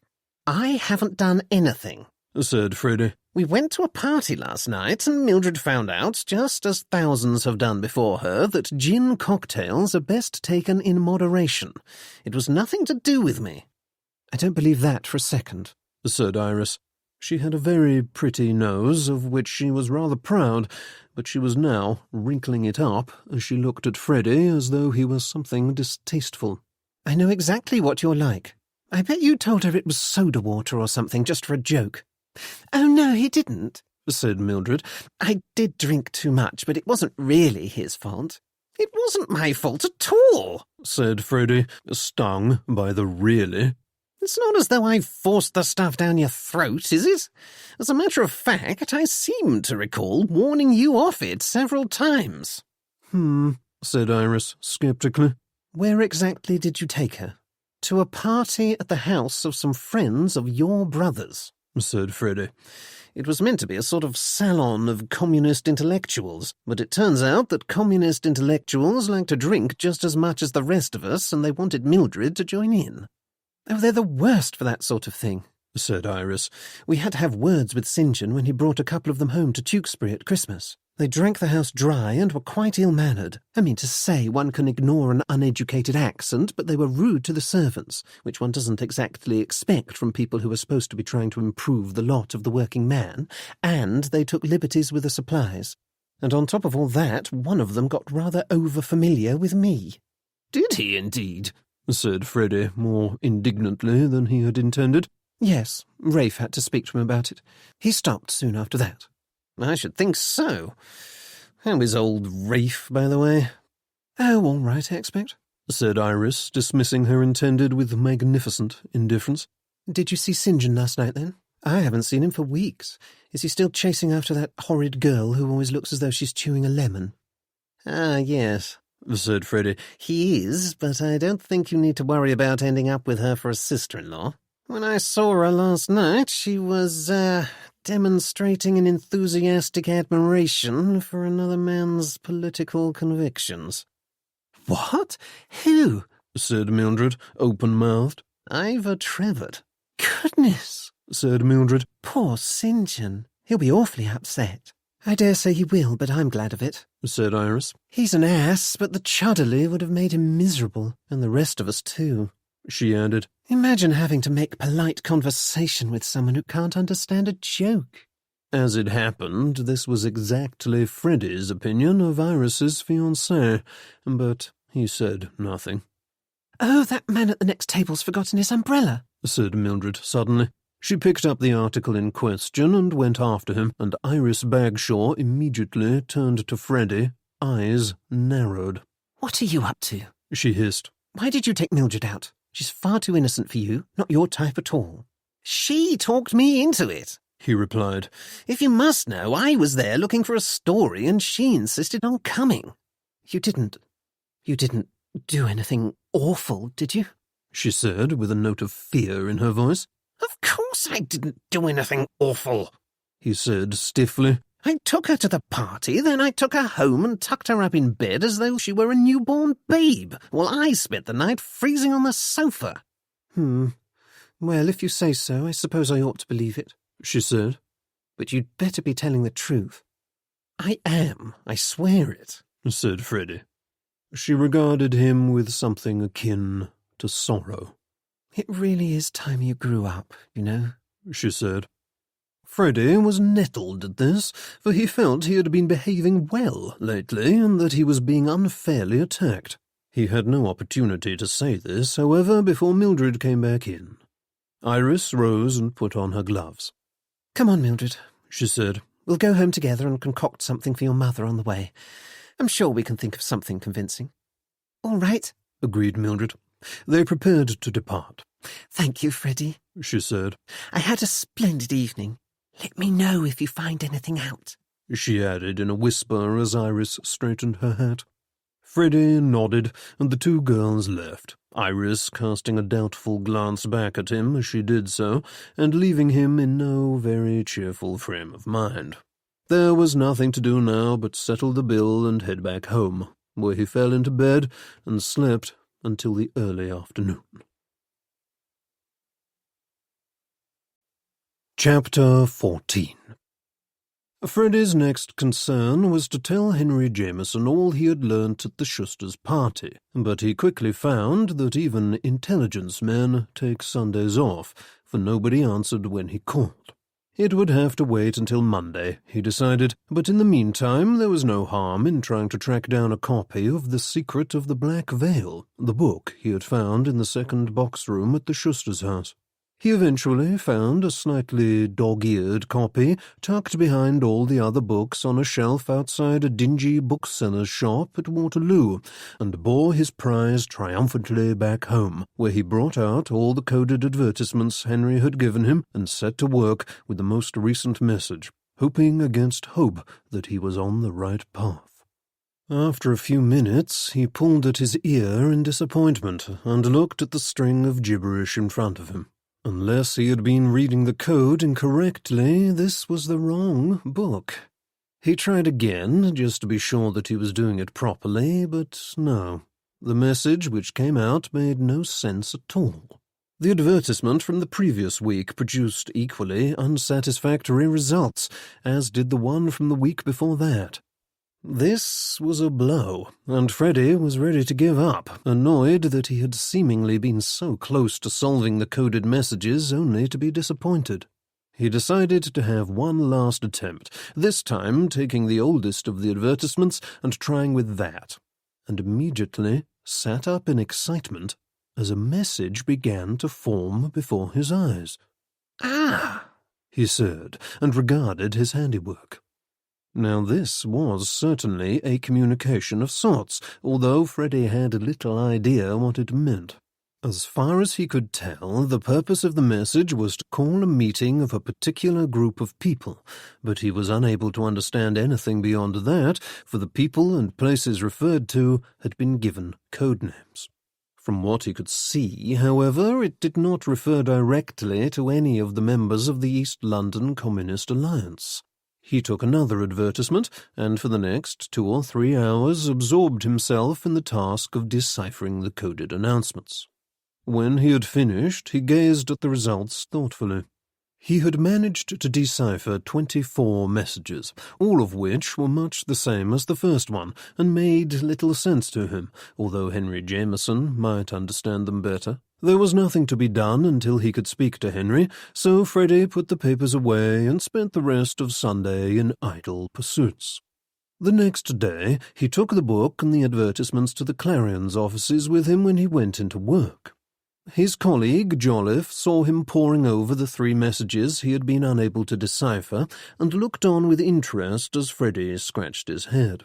"Is it a new game?" he said. "You might say that," said Freddie. "It's one of those codes that you crack by referring to pages in a book. Just a silly thing, you know. Mungo bet me I couldn't decipher it. I've got all except 3 of them, but I can't understand these ones at all." "Are you sure you're using the right book?" said Jolliffe, coming to look. "I think so," said Freddie. "It worked for the other messages. Perhaps I've tried to make these ones more difficult," said Jolliffe. "Have you tried counting the pages backwards?" "I didn't think of that," said Freddie, and tried it. "No go," he said at length. "Let me try," said Jolliffe. He pored over the book for some minutes with a pencil, then frowned. "I think it must be a different book," he said. "I mean to say, look here, page 21 has nothing but an illustration on it. And this one, too, it says page 13, but the word that comes out is inflatable. That doesn't make sense. And page 4 is the copyright page and doesn't have enough lines. This can't be the right book." "Yes, I think you must be right," said Freddie.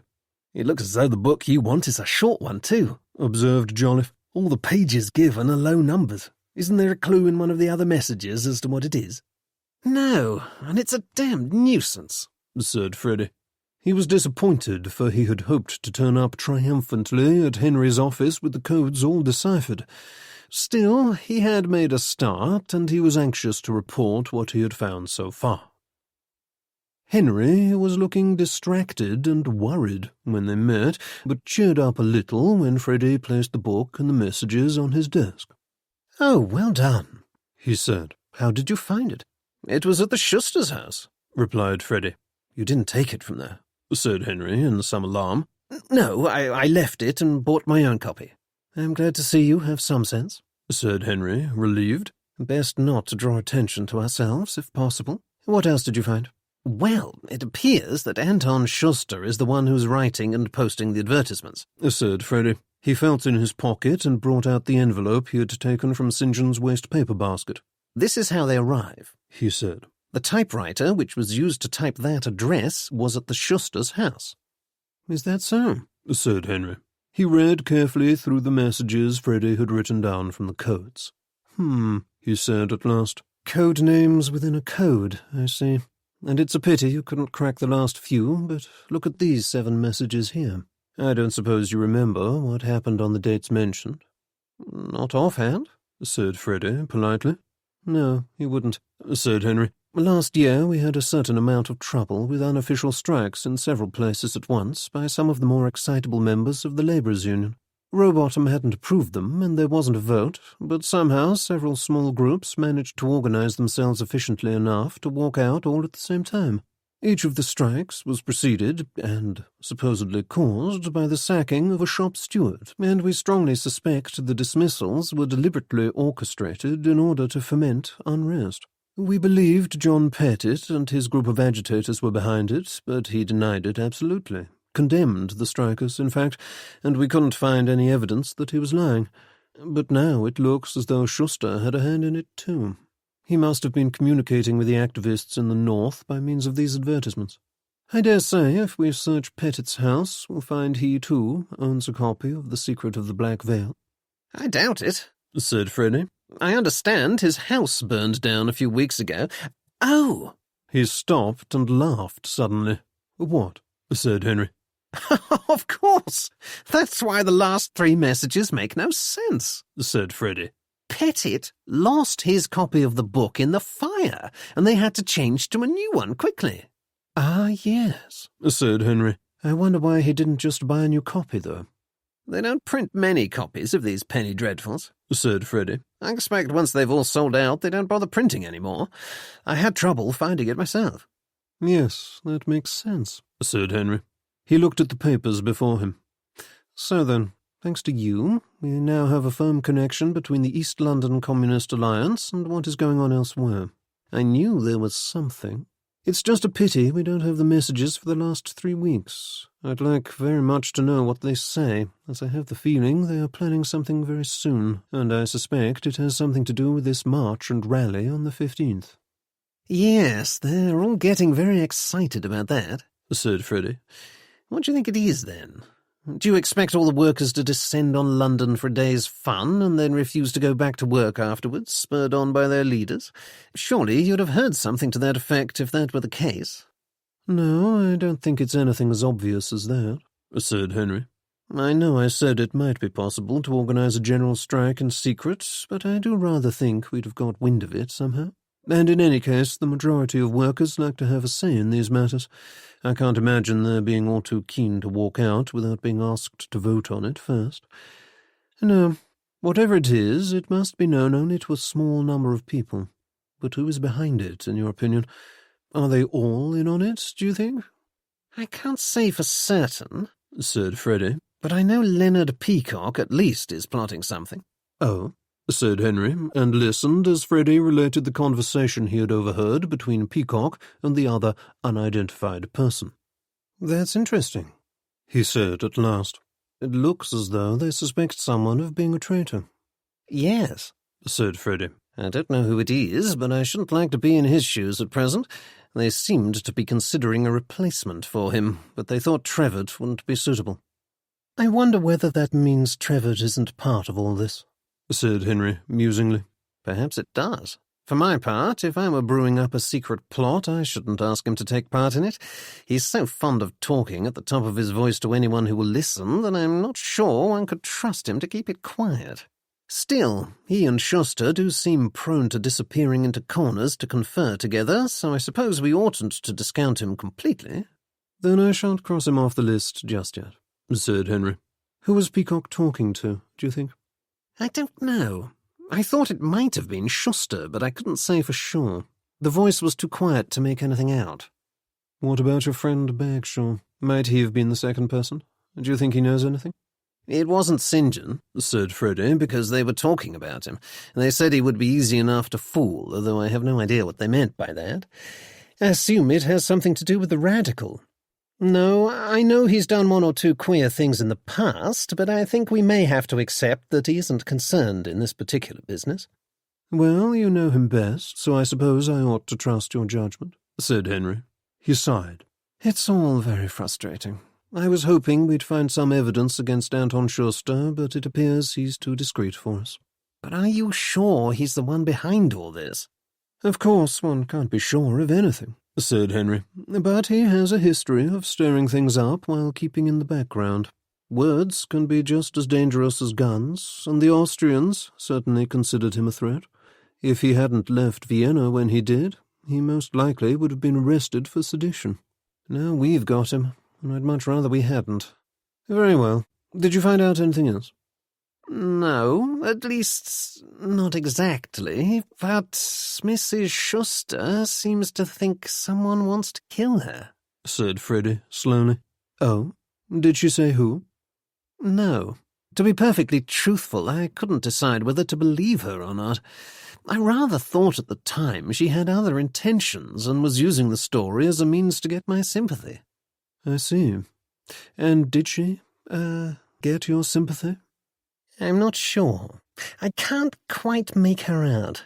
She's something of a vamp, so it's difficult to tell whether she's sincere or whether she merely likes collecting men. She might be useful, though. Do you think you might allow yourself to be collected? said Henry. "Oh, I never refuse an appeal from a lady," said Freddie lightly, "although I have the feeling that this one might be a little more dangerous than most." "I have every faith in you," said Henry, with a smile.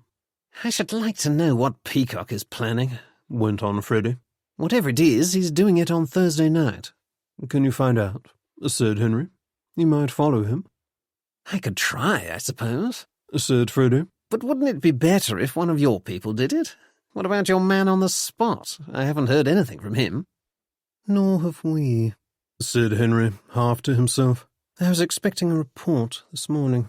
No, I think it would be better if you did it. You don't mind that sort of thing, do you?" "Not at all," said Freddie. "I'm as curious as you are to find out what this mysterious plot is. Do you think Miss Stapleton found out about it and was silenced for her pains? I don't suppose you've made any progress on that case, by the way?" "Not much," admitted Henry. "The problem is we have very little evidence apart from a dead body and a missing takings box. Nobody will admit to having seen her after 9:30 that evening. I'm beginning to think there's no connection at all between Olive Stapleton's death and the Communist Alliance." "Oh, but there must be," said Freddie. "Tell the police to keep digging. They'll find something, you'll see." Chapter 15. The police had been digging, it seemed, for news soon got out that Ronald Dyer had gone missing. The first Freddie heard about it was from Mildred Starkweather, who telephoned him at the office on Tuesday. He was out on a story, and so did not receive the message until almost lunchtime. "I tried you at home, but you weren't there," she said. "Then I remembered you work sometimes." "Yes, I do work sometimes," said Freddie in some distraction. He was at that moment frowning over 3 stories which had been put on his desk at once, and wondering which one to look at first. "Anyway," Mildred went on, "I dare say you've heard about Ronald Dyer." "No," said Freddie, his attention snapping back to her at once. "What about him?" "He's run off," she said. "What do you mean, he's run off? Do you mean he's disappeared?" "Yes, we heard it from the police this morning. They wanted to know whether Miss Stapleton had ever mentioned having any suspicions about him. Well, Mummy and I couldn't remember anything in particular. I mean to say, she was suspicious of all of them, but never mentioned Dyer in particular, as far as I know, so we said no. They weren't going to tell us anything else, but I got it out of them that he's vanished from his flat, and nobody knows where he's gone." "Who reported it?" said Freddie. "Peacock, I suppose?" "Yes, apparently they share rooms. Peacock says that Dyer went out on Sunday and didn't come back. He thought nothing of it at first, but then Sunday night went by, and Monday, and still he didn't turn up. Peacock called the bank where Dyer works, and they hadn't seen him either and wanted to know when he'd be coming in. Then Peacock got a bit worried and went into Dyer's bedroom and found he'd left a note to say that he was sorry for what he'd done and that he was going away for a while and that nobody was to look for him." "Sorry for what he'd done?" repeated Freddie. "What had he done?" "He didn't say, but it's perfectly obvious, isn't it? Why, he must have been talking about Miss Stapleton. The note was a sort of confession to the killing." "Good Lord," said Freddie. "Is that what the police said?" "Well, no," admitted Mildred. "They didn't say much at all, really, but what else could it possibly be?" "I don't know," said Freddie. He was thinking. Ronald Dyer might, conceivably, have murdered Miss Stapleton. He had certainly been at the Central Hall that night at around the time Miss Stapleton had died, but it seemed very odd. Freddie did not know Dyer at all well, of course, but he should never have thought of him as the type to stab an elderly woman to death for a relatively small amount of money. It had been a petty sort of crime, he thought. Yes, that was the word. Petty. Even if the takings box had been stolen purely to divert attention away from the Communist Alliance, this was not a grand sort of murder. It did not seem to fit with the kind of conspiracy he was now investigating, which was supposedly founded on great causes and the class struggle.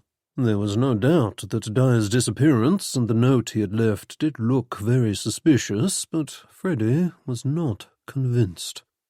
Mildred was still talking. By the way, Mummy didn't suspect a thing about the party, She said. Iris and I came up with a beautiful story about her having been taken ill and told her Iris's phone hadn't been working, so we couldn't call, and she fell for it. Very good, said Freddie. I put in a good word for you with Iris, she went on. She seemed to think it was all your fault, so I told her it wasn't. I think I managed to convince her. Splendid, said Freddie. You might talk her round if you tried, you know. I don't want to talk her round. Oh, but Rafe is the limit. I don't know what she sees in him. You don't really want her to marry him, do you? It's none of my business whom she chooses to marry, said Freddie coldly. Look, I'd better go. You will tell me if you hear anything else, won't you? Mildred promised to do so and hung up, leaving Freddie to ponder what he had heard. At length he picked up the telephone again and made a call to the police. He soon found out that the Communist Alliance were now claiming that some of their money had gone missing too. It looked, in fact, as though Ronald Dyer had been stealing funds from them for some time. The police were non-committal about their suspicions, but it was impossible not to draw the conclusion that here was the murderer of Olive Stapleton. For many months, Dyer had contented himself with taking money only from his own organization. But on that Tuesday night, when confronted with a defenseless woman holding a box full of cash, he had been unable to resist temptation and had struck. For some days he had sat tight, sure that there was no evidence to link him with the crime, but eventually he had been overcome by guilt or fear or something else and had vanished, leaving a note of confession. It all seemed perfectly clear. Freddie drummed his fingers on the desk for some minutes, for he did not believe a word of it. He called Henry Jameson and proposed a walk in St. James's Park. "I have rather a foreboding about this," said Henry Jameson as they strolled around the lake. "Dyer was our man, in a manner of speaking, and I don't mind telling you that I'm not a little concerned about him. We haven't heard from him since last week." "What do you mean, in a manner of speaking?" said Freddie. "You might call him a turncoat of sorts," replied Henry. "He was an avowed communist, still is, as far as I know, but he became uneasy when Schuster arrived, as he suspected the man of being some sort of agitator, out to cause trouble. Dyer's the kind of moderate who would rather see a communist government brought about by peaceful means, and he became alarmed at the change in direction at the Alliance once Schuster got his feet under the table. We got wind of this through another of our agents and persuaded Dyer to let us know if he found out about anything illegal. He was wary of us at first, but he didn't like what was happening and so eventually agreed to send us along a report every so often. I was never certain whether or not to trust him, so we didn't tell him too much about what we knew at this end, but the information he gave was usually sound enough." "What did he tell you?" "Precious little, as it happens. He knew Leonard Peacock from Oxford, but he didn't think Peacock trusted him, and told me, quite frankly, that he didn't expect to gain admittance to the group's inner circle. Dyer was on the committee, but he knew he wasn't fully accepted by the leaders of the Alliance. He told me they were holding secret meetings without him and that they withheld information from him. They never mentioned the coded advertisements in his presence, for example, although we'd charged him with trying to find out what they were. Was he at the Schusters on Saturday?" "Yes," said Freddie. "And I wonder whether his disappearance mightn't be partly to do with me. I got the impression he was trying to tell me something that night. He wanted to know why I was really there and said I ought to be careful. I couldn't find out any more because just then Trevitt came along and swept him away, and I rather think he overheard what we were saying. Then later in the box room, Peacock said that somebody couldn't be trusted. Perhaps he was talking about Dyer." "It would make sense," said Henry. "Peacock said some disparaging things about Dyer on Saturday," said Freddie. "He told me he'd never liked him." "They shared rooms, you know," said Henry. "It was at Peacock's suggestion, apparently. We thought it would be a good way for Dyer to find out more, but of course it also enabled Peacock to keep an eye on him." "Did they know he was in communication with you?" "I didn't think so until now. He always assured me he was very careful and that they had no reason to find out." "He didn't really steal the communists' money, did he?" Henry was silent for a moment. I don't know, He said at last. He might have. His motives in working for us weren't purely disinterested, since we had to pay him for the information he gave us. He was short of funds, he said, and wasn't about to betray anybody unless we made it worth his while. So if that's the case, then it's also possible he wasn't above helping himself to the takings whenever he felt like it. And what about Olive Stapleton? He might have done that too, yes. But you don't really believe it, do you? No. What about the note he left? Was it written or typed? Said Freddie, although he could already guess the answer. It was typed. On a machine with a raised lowercase e and a sliced-off uppercase r, I expect. Why, yes. However did you guess? Said Henry, dryly. It's a good thing they don't know we know about the typewriter, said Freddie. Yes, that was a good find of yours. Of course, there's no proof that Dyer didn't type the note himself. He might easily have done it while he was at the Schusters on Saturday. But it's suggestive, don't you think? Why should a man type a letter of that kind at a party? I mean to say, it's not the sort of thing one normally does on these occasions. Surely if he really was having an attack of remorse, he'd have gone home and written the note by hand afterwards once he had some peace and quiet and time to think about it. Yes, said Henry. But from the point of view of someone planning something underhand, it's much easier to type a letter than to copy someone's handwriting. Look here, said Freddie. Can't you arrest Anton Schuster now? After all, thanks to the typewriter, you have proof that he was at least partly responsible for the unofficial strikes. He's evidently a danger. Wouldn't it make sense to put him out of the way so he can't cause any more trouble? It might, conceded Henry. But he's only one man, and we'd like to catch all of them. From what you say, Leonard Peacock at least is also involved in the conspiracy, and most likely some of the other members of the alliance too. But we don't have any evidence against them. And who's to say they won't simply carry on without Schuster if we arrest him? Besides, the man I'd really like to get is John Pettit. As far as I'm concerned, he's the most dangerous man in Britain.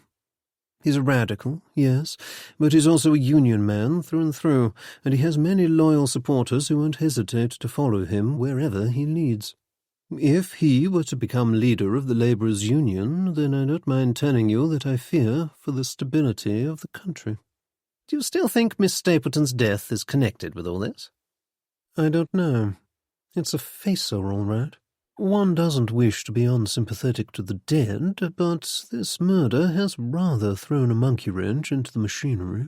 The whole thing would be much simpler if Miss Stapleton had kept her nose out of matters that didn't concern her. I expect the communists would be relieved if we'd take it as read that Dyer did it, but I don't think it's that simple. What do you think has happened to Dyer? Said Freddie. Is he dead, or has he done a bunk? I don't know, but I fear the worst, said Henry soberly. They must find him sooner or later, surely, even if the worst has happened. I mean to say, it's not all that easy to hide a fully grown man. Where could they have put him? Personally speaking, said Henry carefully, if I had a bulky object I wanted to dispose of, I'd drop it into the Thames at Greenhithe or Gravesend, just as the tide was going out. They fell silent, thinking of the implications of this. Then Henry looked up. So now we must rely on you, he said. The police are going to put it about that they believe Dyer was a thief, if not a murderer, so there's no reason to suppose the plotters have any suspicion that we're onto them. That means you can continue to investigate freely, as you've been doing. You don't think they suspect you? Not as far as I can tell. I've done my best to look as affably idiotic as possible. I had a close shave on Saturday when they nearly found me in the box room, but other than that, nobody's given any indication that they think I'm anything other than what I claim to be. That is, a pressman sniffing around, not too hard, for a story. Good, said Henry. Go on as you have, then, and see what you can unearth. You'll go to the meeting tonight, won't you? Try and stop me, said Freddie. I want to see what Peacock has to say about all this. I never liked the fellow, and I like him even less now. Don't arouse his suspicions, warned Henry. I won't. Don't forget, I'm supposed to be shadowing him tomorrow, so I shall have to keep him happy until then. I don't want to put the wind up him and frighten him into changing his arrangements. I wonder where he's going, though. He said he was going to need money for whatever it was. Presumably, that means he's going to buy something. Just be careful, said Henry. I feel bad enough about Dyer already. I don't want to lose another man. Don't worry, you won't, said Freddie. Chapter 16. In the little kitchen of Clerkenwell Central Hall, the temperance ladies were wondering among themselves at the latest developments in the case. "I knew it," said Mrs. Belcher. "Didn't I always say, Nerissa, that the young man was up to no good? I could see it in his eyes. There was a sort of evil light in them. I never trusted him, and I said so, didn't I?" "Really? I can't say I remember your mentioning it," said Mrs. Starkweather doubtfully, "and I'm afraid you have the advantage of me. I always thought him a very polite young man, if a little inclined towards rowdy jokes." "Drink!" exclaimed Mrs. Belcher. "That is what it always comes back to. I have no doubt Dyer had been drinking before he killed poor Miss Stapleton." "He seemed sober enough to me that night," said Mildred. "They know how to hide it," said Mrs. Belcher ominously. "Oh, yes, they learn all the tricks. I am quite sure that while Dyer was greeting you all so politely, his belly was full of the demon, and his eyes were darting this way and that, avidly seeking a weapon with which to dispatch our poor Miss Stapleton. I expect all that evening he was rubbing his hands together with glee at the idea of wreaking chaos and misery among our virtuous little family. How he must have cackled as he drove the knife home." Miss Hodges, counting teaspoons, jumped and squeaked in distress. "Such a pity I was struck down by one of my heads that evening," went on Mrs. Belcher, unheeding. "I wish I had been there, as I am sure I should have noticed what Dyer was about.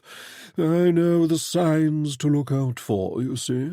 They are quite unmistakable. A man under the influence has rolling eyes and a tendency to slaver.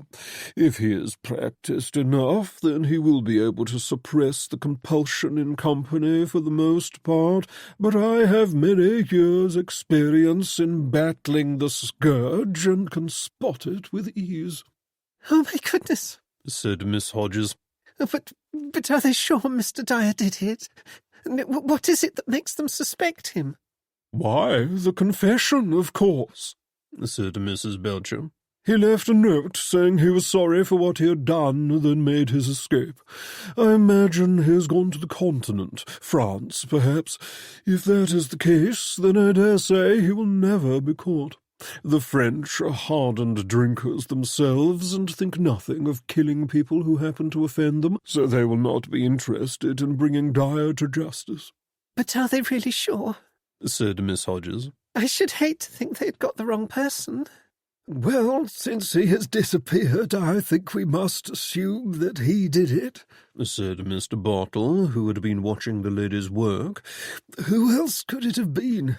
None of us, naturally, and if he has any sense, then he won't return. Murder is an ugly business, and whoever did it will certainly be hanged for it. Don't you agree, Miss Hodges?" Miss Hodges went white and said, "Oh, my goodness," again. "Ah, good evening, Mr. Pilkington Soames," said Mrs. Belcher as Freddie arrived. "I expect you've heard the news." "What's that?" said Freddie. "Do you mean about Ronald Dyer? Has he turned up yet?" "No," said Mildred. "and I don't suppose he will either." "I tell you now, he's innocent," came a voice, and they turned to see the elderly Miss Flowers standing in the doorway of the kitchen, wearing a sober expression that was quite unlike her normal cheerful demeanour. "Oh, I didn't see you there, Miss Flowers," said Mrs. Starkweather. It's all very dreadful, of course, but one doesn't know what to think. I mean to say, his disappearance looks so very suspicious." "Suspicious or not, it's ridiculous," said Miss Flowers with a snort. "Why, you might as well accuse me of having done it." "The police didn't say anything for certain," said Mildred. "You know they never like to give anything away, but they hinted at it pretty strongly. It seems he'd been taking money from your lot for months." "Well, I won't believe it," said Miss Flowers. "I knew his mother, you see. He's not the type." "Now, do we have everything?" said Mrs. Belcher, who had not heard the exchange. "Miss Hodges, take the teacups through to the hall, please." "Allow me," said Freddy, for Miss Hodges was looking even more distressed than usual, and he feared for the safety of so much crockery in her hands all at once. He picked up a tray, and Mildred took another, and they went through into the minor hall. When they came out, they found that Ruth Chudderley had arrived in company with Ivor Trevett. Ruth threw Mildred a look of disdainful amusement. "Back on duty today, Mildred?" she said. "I must say I had no idea temperance was a part-time undertaking. Perhaps you might teach your friends how to play Hobbes and Descartes took the bus at your meeting this evening. It's much easier to remember things when you're sober." She passed on, and Mildred flushed. "Horrid cat!" she said. "I don't know what St. John sees in her. She's beastly superior and unkind." Said Freddy, who was now staring absent-mindedly after Ruth. "Now, what the devil?" "She'll only make him unhappy. That is, if she ever accepts him. I don't suppose she will now. Lucky for him, I say." Freddy glanced at Mildred. She was looking hot and cross, and he nudged her in friendly fashion. "Buck up, old girl," he said. "I shouldn't waste time worrying about that Chudderley if I were you. You're worth 10 of her." "Do you think so?" said Mildred. "That's very kind of you." "Not kind at all," said Freddy. "I abhor the very name of kindness, and never speak anything but the plain, unvarnished truth, regardless of the consequences. Remind me to tell you what I said to the Prince of Wales when I bumped into him at Ascot last year. It nearly ended my arrest, but you'll notice he's been wearing purple and parting his hair on the left ever since." "Idiot," said Mildred more cheerfully. "No, but look," said Freddy. St. John had just arrived, and they watched as he spotted Ruth and Trevett standing together and stopped dead. His brows lowered, and a furious look descended upon his features. For a second it looked as though he were about to pass them by without speaking, but then he seemed to change his mind and went up to talk to them. An unmistakable froideur had developed between the three of them, and the conversation was a short one. Then Ruth and Trevett smiled stiffly and went into the main hall, while St. John came across to where Freddy and Mildred were standing. "Hello, St. John," said Mildred in some trepidation. "Are you all right? You look a little cross this evening." "Why'd you say that? I'm not cross at all," said St. John crossly, and stalked off. Freddy and Mildred glanced at one another. "Oh dear," said Mildred. "He must have found out what's been going on." "Looks like it, doesn't it?" said Freddy. "I hate it when everyone's out of sorts," said Mildred. "Our ladies are all in a bad mood at the moment, too. I suppose it's only to be expected after what's happened. Mrs. Belcher has been complaining that she can't get the girls to do what she tells them because they were used to Miss Stapleton. Miss Hodges is upset because she feels guilty that she forgot to take the takings box home with her that evening, and she thinks Miss Stapleton wouldn't have been killed if she'd remembered. And Mummy is even vaguer than usual, but I'm used to that." The temperance meeting was about to begin, and Mildred disappeared into the minor hall, leaving Freddy frowning in thought. After a moment he shook himself and went to join the communists in the main hall. He had intended to take his usual seat by Miss Flowers, but she was standing at the front of the room, talking to Sidney Bishop and Leonard Peacock, so he sat down on a seat at the back and prepared to observe proceedings closely. However, there was little to observe this week. Much of the meeting was dedicated once again to preparations for the march and rally that was to take place in Hyde Park the coming Saturday. Leaflets were handed out showing the expected order of events, and there was a call for volunteers to man the Communist Alliance stall throughout the day. There was an air of excitement about the whole thing, and it appeared as though everybody was expecting to enjoy themselves. Nobody mentioned Ronald Dyer or his disappearance. Presumably, the leaders of the Alliance had decided to pretend nothing was wrong, perhaps so as not to divert attention away from this most important event. Freddie looked around the hall. There was no sign of the Schusters today, and he wondered where they were. At last, the meeting broke up, and everybody filed out slowly. In the lobby, Freddie bumped into Sidney Bishop. "Hello," said Bishop, with an attempt at his usual cheery manner, but Freddie could see that something was bothering him and remembered that Bishop was the group's treasurer. "I hear one of your members has skipped with the cash," he said, not unsympathetically. "Everybody's heard about it seems," said Bishop with a sigh. "I don't mind saying I feel a fool, Mr. Pilkington Soames. I can't think how I didn't spot what he was doing, but I let him take it as easy as winking. I trusted him, you see. Didn't see any reason not to. One doesn't expect that kind of behaviour from your sort." "Oh, our sort are the worst," said Freddie. "I don't even leave any money lying around if my family are in the house. I had an aunt who used to steal half the silver whenever she came to visit. Naturally, it wasn't the done thing to mention it, but she positively clanked as she kissed us goodbye, and one had much ado to pretend not to hear it." "I wish I could laugh about it," said Bishop glumly. "The money was my responsibility, and I failed in my duty. Why, I shouldn't be a bit surprised if they voted me off the committee as soon as may be. They won't do it just now with the rally coming up, but I expect someone will put forward a motion soon enough, and then I'll be out of my ear." He went off, shaking his head. Freddie watched him go and wondered what had happened to the Alliance's money. Had Dyer taken it? If not he, then who? Freddie wanted to find out more, and so offered his services in the matter of tidying up. "Hello, are you here again?" said Peacock jovially. "Yes, help if you like." They stacked chairs for a few minutes, then Freddie said, "I understand you've lost a member." "Oh, is that it? I thought you couldn't be here for the fun of it. You're sniffing about for a story again. Well, don't look at me," said Peacock in his usual careless manner. "That ass ought to have been more careful if he didn't want to be caught with his hand in the money box. But once you start stabbing old ladies, well, then there's an end to it. The police don't look too kindly on that sort of thing, as I expect you know." "Was he really stealing money from you too?" "Parts of the stuff, it seems. I don't know why Bishop didn't notice, as a matter of fact. You'd think, as treasurer, he might have kept at least half an eye on the goods.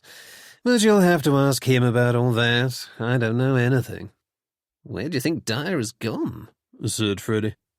"I couldn't tell you," said Peacock with an easy shrug. "And I don't care much, either.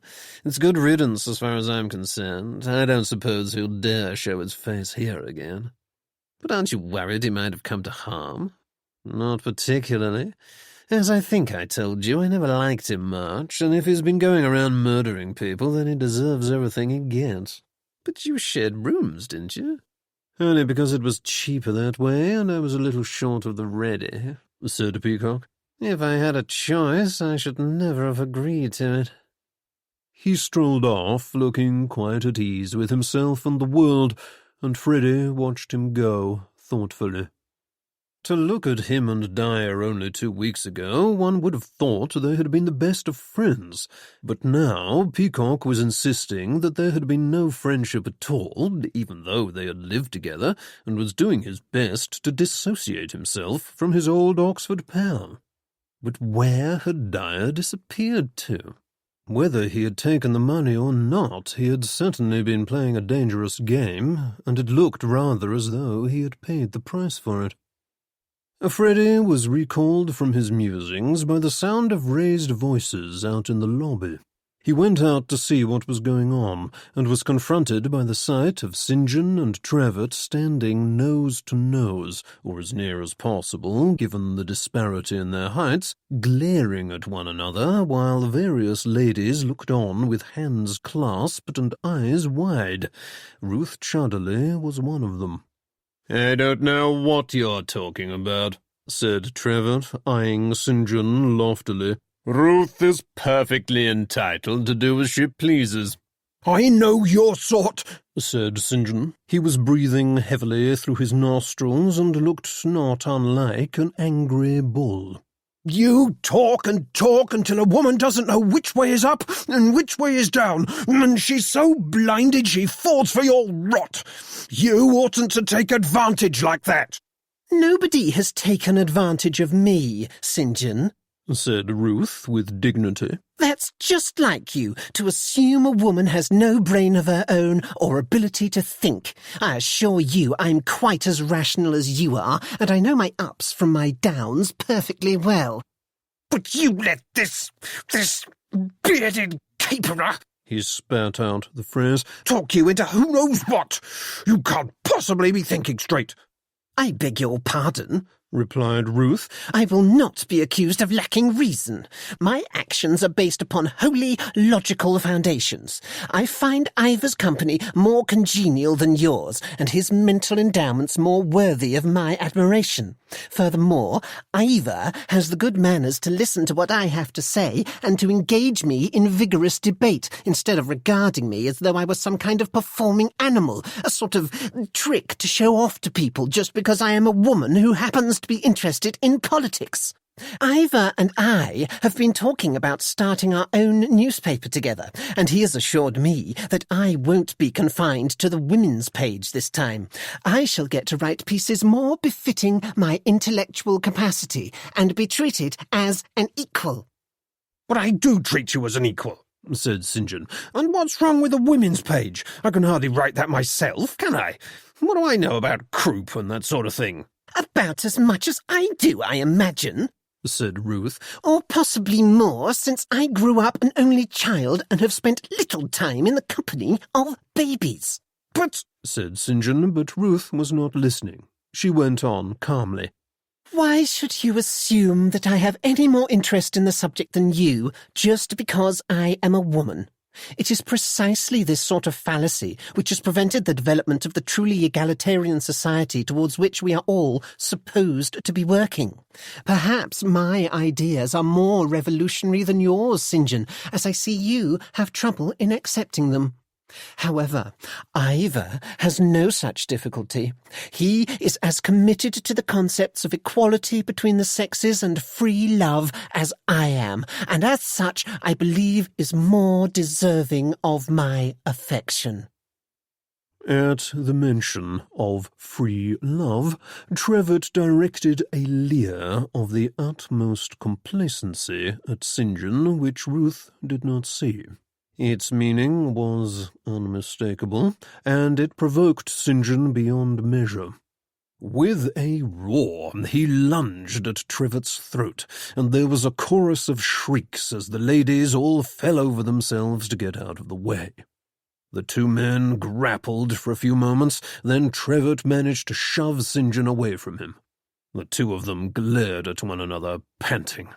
"What?" said Trevor. "You don't think I'm going to fight you, do you? Why, I should as soon fight my grandmother, and I expect she'd put up a better show than you, anyway," he added. "We'll see about that," said St. John. He began dancing about, fists in the air. "Your grandmother's not here to protect you now, you weaselly Welsh poltroon. You don't want to fight because it will spoil your hair. Why, you're nothing but a coward." "No, a coward, am I?" snapped Trevor, and threw a punch unexpectedly, which glanced off St. John's jaw. St. John staggered back briefly, then landed a blow in Trevor's midriff that caused him to double up. After that, the real fight began. The two men backed into the main hall and squared up to each other. From his stance, it looked as though Trevor had done some boxing in his time, and he certainly had the advantage of height. However, St. John was stockier and more compact, and by now was in a fine temper. They circled around one another warily, then began to exchange blows. "Oh, goodness, what shall we do?" said Mrs. Starkweather, looking about her. Ruth was shouting at the two men to stop, while Mildred watched, rapt, her fists held up unconsciously, as St. John and Trevitt continued their fight, oblivious to everybody and everything around them. It seemed they would not stop until one of them had beaten the other to a pulp, and it was very soon clear which of them had come off worst. St. John's rage had served him well up to now, but he was evidently unused to fighting, and his method was undisciplined, while Trevitt's height and superior technique gave him a distinct advantage. Freddie could see that this was unlikely to end well for St. John. "Now, look here," he began, but nobody was listening, for St. John had now given up any idea of fighting with his fists and had launched himself at Trevitt and begun to wrestle with him. The two men fell to the floor and started rolling around. Trevitt grabbed hold of St. John's nose and began to twist it. St. John gave an agonized cry. "I say," said Freddie, and started forward with some idea of pulling the two of them apart. But just as he bent down, St. John pushed Trevitt off him and lashed out wildly with a fist, which hit Freddie hard in the eye and knocked him backwards onto the floor. He lay there, stars dancing about in front of his eyes, as Leonard Peacock, Sidney Bishop, and Mr. Davis the caretaker came forward to separate the fighting men. Trevitt staggered to his feet, glowered around, and left the hall without another word, followed by Ruth, while Mildred and Mrs. Starkweather rushed forward to see to St. John, whose face was a bloody mess. "We'd better clean you up," said Mrs. Starkweather, once it had been established that his demise was not imminent. "I'll get some water." She hurried off to the kitchen, leaving Mildred with St. John. He was sitting, slumped on the floor, the picture of defeated misery, as far as one could see, under the remains of his face. "You'd better go home and get some sleep, I think," she said. "Do you need a doctor?" "Why does nothing ever go right?" he said glumly, ignoring her question. "Why do I never win at anything?" "What do you mean?" she said. "Why, I thought you were splendid just then. You're nowhere near his size, but you gave as good as you got and very nearly beat him, too." "He'd have killed me if they hadn't dragged him off," said St. John. "I never was any good at fighting." "Nonsense," she said stoutly. "He is rather a Goliath, I'll admit, but you were David and had right on your side, so good for you." "Did I have right on my side?" "Why, of course," she said. "You were defending the woman you loved, and there's something very fine about that. It's a pity she's not worth defending, but that can't be helped." "I always believed she was too good for me," he said, "but I thought if I was patient enough, then she'd come around eventually." "Too good for you?" said Mildred with a snort of disgust. "She's not fit to lick your boots. She led you by the nose, and all the while she was misbehaving with someone else. I should forget her if I were you." "I can never forget her," said St. John tragically. "I shall retire to the country to live a quiet life and think about her until I die." "Don't be silly," said Mildred. "You'll get over her soon enough. Now, can you stand up? Come to the kitchen and we'll see to that face of yours." They left the room, St. John limping slightly, leaving Freddie alone in the hall, lying with a hand across his eyes. Eventually he sat up and felt to the damage gingerly, wincing. "You ought to have left them to it," said a voice, and he started and squinted up to see Teresa Schuster gazing down at him with a half-smile. "I didn't know you were here," he said stupidly. "No, I came towards the end," she said. She knelt down beside him and touched a finger gently to his sore eye. "You see, Ivor has his Ruth, and St. John has his Mildred," she said. "Who is to look after you?" It's only a bruise, he said. Still, I will bathe it. I have only a wet handkerchief, but it will be enough. He sat obediently as she dabbed the handkerchief carefully over his eye. There, she said at last. You will have a black eye, and all the women will look at you and think to themselves, what a fine man you are. Oh, I see you've got Freddie, said Mrs. Starkweather, who just then came into the hall. Thank you, Mrs. Schuster. That was very brave of you, Freddie, although perhaps just a little foolish, too. He has a kind heart and did not want to see his friend killed, said Teresa Schuster. She stood up.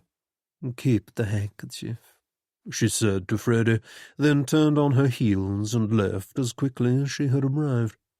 Freddie watched her go. I wonder where she sprang from, said Mrs. Starkweather. I didn't see her earlier.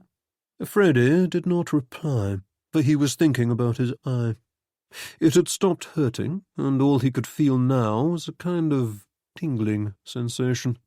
That might certainly be the effect of the punch, although he was at a loss to explain the additional tingling in his hand, where Teresa Schuster had brushed her fingers against it. Chapter 17. Freddie found it very hard to concentrate on Thursday, for he was thinking about his intention to follow Leonard Peacock that night. What was the thing Peacock had mentioned that cost money and could not be traced? Freddie was determined to find out, and was irritated when his editor, Mr. Bickerstaff, sent him out to cover a story about a prisoner who had escaped from Wormwood Scrubs dressed as a woman. By 2 o'clock, Freddie had informed himself of the salient facts of the case and was on his way back to the office composing the piece in his head. Not exactly difficult, for it was the sort of story which almost wrote itself, when he remembered he had 1 or 2 things to buy, and so alighted at Oxford Circus. After concluding his errands to his satisfaction, he was about to resume his journey when he was struck by a sudden thought and came to a halt. Turning back, he headed for a certain draper's shop and went inside. He emerged a little while later, whistling, then glanced at his watch and returned to the office and spent an hour or so digging through some back issues of the Clarion. After that, he stared out of the window and drummed his pencil loudly on the desk until told to lay off it by Jolliffe, who was trying to work.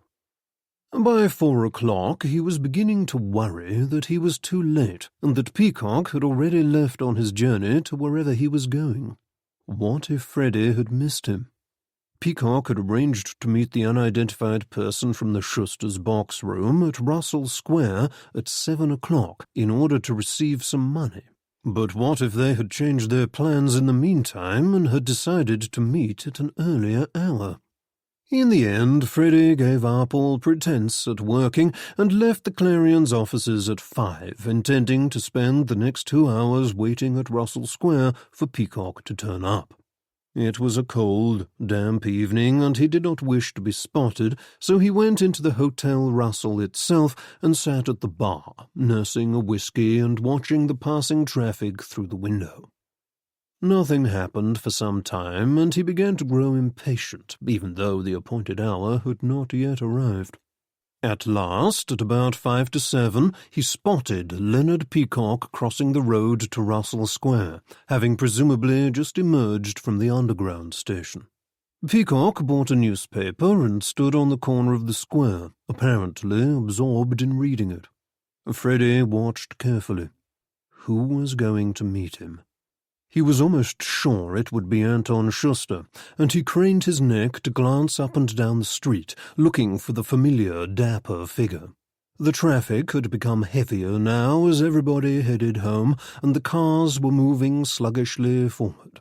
Just then, to Freddie's great annoyance, an omnibus came to a halt in front of the window of the hotel bar, blocking his view of the other side of the street.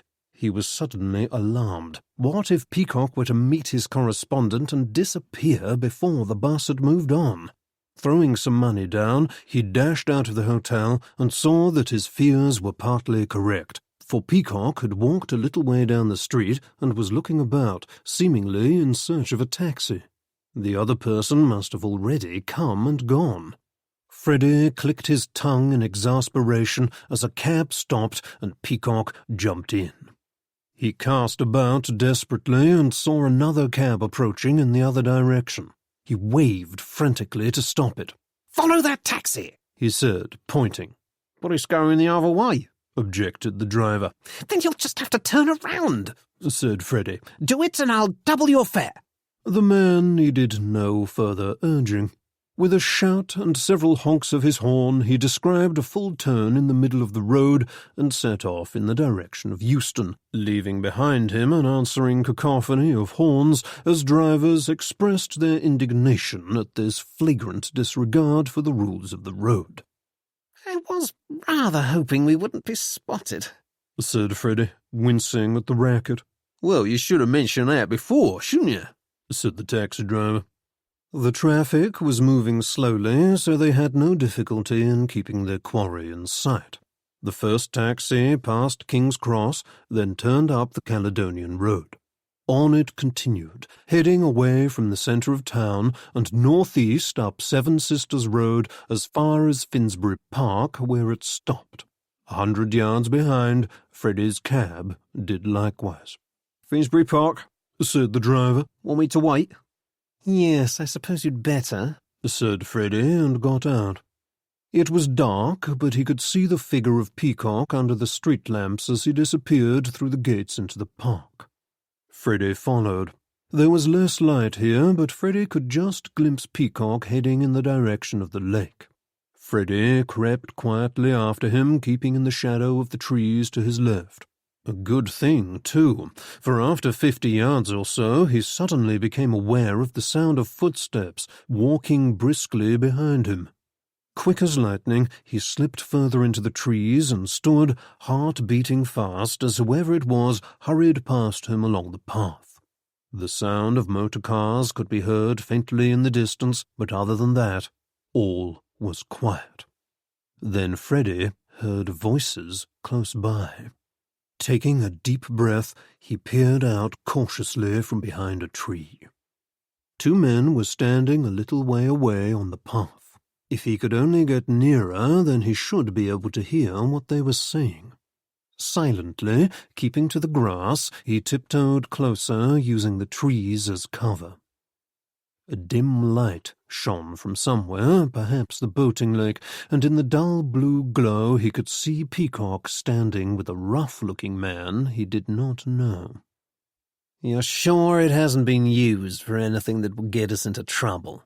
Peacock was saying. "It's rather important, and I want to be sure. This must all seem wholly above the board." "It will," said the other man. "I got it off an old mate of mine what died, and he took it off a dead German in the war. It ain't killed anyone in this country, anyhow." "Good," said Peacock. "I don't want the police looking too deeply into our story. Now, I dare say you want paying." He handed over a note or two, and the other counted the money and put it in his pocket. "Don't forget, there's more where that came from, if you'll say what I tell you to afterwards," said Peacock. "Just sit tight, and you'll hear from me soon enough." "Right you are," said the man. "You working on something big, then?" "I should say so," said Peacock. "We've had something of a setback this week and had to change our plans at the last minute, but as it happens, I think this way will be much more effective.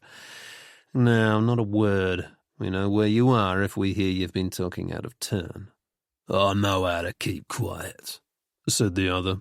"You take care of your business, and I'll take care of mine." The 2 men nodded their goodbyes at one another, then the second one departed, Peacock following shortly afterwards. Freddie gave them 5 minutes, then returned to his taxi and went home, there to think about what he had learned. Like Henry Jameson, he had assumed the conspiracy related to some sort of widespread and illegal strike action. But this was far more serious than he had imagined, for if the plotters were buying guns, then that could only mean one thing. They were planning to kill someone. But who? And why? And what did Peacock mean when he told the man in Finsbury Park that he would be called upon to say something afterwards? Say something to whom? None of it was clear, and Freddie did not like it one bit. It was a pity they had been unable to decipher the last of the coded announcements. What book were the conspirators using now to pass on their messages? The copies of the advertisements were lying on a table nearby, and he picked them up and gazed at them in frustration, as though hoping that the answer would somehow present itself to him. Had he missed something obvious? He remembered Jolliffe's observation that the new key to the cipher must be a short book, since the page numbers given for the last 3 messages had been low ones. But what sort of book had so few pages? Freddie tried to look at the question from the conspirators' point of view. After John Pettit's house had burned down, they must have had to think of a new key which could be obtained at short notice.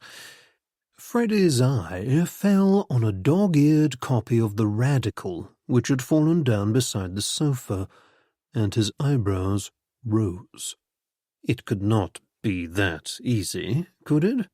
But of course it would make sense. Why, what could be more likely than that all of them would have a copy of the Radical, and that they would decide to use that publication temporarily just until they had decided upon a new one? He took the newspaper and flicked through it. It was last week's edition and contained the coded message which had arrived at the Radical's office while Freddie was there. The sender could not possibly have known what was to be in the paper that week, so the key to the cipher must be in an earlier edition, perhaps the one from the week before. Freddie rummaged around until he found the previous week's copy, then pulled out his notebook and set to work. He saw almost immediately that his guess had been a good one, and in a very few minutes he was looking at the decoded message before him. It referred to some event in the near future and gave urgent instructions to a number of people who were referred to only by code names. It took no great leap of deduction to guess that the event in question was the march and rally that were going to take place that Saturday coming, but there was much that remained a mystery. Who are all these people? He murmured to himself. I only wish I knew. Silly names they've given everybody. Daisy and Marigold and Hollyhock. All very pretty, but not exactly helpful. And who are the tumblers? I don't like this at all. Freddie stared straight ahead, and his expression became grim. It was clear now that there was a murder planned for Saturday, and it was also beginning to be clear to him who the intended victim was. He did not know exactly how the killers planned to get away with it, but he did know that if they succeeded, then the country was likely to be plunged into turmoil for some weeks. It was a daring plot, right enough, but would it come off? He turned to the remaining 2 messages, but found he could not decipher those, as he did not have the relevant copies of the Radical. He would have to leave that to Henry Jameson and his men, but how fortunate that the plotters had not decided upon a new key yet and had kept on using St. John's newspaper. It was careless of them, but perhaps they had considered it unnecessary, given that they had remained undiscovered up to now. Whatever the case, it was vitally important to communicate this latest message to Henry, and without delay. It was now 10 o'clock, and Freddie dialed Henry's number, but without much hope. There was no answer, but he determined he should take what he had learned to the intelligence man first thing the next day, for there was no time to lose. Freddie suspected that tomorrow would be a busy day, and was contemplating whether or not to turn in, despite the earliness of the hour, when the doorbell rang. He answered it, and to his surprise saw Teresa Schuster standing before him. She had pulled her hat down low over her head and her fur collar up around her face, and he knew immediately that something was very wrong. Please help me, she said, almost in a whisper. There was an appeal in her amber eyes that Freddie could not refuse. What is it? He said. He allowed her to pass, then looked up and down the hall outside, but saw nobody. He closed the door and turned to look at her. She had removed her hat and pulled down her collar, and Freddie drew in his breath, for her face was almost unrecognizable. One eye was half-closed and red, while her lip was swollen, and there were ugly purplish marks all down one side of her face. Good God! Who did this? He exclaimed. Sit down, and I'll get you a drink. No, don't argue. He conducted her gently but firmly to a seat and pressed a large glass of brandy on her, then sat down by her and regarded her in the greatest concern as she took a sip. She was trembling, he noticed. What happened? He said. I have been a fool, she replied. What do you mean? She looked down at her drink, then back up at him. You are kind, I know. I will tell you all, even though it will make you think badly of me. I don't think badly of you, he said. But you will, she said. I am a very wicked woman. I have betrayed my husband and paid the price for it. Did he do this to you? Oh, no, of course not. Anton knows nothing of this. And besides, he would never do anything so terrible. He is the most gentle of husbands and would never raise his hand to a woman. Then who was it? Again she hesitated. You must understand. I thought he loved me, she said.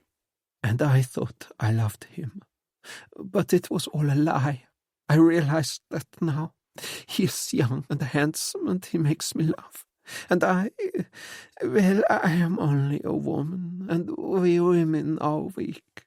We fall for the lies men tell us, and we do bad things. But I found out that he is not all he appeared to be. He is just the same as my first husband who tried to kill me. I swore then that I should never again love such a man, but you see, I've made exactly the same mistake this time. I tried to please him, but somehow I made him angry, and he punished me for it. Perhaps I deserved it. I do not know. Are you talking about Leonard Peacock? Said Freddie. There was a pause. Then she nodded. Now you have heard all, she said. I know you must feel contempt for me, but still, I demand your kindness. Please take me home. I ran away, but he followed me, and he is waiting outside for me somewhere, I know it. I am so terribly frightened that he will find me and harm me even more than he already has, perhaps even kill me. Anton goes to bed early, and his heart is not strong, so I dare not telephone and ask him to come and fetch me, for the shock of it would do him no good at all. I will think of some story to tell him later, but for now, will you take pity on me? Will you protect me? She gazed into his face, and he saw tears starting in her eyes. Of course I will, he said firmly. He shan't touch you again if I can help it. She gave something that sounded like a sob. Thank you, she said. She put down her unfinished drink, then stood up and waited as he went to throw on his coat and hat. Then they left the flat together and went down the stairs into the street. The entrance to Freddie's place was in a little side road off Fleet Street. Here all was dark and in shadow. We'd better look for a taxi, said Freddie, or rather, that is what he intended to say, but before he could utter the words, he received the shock of his life as he was grabbed around the neck from behind and an odd-smelling handkerchief was clamped across his nose. He struggled and tried to shout, but his attacker was stronger than he and had the element of surprise. Within a minute or two, Freddie felt himself becoming weaker as his arms and legs grew heavy. Then he heard the voice of Teresa Schuster. It was too easy, she said, and that was the last thing he knew before everything went dark. Chapter 18. He drifted gradually back into consciousness a little while later, although it took several minutes longer than that for his brain to resume its usual functions with any degree of efficiency. And for some time he lay there, puzzling over the question of why his normally comfortable bed had suddenly become cold, hard, and uneven. By degrees his memory returned, although he was still by no means sure that he was not in the middle of a particularly unpleasant dream. At last his ringing headache, the humming noise that filled his ears, and the jolting he felt at intervals forced him to conclude that he had indeed been lured into a trap by Teresa Schuster, and that he was now lying in the footwell of a car which was conducting him to some unknown destination. Someone had thrown a rough blanket over him, probably to hide him from view, and the hairs prickled at him disagreeably. From the sound of muttered voices nearby, he sensed that this was not the moment to jump up and attempt an escape, and in any case he still felt horribly weak and queasy, and was fairly certain he lacked the strength to run more than a few yards before they caught him again. Instead, he concentrated as far as he could on lying still so they did not know he was awake, and listening to what was being said. Who were his attackers? Mrs. Schuster was one, of course, and he winced at the thought of how she had taken him for a fool so easily. He ought to have been on his guard when she had turned up at his door, but he had been blinded by her apparent injuries, no doubt the result of artfully applied rouge, and the appeal in those mesmerizing eyes of hers. He had also been spurred on by his dislike of Leonard Peacock, whose voice he could hear talking now. It must have been Peacock who had grabbed him and knocked him out with the chloroform. Now he finally understood whom Peacock had been talking about in the box-room that night at the Schusters. Freddie had assumed that St. John was the man who was easily fooled and would say yes to anything, but in fact it was Freddie himself Peacock had been referring to. What an idiot he had been! But who else was concerned in the plot? As far as Freddie could tell, Peacock was driving and Teresa Schuster was sitting in the front with him, but there was another person in the car too. Freddie could feel a foot by his head and knew somebody was sitting in the back seat. Where were they taking him, and why? There was one cause for relief, at least. They had not killed him immediately, so presumably they had attacked and kidnapped him for some other reason, and not merely to put him out of the way. He had thought himself discreet, but evidently he had aroused their suspicions in some way, perhaps when St. John had drawn attention to the coded advertisements that day in the Radical's office.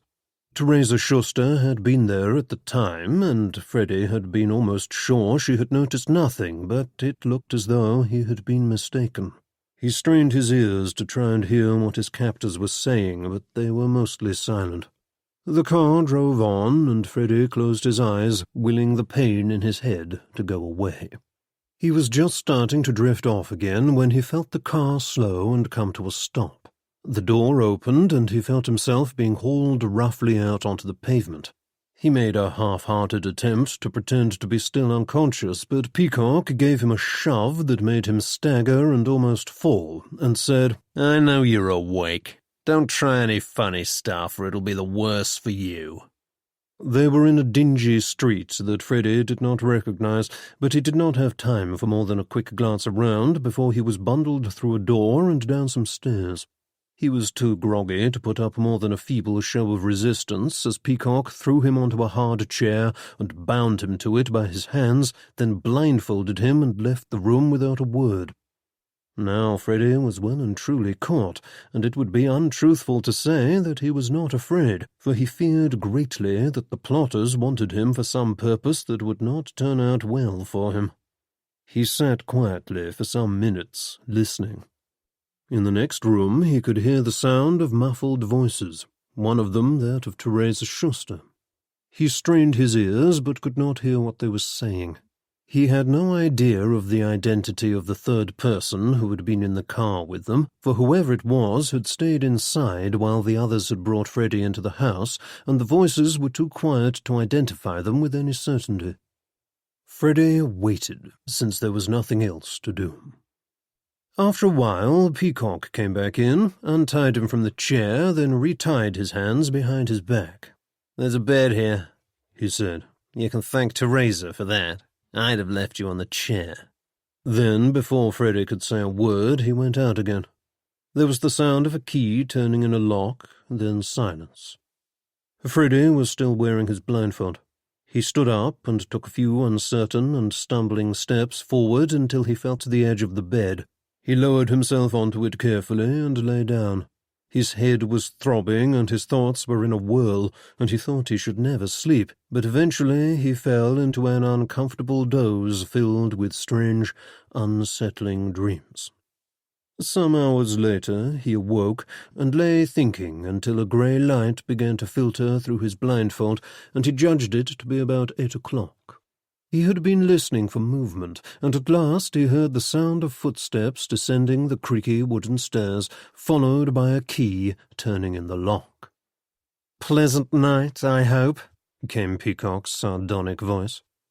Could have been better, said Freddie. "You'll pardon me if I don't get up just yet. Tell them I'll have breakfast in bed.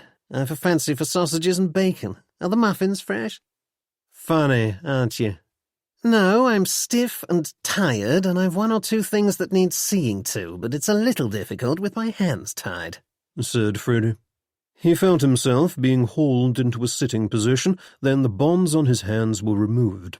Freddie pulled off the blindfold and winced at the daylight which filtered through the window.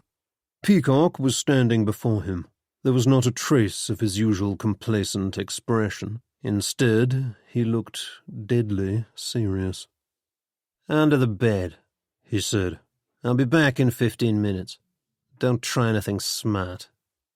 He went out, and Freddie was left to flex his fingers and try to restore some feeling into his hands, which were numb and painful after having been tied for so long. A plate of something unappetizing had been left on a table by the bed.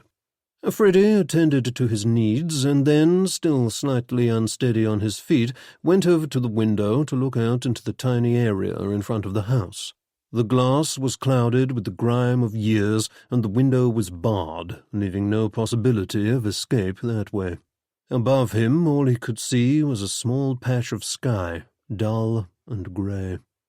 After a while, he heard footsteps again, more than one set this time. Then the door opened, and Freddie turned to see Peacock's large frame filling the doorway, blocking someone else from view. Peacock was holding a gun, and entered cautiously. "I was almost sure you'd be waiting behind the door to try and brain me with a chair," he said. "Sorry, I didn't realize that was the done thing in this establishment," said Freddie politely. "I can do it now, if you like." "No need," said Peacock. He moved into the room, and Freddie caught sight of his companion. He raised his eyebrows. "Oh, it's you, is it?" he said, as Sidney Bishop came to stand before him. "I must admit, you had me fooled." "I don't look like much, do I?" agreed Sidney Bishop. "It's useful, sometimes. You'd better tie his hands again." Peacock started forward, but Freddie said quickly, "Look here, is that necessary? It hurts, and you've got a gun, and there are bars on the windows and a lock on the door. I'm not entirely stupid. I should think I know when I'm beaten." "You got some sense, then," said Bishop. He stood and regarded Freddie appraisingly. "Keep the gun on him," he said to Peacock. "Shoot him if he stirs." The change in him was remarkable. Gone was the cheerful little man with the apologetic air who lived for the praise of his betters.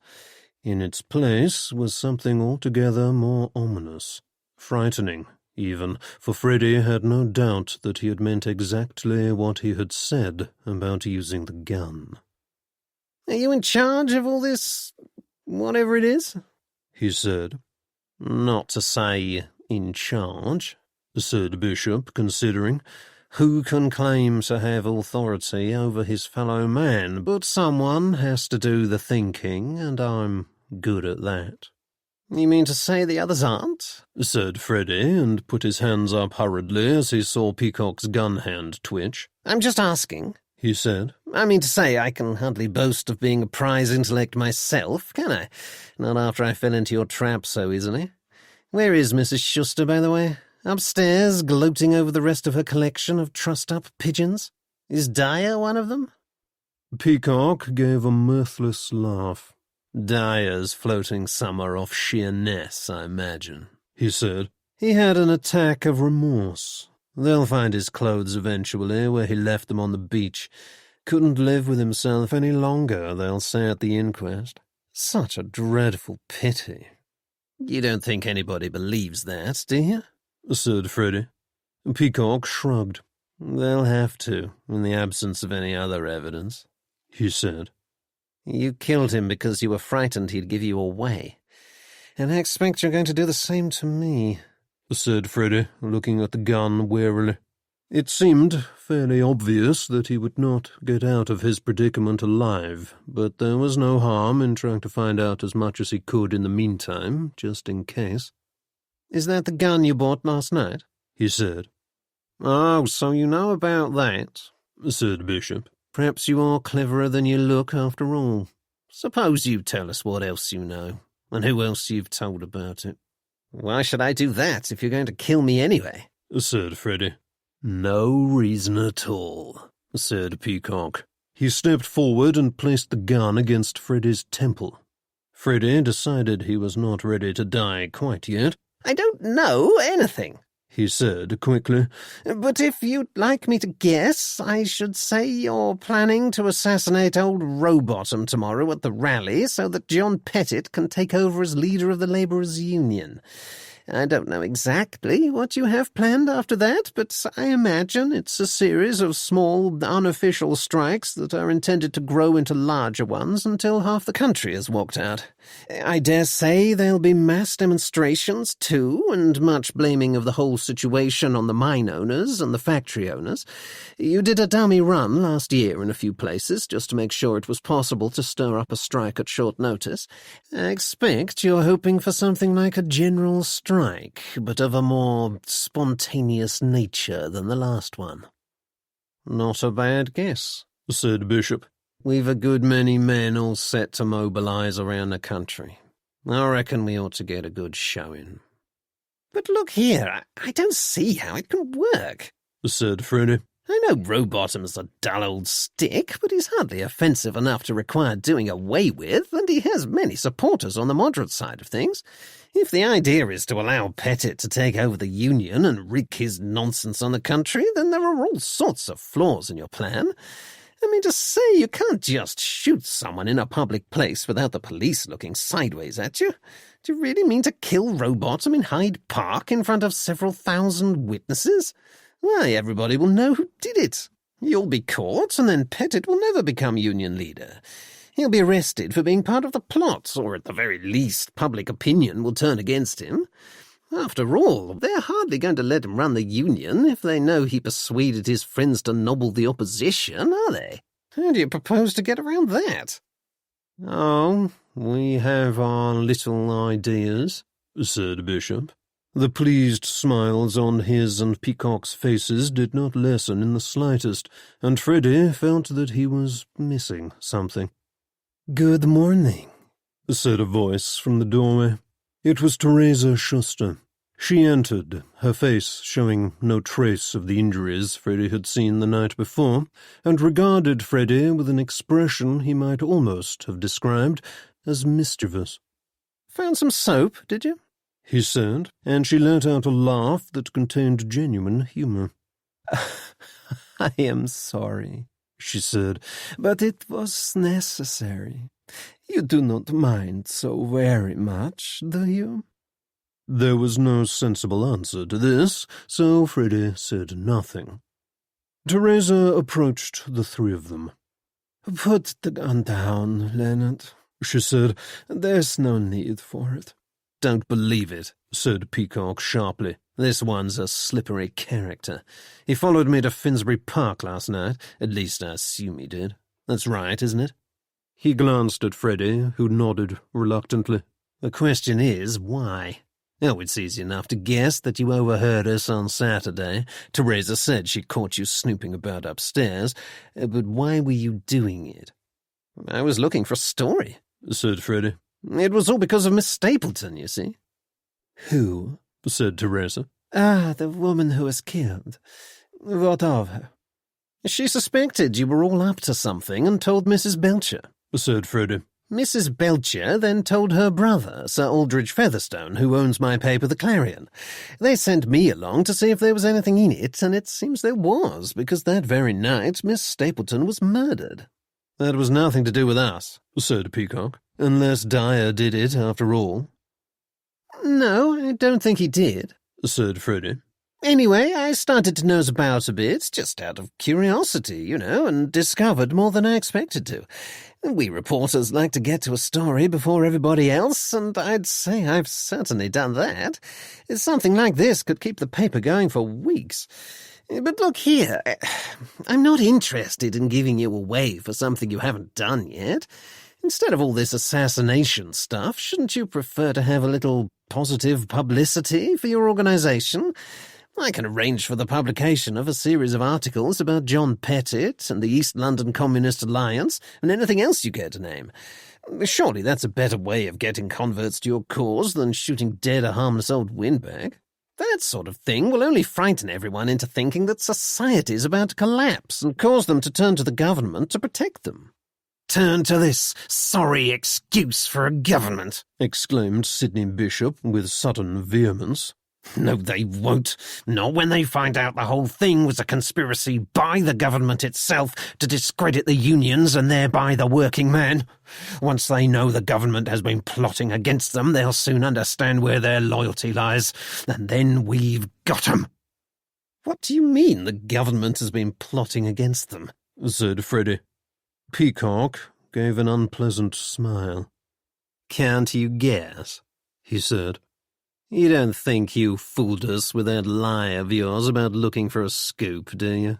We know perfectly well whom you're working for. You gave yourself away when Teresa saw you were far too interested in our little messages, and after that we had you followed. All the way to Whitehall. You're in the government's pay, aren't you? No, replied Freddie truthfully, as he realized with a stab of indignation that Henry had never offered him any money for the job. No, don't bother pretending. I tell you, you were seen. But we don't mind, do we, Bishop? Not at all, said Bishop, with something like his old cheery manner. As a matter of fact, we're rather pleased. We've a use for you now.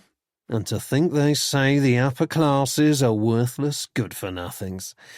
Why, you're going to be a great help to us. What do you mean? Said Freddie, fearfully. You don't think we want people getting the idea that we killed old Rowbottom, do you? Said Peacock. As you so rightly say, the police aren't keen on that sort of thing, and nor is it the best way to get votes. None of us would ever dream of doing anything like that. Certainly not, agreed Bishop. But British intelligence now, there's a different matter. Everybody knows they've been spying on us, looking for a way to destroy the communist movement, and with it the hopes of the working-class man. When we show them evidence that Rowbottom was done in by one of them, then you'll soon see what happens. The man in the street doesn't like being lied to, Mr. Pilkington Soames. If he suspects the government has been trying to pull the wool over his eyes, then he'll turn to people who can be trusted to tell the truth. And we'll be ready for them. We'll get them to rise up, all right. It'll be glorious. There was a fervent gleam in his eye as he said it. Freddie stared at him, hardly believing his ears. Do I understand you correctly? he said at last. Are you saying that you're going to get me to kill him? Chapter 19. Teresa Schuster came to stand directly before him. A thin beam of watery sunlight edged its way through the window behind him and threw her scar into sharp relief. "Would you?" she said. "Would you do it for me?" No, he said. She laughed, not at all offended. "No, I did not think so," she said. "You are not so weak or so stupid. I knew I should fool you only once, so I waited carefully for my moment, as I did not want to waste it." I suppose I ought to thank you for the compliment, he said. Then I take it you're going to pin the blame on me. How do you propose to do that? Oh, there's plenty of evidence against you, said Peacock. Or there will be, at any rate. We have a good few photographs of you and that Mandarin sitting in the park together. But not only that, we also have a man in East London who has a most interesting tale to tell about a chap who approached him while he was cleaning a gun on his back step a few months ago and asked to buy the gun off him. Being a law-abiding citizen, he refused, but later found the gun had gone missing. I expect this chap who wanted to buy the gun looked like me, did he? said Freddie. I expect he did, said Peacock. Then there are the documents that Teresa planted in your flat last night. Lots of letters with official letterheads instructing you to do all sorts of things. They don't mention murder in so many words, but the inference is clear. The government will probably claim they're forgeries, but that doesn't matter, as the doubt will have been planted in people's minds. Then you'll be found with the gun, of course. Won't they notice my death wasn't natural? Inquired Freddie. There was an air of unreality about the whole conversation that made him almost inclined to laugh.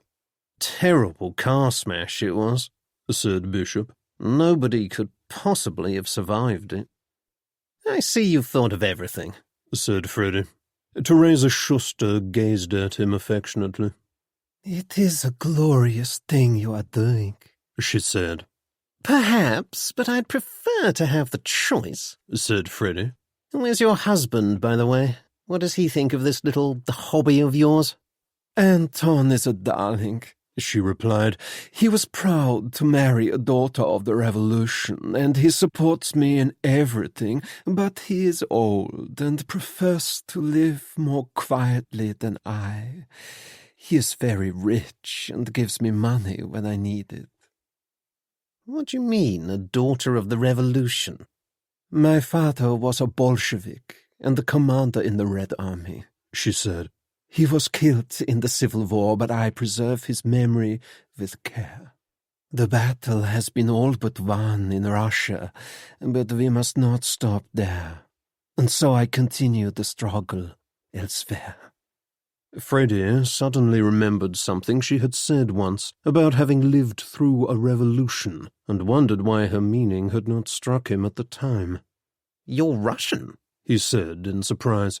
"Of course. Did you not know?" "No, I thought you were Austrian.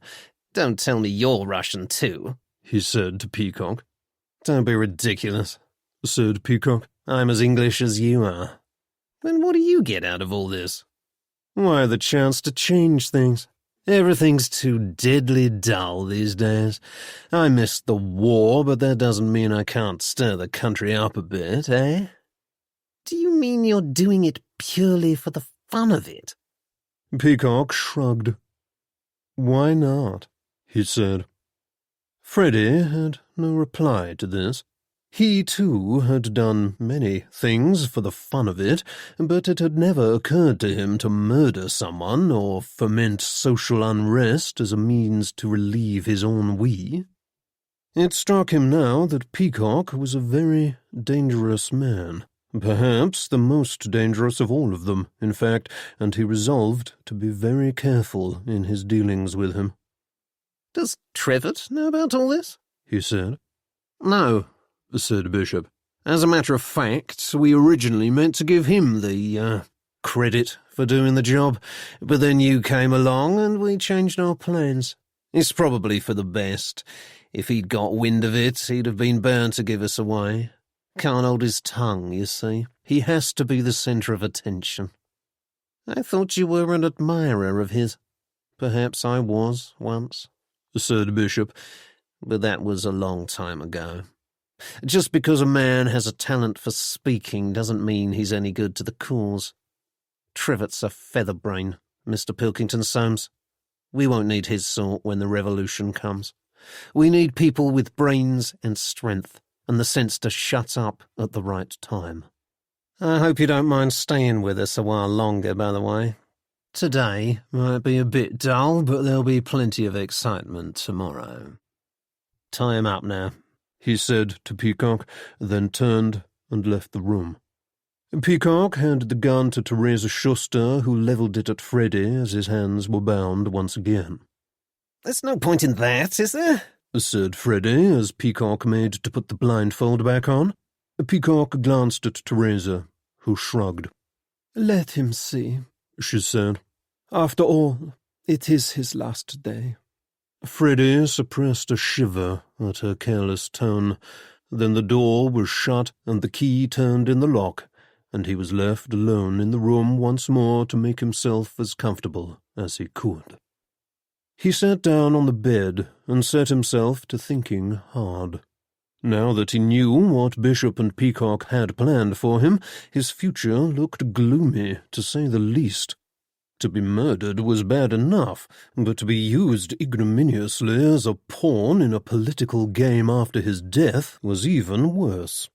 He brooded glumly over this for a while, but could see no way out for himself, for there seemed no escape from that dingy room, and even supposing he managed to untie himself and passed through a locked door, how could he creep past his captors, who were dangerous men, and would clearly not balk at killing him in cold blood if necessary? Besides, more people had begun to arrive at the house now.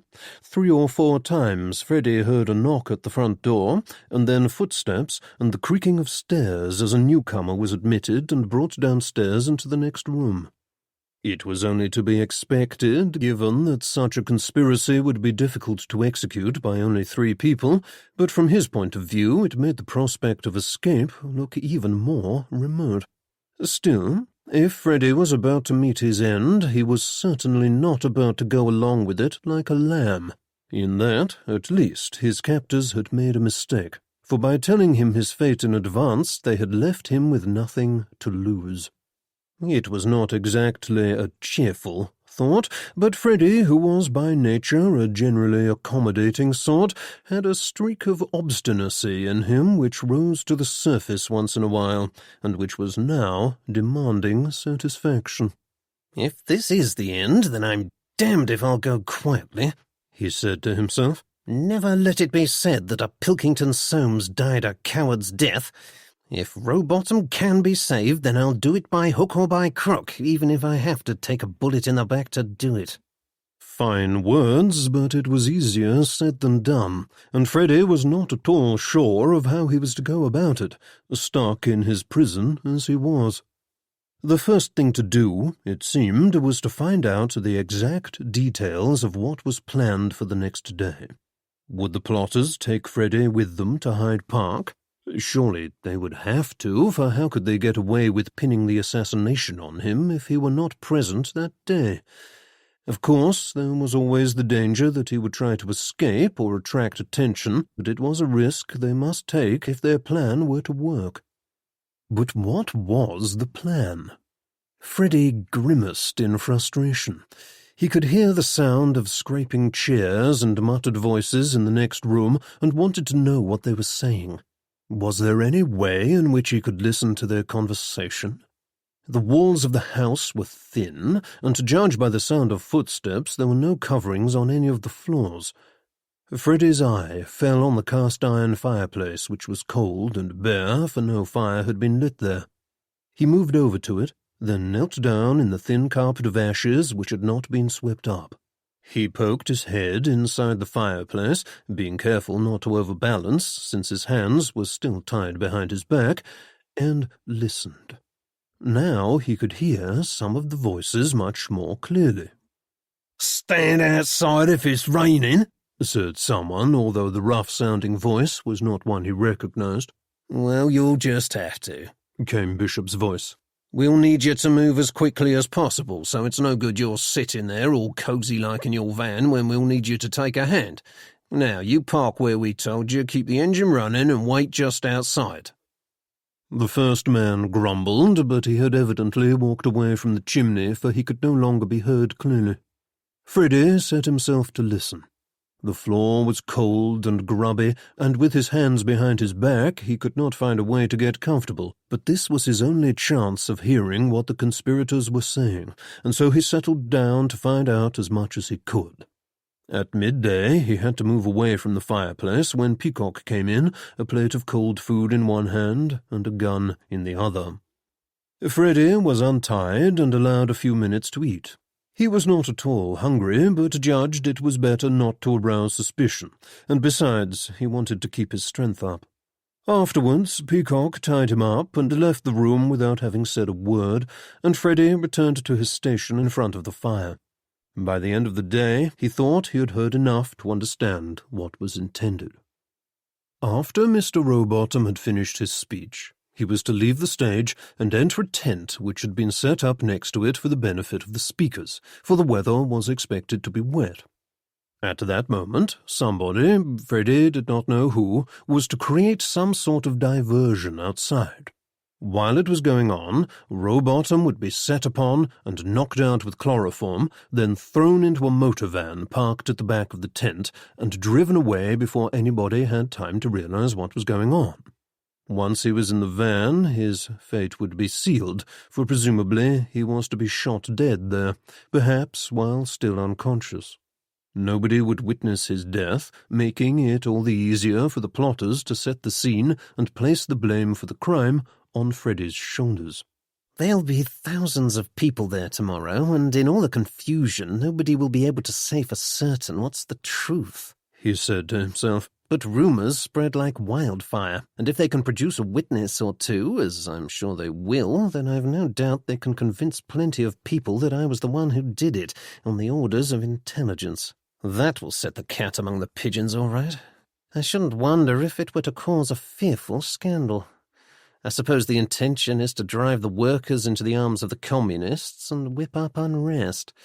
At least that's what Bishop wants, and Teresa Schuster too. But Peacock now, he's not a communist, I'd bet my life on it. I've seen the type often enough. He's an out-and-out troublemaker who's doing it for the fun of the thing. I must try and stop them somehow, but I can't do that if I'm stuck here. Are they going to take me with them? I only hope so. I must get to Hyde Park tomorrow, one way or another. With this and other reflections, the day passed slowly, and the shadows lengthened, and at last, long after darkness had fallen, Freddie lay down on the bed and eventually fell asleep. Chapter 20. The February March, as it later became jocularly known, was an event which many hoped would go down in history as a spectacular demonstration of solidarity among the honest working people of Great Britain. Despite St. John Bagshaw's description of it as being likely to prove an enjoyable outing for many, most of the participants arrived in a spirit of grim determination, bent upon showing that the ordinary man would no longer consent to being ignored by the government in his quest for fairer pay and conditions. Little by little, wages had been cut and working hours lengthened, and the unions wanted an end to it. No more would men be unable to feed their families or afford to aspire to a civilized existence. The people would speak, and the government would have no choice but to listen. It was time to protest in the mass, and protest they did. From Camberwell, Sutton, and East Grinstead they came, from Bolton, Wrexham, and Durham, from Huddersfield, Wigan, and Glasgow. From all over the country, men and women descended on London, resolute in their desire to make their voices heard. They gathered in Trafalgar Square, a sea of flat caps and bowler hats, carrying oilskins against the rain that threatened at every minute, for the sky was lowering and black. They played concertinas, mouth organs, and drums. They sang and shouted slogans and held aloft banners, some printed expensively, others hand-painted, bearing the names of their respective trade associations. Coal miners, shipwrights, dock workers, factory workers, train drivers, bus drivers, brewers, bakers, steel workers, and more, all were represented that day among the teeming crowds. The noise was deafening. They gathered, and then they marched. Along Pall Mall they went, and up Regent Street. Into Piccadilly they poured in their thousands, chanting, shouting, and singing, accompanied by hundreds of policemen on horseback and thousands more on foot, for there were fears that what had started out as a march would turn into a riot without the heavy presence of the authorities. Londoners might have grumbled at the slowness of the traffic and the closure of many of the more expensive shops along the route, for who knew whether the provincial lower classes might not take it into their heads to engage in a spot of looting as they passed, but for the most part the march went on peacefully.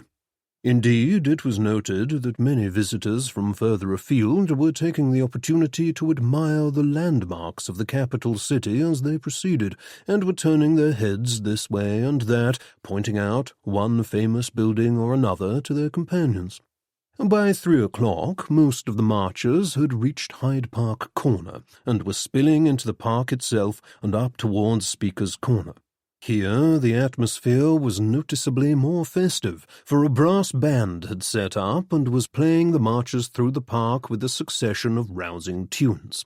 As the protesters continued into the park, they were handed leaflets and pamphlets by representatives of a number of organizations, while farther on still, stalls had been set up, many offering hot and cold food and drink to weary travellers.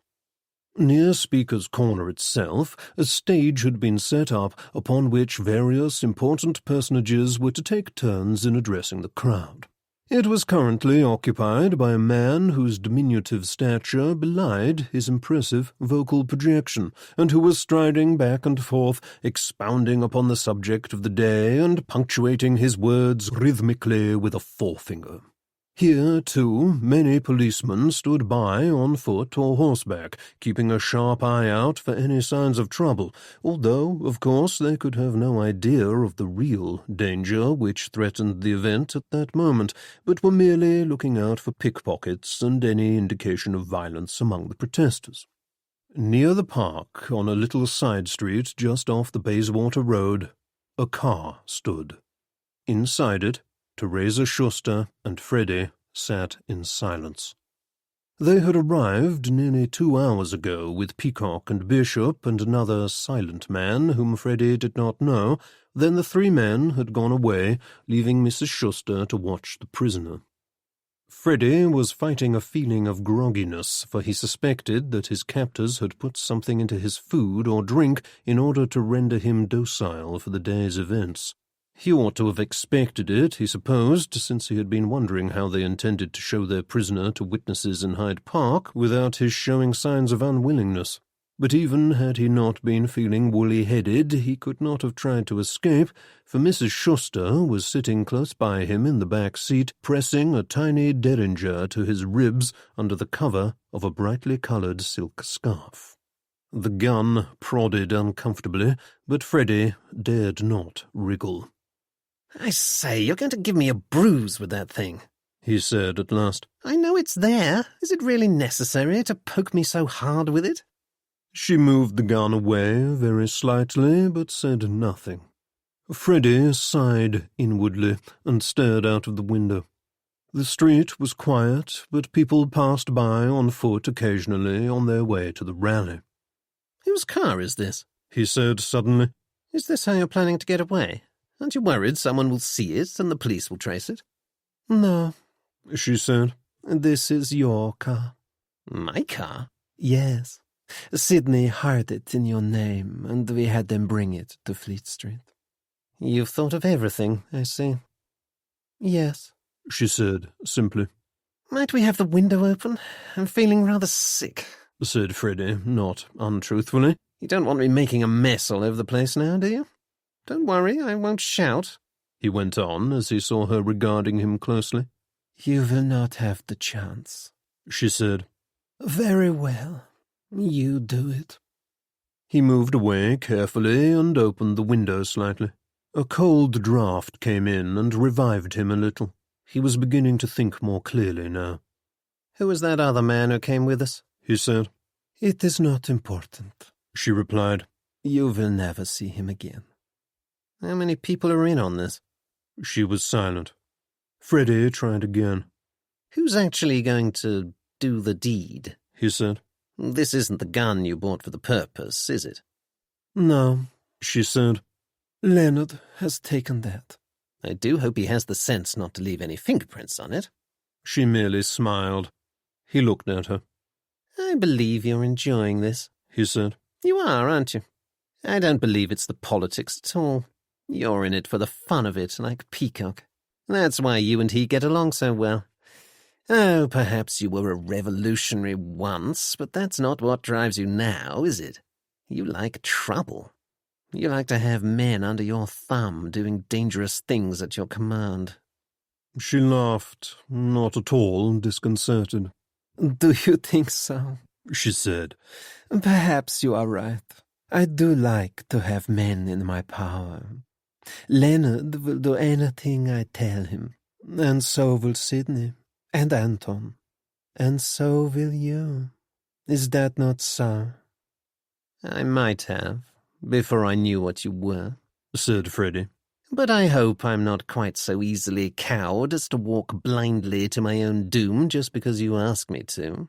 True, I have not so much power, she said. But I do not need it, for I have this. This gun is your mistress now, and you will do as she tells you. She raised the pistol and caressed his cheek gently with it, then placed it against his right earlobe. Freddie froze and swallowed. You have already lost one ear, she said smoothly. Perhaps we can shoot this other one to match it. I'd far rather you didn't, he managed, eventually. She smiled and lowered the gun, pressing it into his ribs again. Of course I shall not, she said. You did not really believe I should do such a thing, did you? As long as you are good, I am to keep you safe and unharmed. It will not do for the police to find bullet holes in you.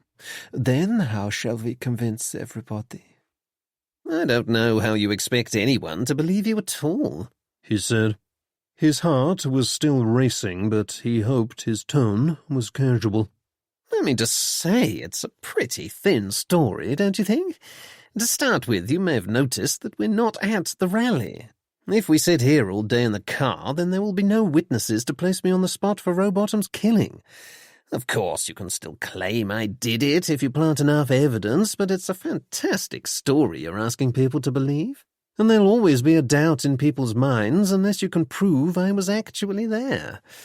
Aren't you planning to parade me about in front of some convenient eyewitnesses? Yes, she said, but not until closer to the time. The longer we are outside, the more likely you are to try and escape, is it not so? Here in the car, I can look after you alone, but outside it is a different matter. Have patience. We shall wait until one of the men comes back, and then we shall all go out together. Freddie's heart sank. He might have been able to overpower Teresa Schuster alone, but against two of them he would have no chance. His captors were not as foolish as he had hoped.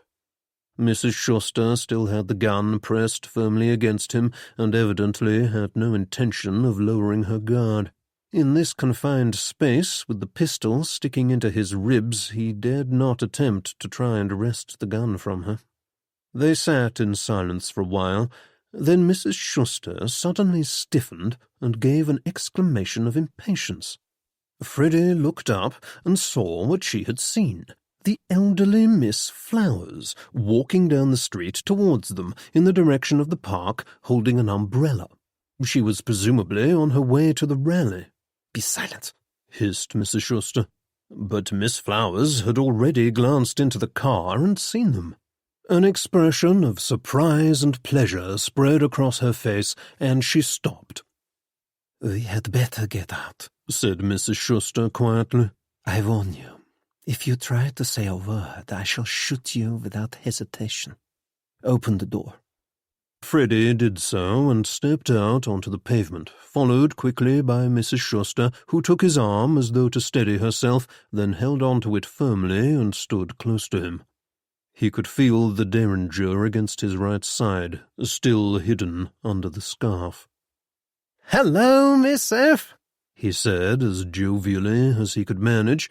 His mind was racing as he tried to think of a way to attract her attention. A significant glance was out of the question, for Teresa was watching him like a hawk, and besides, he was sure a glance would not be enough to convey the message.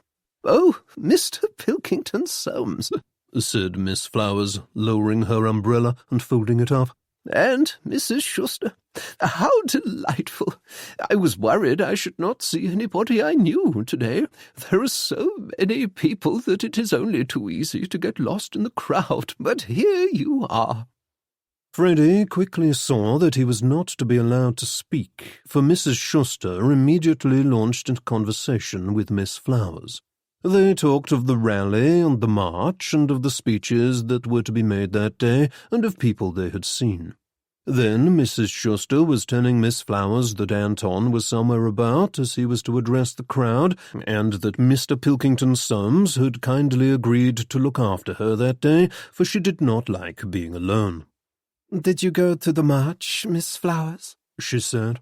"I was there at the start," said Miss Flowers, "but I fear the crowds are a little too much for me these days, so I crept away home and had some tea. I live near Paddington, so it's easy enough, then decided to walk to the park for the speeches. I am very much looking forward to seeing your husband speak, Mrs. Schuster. And what about you, Mr. Pilkington Soames? Are you finding plenty of, material for your paper today?" Freddie did not have a chance to reply, because Mrs. Schuster said, "Oh, I have promised to introduce him to all the most important people, and I am sure he will find many things to write about. And we could not have dreamed that the march would be such a success. Do you not agree?" "Oh, quite," said Miss Flowers. "It is just a pity the weather is so damp." Mrs. Schuster shivered. "Indeed, it is true. And so cold. I am glad I put on my thickest coat." She glanced at the vivid pink woolen scarf, almost a shawl, which Miss Flowers was wearing. "But you will be warm too in this thick scarf. It is very beautiful. Did you make it yourself?" "Why, yes, I did," said Miss Flowers, flushing with pleasure. "It is one of my own, from my own pattern. There is a matching pair of mittens, which I have not quite finished yet. I have done them in purple, as a sort of contrast, you know." Freddie had been looking up and down the street, wondering whether he dared try and attract the attention of someone less vague than Miss Flowers, and had not been listening carefully to the conversation, so nearly missed this last remark. Almost too late, the familiar words registered, and he turned to her, hiding his astonishment. "Purple mittens," he said. "I should have thought green would be more practical." Mrs. Schuster wrinkled her nose at him and laughed. "Men, they know nothing of colour," she said confidentially to Miss Flowers. She gazed down complacently at her own pretty scarf, and Freddie immediately took the opportunity to mouth the words, "Help me," at Miss Flowers. She made no sign that she had seen, but said, Yes, perhaps green would go better with brown or grey. Green is more of a masculine colour, I think. Perhaps I shall make you a pair, Mr. Pilkington-Soames." The two ladies laughed. "Are you coming to the park now?" inquired Miss Flowers. "In a little while," said Mrs. Schuster. "We are waiting for someone." "Then I shall see you later," said Miss Flowers. She held out her hand, palm upward, and gave an exclamation of impatience. "Oh, I thought it had stopped raining. You had better sit in the car if you don't want to get wet." She made as if to open her umbrella, and Mrs. Schuster and Freddie turned to get back into the car. At that moment, Miss Flowers struck, hooking Mrs. Schuster's right arm with the umbrella and pulling it backwards with a sharp jerk. Mrs. Schuster let out a shriek as the gun went off, firing harmlessly into the pavement. She dropped the pistol with a clatter, but before she could bend to pick it up, Freddie opened the car door wide, shoved her roughly inside, then slammed it shut, ignoring her cry of rage. He picked up the derringer and stuck it in his pocket. "Quick," he said, grabbing Miss Flowers by the arm. "Let's go." Chapter 21. They ran as fast as they could to the end of the street, Freddie hustling Miss Flowers along and not stopping to look behind him. Fortunately, Miss Flowers was more nimble than one might have supposed, and got up quite a turn of speed without Freddie's help. When they reached Bayswater Road, they turned left and ran across the road into the park. Once among the crowds, they stopped to catch their breath. "I do hope you're not hurt," said Miss Flowers. "I don't think so," said Freddie. "I've no time for it anyway. We have to stop Peacock and Bishop. They're going to kidnap Rowbottom and shoot him." "Oh, dear me," said Miss Flowers in dismay. "Is that what they're doing? I had no idea of it." "They kept it very quiet, as you can imagine. But they're going to do it soon, and I have to find a way to stop them." "But how?" "I'm not sure. I shall think of something in a minute. Now, you'd better go and telephone Henry Jameson.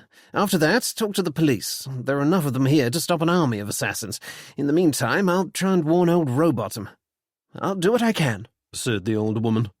"When all this is over, I shall kiss you, Miss F.," said Freddie. "I had no idea you were working for intelligence. It's just lucky you turned up when you did." "Not lucky at all," said Miss Flowers. "Mr. Jameson was looking for you all day yesterday and had kept a watch on your flat as he suspected something had gone wrong. When the motor car turned up, he had it followed and sent me along to find out whether you were inside it. With any luck, they'll have arrested Mrs. Schuster by now." "Good Lord," said Freddie, who had begun, in recent days, to doubt the competence of his masters. "Jolly good show, what? At any rate, there ought to be someone I can speak to hereabouts," she went on. "Mr. Jameson has a few men standing by, as he suspected there would be trouble, although, as far as I know, nobody expected anything like this. I only hope we can stop it." "So do I," said Freddie grimly. He glanced at his watch. "It's nearly 4. Rowbottom's due to speak about now, I think. There's no time to wait until we've managed to find your chaps, as they might put the plan into action at any moment. I think I shall just have to risk going in there myself. At any rate, I might be able to waylay Rowbottom and stop him from falling into the trap. I shall find someone and return as quickly as I can," promised Miss Flowers. She departed with celerity, and Freddie looked across at the stage. There was no one up there at the moment, but in front of the stage 3 circus performers dressed in yellow were keeping the crowd entertained with somersaults and feats of agility. St. John had mentioned that there was to be something of the kind, Freddie remembered. By the stage was the small tent in which Rowbottom was to be attacked. Were Peacock and Bishop waiting there even now? How did they intend to stop anybody else from entering? By their authority as committee members of the East London Communist Alliance, he supposed, for nobody would expect official representatives of the rally's organising body to have any nefarious purpose in mind, and most people would be quite likely to do as instructed if turned away from the tent. Freddie was wondering how best to proceed when he noticed that a small group of men were now standing on the stage. One of them was heavy-set, with lugubrious features and a red nose. Freddie recognized him as Mr. Rowbottom himself. The union man conferred with the other two men, who appeared to be assistants or secretaries, then moved forward to a smattering of cheers and applause and began to speak. The crowd, including the circus performers, fell quiet and listened. Rowbottom was not a natural orator, but he had a simple, no-nonsense way of expressing himself which endeared him to his many supporters. Freddie had listened to his speeches often enough, and in any case had no time to listen, for there was not a second to lose. He began to push his way through the crowd towards the stage. Unfortunately, his attention was on his objective, and he was not looking where he was going, and as he went he trod heavily on the foot of a man who was eating a pork pie, causing him to drop it on the ground. "Sorry, I'm in a terrible hurry," said Freddie, and attempted to push on. But the man was not in the mood to let the offence pass without redress, for he was tired, wet, and hungry, and his corns were paining him, and this young fool had not only aggravated his existing affliction, but had also done him out of his dinner. "Oh, no, you don't," he said, moving to block Freddie's way. "What do you think you're playing at? You can't just run off and leave a man's pie in the mud. What are you going to do about it?" To judge from the smell of him, he had been drinking, and he was clearly in a bad temper. Ordinarily, Freddie would have bestowed his most ingratiating smile upon the man and pressed a few shillings into his hand, but he had no money on him. Presumably his note-case had fallen out of his pocket at some point while he was unconscious on Thursday night, and so he had nothing to offer by way of recompense. "Why, he said, I'm dreadfully sorry. I'd stump up if I could, but owing to certain unfortunate contingencies, I'm afraid I'm a little embarrassed for the necessary at the present." "What?" said the man, suspiciously. "He means he's got no money," said a sharp-looking fellow standing nearby. "Well, that ain't good enough," said the offended party, and made a grab for Freddie's collar. Freddie stepped back hurriedly, but in his haste slipped on a patch of mud and fell over. He struggled to his feet and prepared to flee. With the queer sort of sixth sense which often prevails in such cases, the people in the vicinity had begun to anticipate an entertainment, and a small crowd was now gathering. This drew the attention of two constables, who pushed their way through with a view to forestalling any disturbance. "What's all this, then?" said one of them, regarding Freddie as he attempted ineffectually to brush the dirt off his coat. "Trouble," said the sharp-looking fellow briefly. "Well then, you two had better come along with us," said the policeman. "Oh, but I can't," said Freddie in some dismay. "I must get to that tent over there. It's dreadfully important." "What's so important?" said the policeman. Freddie lowered his voice, aware that many ears were listening. "I'm with intelligence," he said. "There's a plot to shoot Rowbottom, and I have to stop them." The two policemen eyed him, dishevelled, covered in mud, and still sporting the black eye he had received on Tuesday during the fight between Trevitt and St. John, and quickly drew their own conclusions as to the extent of his grasp upon reality. Freddie saw that he was unlikely to win this argument, and decided not to waste time in pleading his case. He turned and made a dash for it, treading once again on the foot of the man he had bereft of his pie as he scrambled through the crowd towards the front. The two policemen followed, but by taking a turn to the left and doubling back on himself, he succeeded in shaking them off. He hoped they would give up the search, but he could not spare the time to worry about them, for on the stage Rowbottom was showing signs of coming to the end of his speech. Freddie was just about to head towards the steps at the side of the stage when he heard a voice calling his name, and he turned to see St. John and Mildred Starkweather coming towards him. "Hello, old chap," said St. John. "Pretty-looking shiner you've got there. Not as good as mine, of course."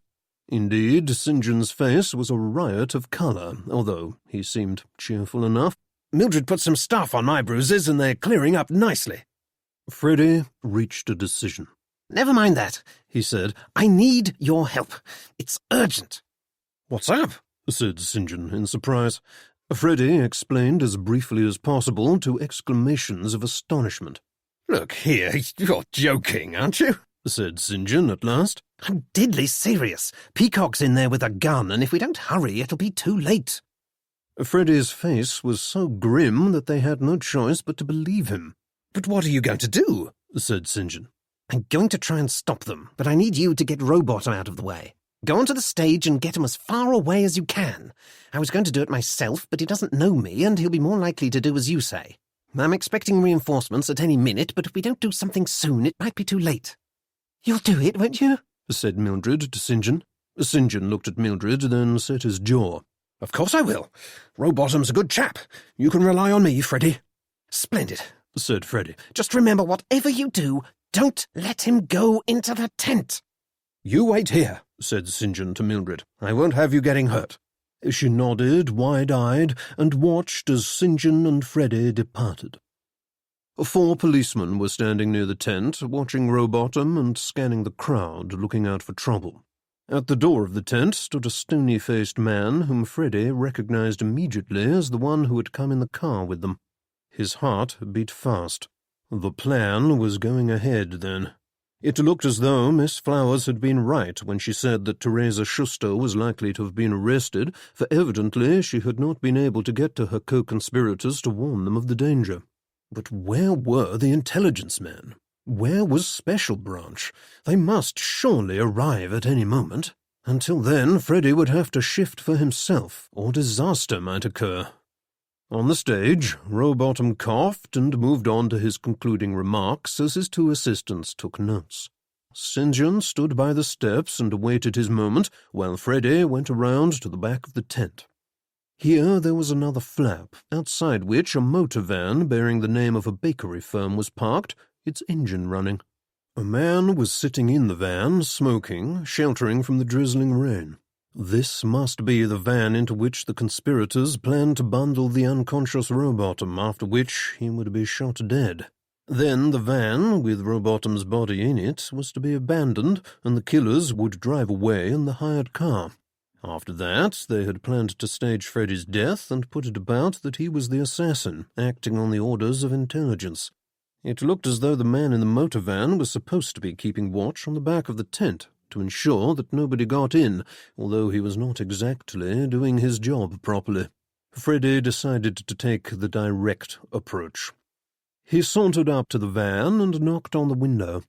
The man opened the door and regarded him suspiciously. "I say," said Freddie, "if I were you, I'd make myself scarce, nowish." "What do you mean?" said the man. "Why, the game's up," said Freddie. "The police will be here at any moment, and if they find you, then you're quite likely to find yourself on the receiving end of 20 years' hard labour. That's if they don't hang you, of course. I haven't read up on sentencing rules lately, but I seem to remember it doesn't matter whether you fired the gun or not. If they think you had anything to do with it, then they'll send you to the gallows just as cheerfully as they will the murderer himself." The man regarded him blankly, confirming Freddie in his initial impression that the conspirators' driver was not the most quick-thinking of men. He sighed and brought out the pistol he had taken from Mrs. Schuster. "I see you're having a little trouble. Does this make things any clearer?" he said, pointing the gun at the man's chest. "To be perfectly honest with you, I have the most awful aim, but it ought to be easy enough from this distance, I should think." "Good!" exclaimed the man. "All right, there's no need for that. I can take a hint." "Hardly," said Freddie, watching as the man drove off. He turned back to the tent. "Now what?" he said to himself.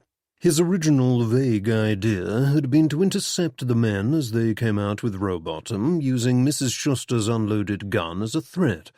It was hardly the best plan, but it was the only one he had. But since Rowbottom ought to be quite safe, thanks to St. John, there seemed no sense in Freddie's putting himself in danger. Perhaps the best thing to do would be to stand outside the tent, wait for Miss Flowers to arrive with help, and only bring out the pistol if necessary. He peered in through the flap cautiously. It was dark inside, but he could just make out Peacock standing by the front entrance with the stony-faced man. There was no sign of Bishop. Freddie withdrew his head and pondered what to do. He looked about him and, to his dismay, saw the 2 constables from whom he had just run away heading in his direction. At any moment they would see him. There was nothing for it. He slipped silently inside the tent and stood in the shadows. Much to his relief, Peacock and the stony-faced man were looking the other way, out through the front flap, and did not hear him come in. He stole forward a foot or two and stared out through the front opening, which was a large one. He could just make out Rowbottom's feet on the raised stage. St. John was there, watching intently and awaiting his moment. Freddy waited a minute, then sidled away quietly, intending to see whether the policemen had gone. He turned and bumped straight into Sidney Bishop, who was just then coming in through the back entrance. "Here, what's all this?" said Bishop in astonishment. His eyebrows drew together in cold displeasure as Freddy inwardly cursed his bad luck. "How did you get here? Peacock?" Peacock turned, saw Freddy, and brought out a revolver, presumably the one with which they were intending to kill Rowbottom. Freddy backed away, but stumbled against a pile of ropes which had been left on the floor.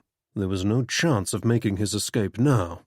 "Judson," snapped Bishop to the stony-faced man. "stand by with the chloroform. Watch out for Rowbottom. You," he said to Freddy. "how did you get away? Where's Teresa?" "Somewhere outside," lied Freddy. "She thought it wasn't safe in the car, so brought me out. I shook her off." "And came here," said Peacock. "I thought I might be able to persuade you not to go ahead with it," said Freddy. He knew it was the thinnest of thin stories, but he did not want the men to get the idea that they had nothing to lose, for then they might start shooting. "I don't believe a word of it," said Bishop. "What have you done with Teresa? Peacock, search him." Peacock grabbed hold of Freddy and patted his pockets. He brought out the Derringer and handed it to Bishop. They both looked grim. Peacock placed his own gun against Freddy's heart and pulled back the safety catch. "Where is she?" he said. "I left her in the car," said Freddy hurriedly. "Truly, I did. Look, you can't shoot that thing in here. It'll make the most frightful noise and ruin your plan to pin the blame on me." "Don't shoot him yet," said Bishop. "He's right. We need to get Rowbottom first. Don't worry, Teresa can look after herself. She won't say a word if she's caught." Peacock threw a disgusted look at Freddy and lowered the revolver.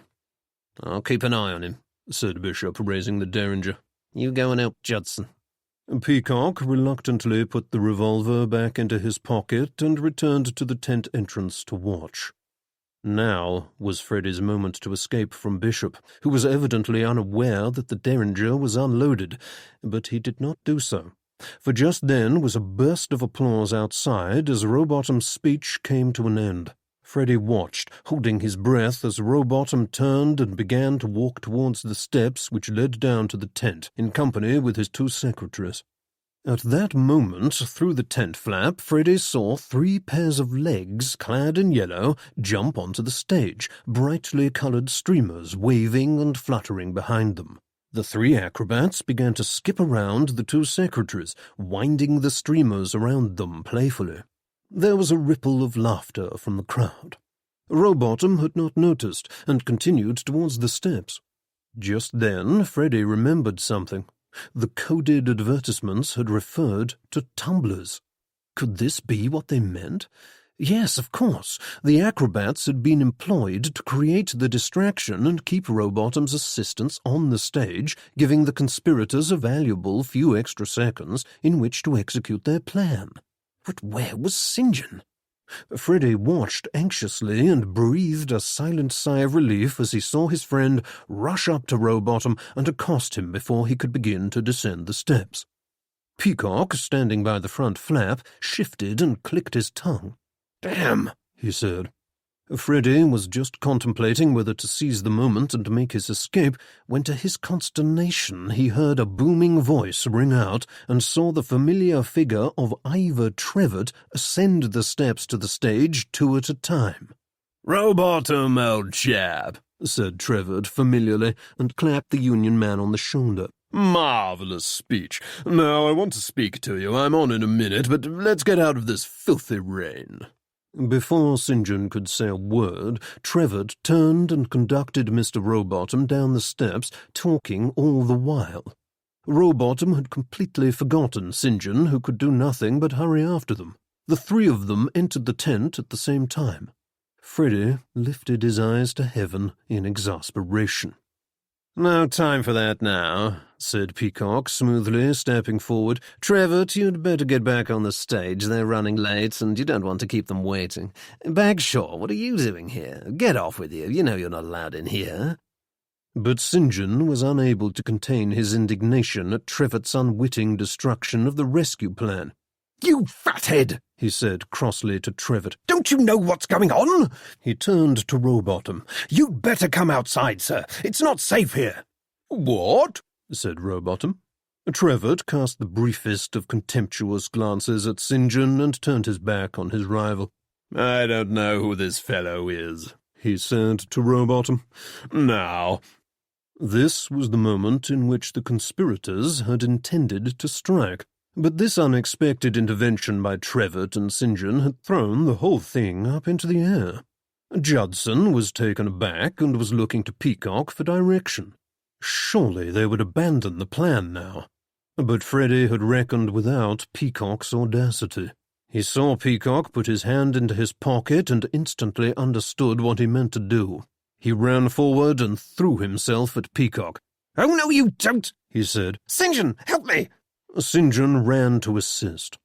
Trevor, still not understanding what was going on and seeing his friend Peacock apparently being attacked 2 against 1, strode forward and pulled St. John away, leaving Freddy to grapple with Peacock alone. "What the devil are you up to now?" said Trevor to St. John.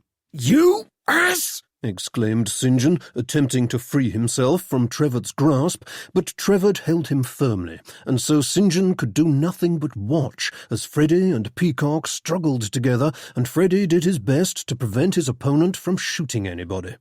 But Peacock was taller and stronger than Freddy, and at last succeeded in bringing the revolver out of his pocket. He levelled it at Rowbottom and pulled the trigger, just as Freddy seized his arm again. There was a ringing report, which caused several people to cry out, and the shot went wide. The jolt caused Peacock and Freddy to overbalance, and they fell to the ground, Freddy still trying to get hold of the gun. Trevor, in his shock, had let go of St. John, who now ran forward to assist. Between them, they managed to wrench the gun from Peacock's hand. St. John gave a grunt of triumph, but they had reckoned without Bishop, who just then moved forward and fired the little derringer at Freddy.